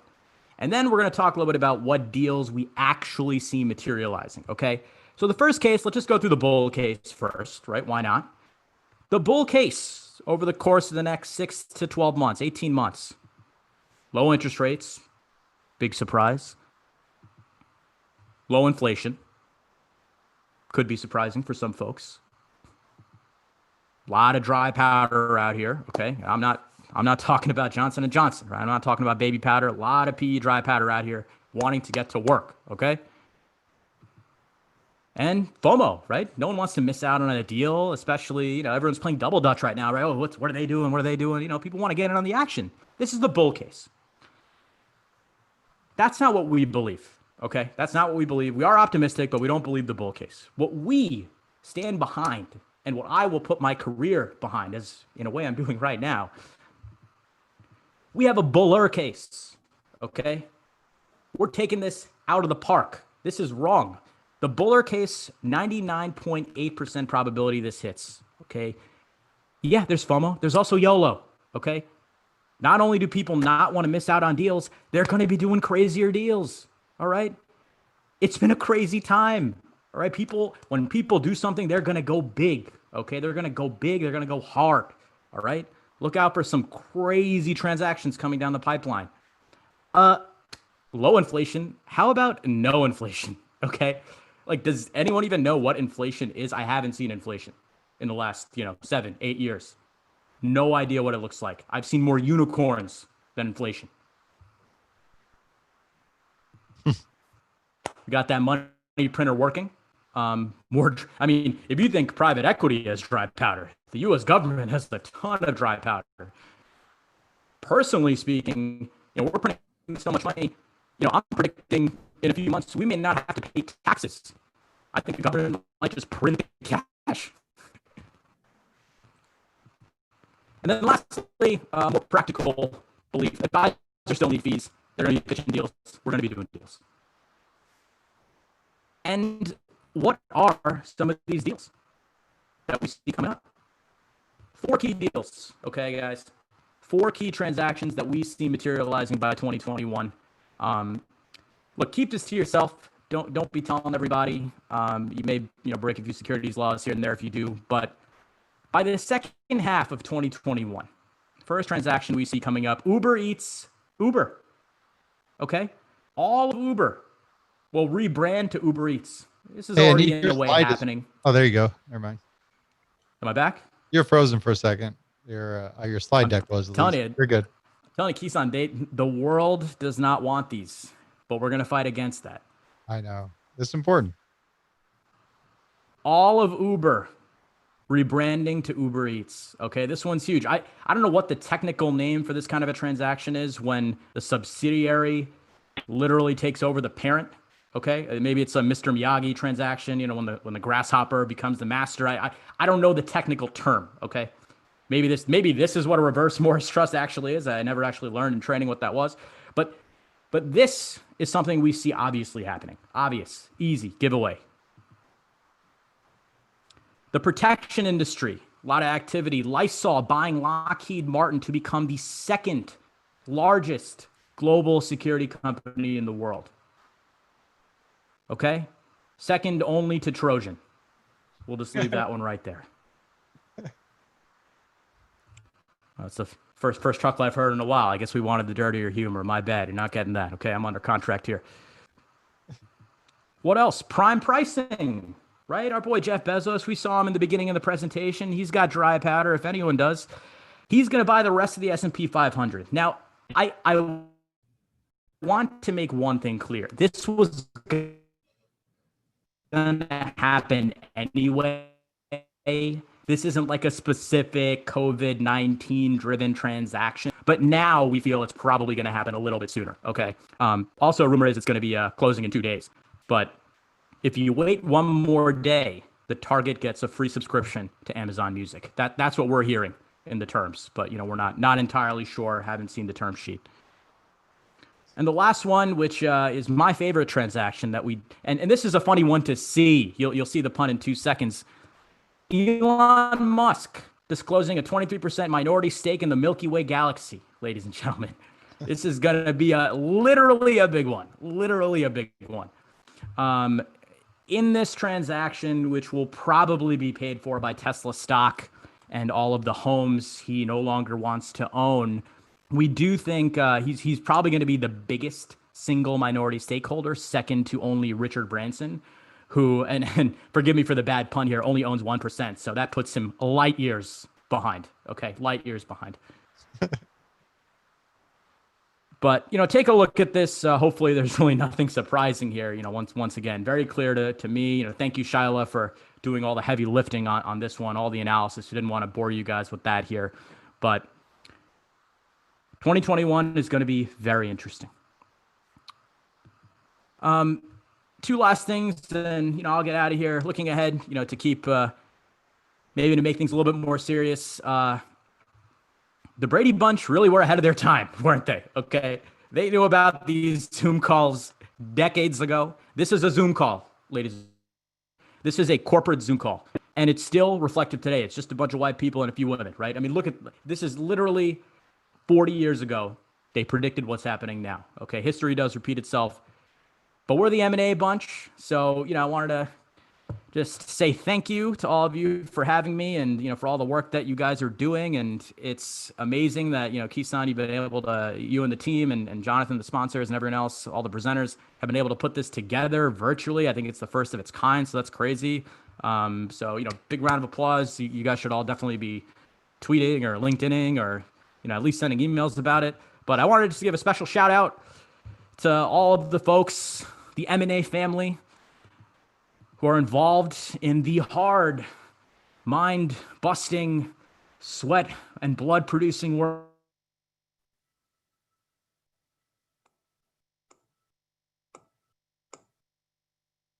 Almost looks like he's singing us a song. He is. We're missing it. Oh, what's going on? Can you hear it? AT&T's ISP, right? What is in LA? AT&T? I think maybe kill the deck, and then maybe you'll stream better.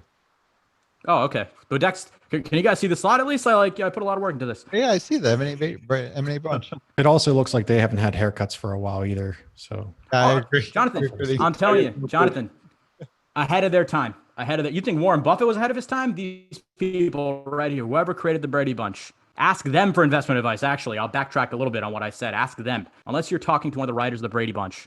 But suffice it to say, thank all of you for the work that you do. This is me. I probably should have started with these credentials, but I'm a comedian, I'm a writer, I'm an entertainer, and soon to be Zoom professional. I have been featured in these places, Time Out New York, Brown Girl Magazine, and you might have seen me at Goldman Sachs. But if you want to contact me for any reason to do one of these, I did this custom for Kison and the M&A Science team. And, I love doing these. These are fun. Hopefully you enjoyed it and you had fun. If not, well, my funds still got cleared. So there you go. But just kidding. But, these are always fun for me to do. It's I might be the only person in the world that, combines my experience in finance with humor. So feel free to reach out to me, contact me. Always love hearing from fans and people. But thank you, everyone. I hope this has been fun. Kison, M&A Science team, congratulations. This, I assume day one has been very successful. And, I hope you guys keep drinking. And now it's time for some M&A bloopers, what we've all been waiting for. But thank you so much. Do it. How do I close your deck out? I'll do that. There you go. There we go. Woo. And then thank you guys again. Hope you enjoyed that. Beautiful. Hey, let's give it up for Anish, Mitra. All right. You're all muted. How do you clap and applause when you're muted? Silent applause. We're playing. Yeah, give him a big here. Let me get the. There you go. There you go. Yay! At least as long as that's working. But thank you. Hey, this has been so much fun. Thank you. Our next segment is M&A bloopers. Biggest mistakes made in M&A. We're going to stop recording now since we're drinking and want to keep privacy about the stories we share. I'm going to stop that right now.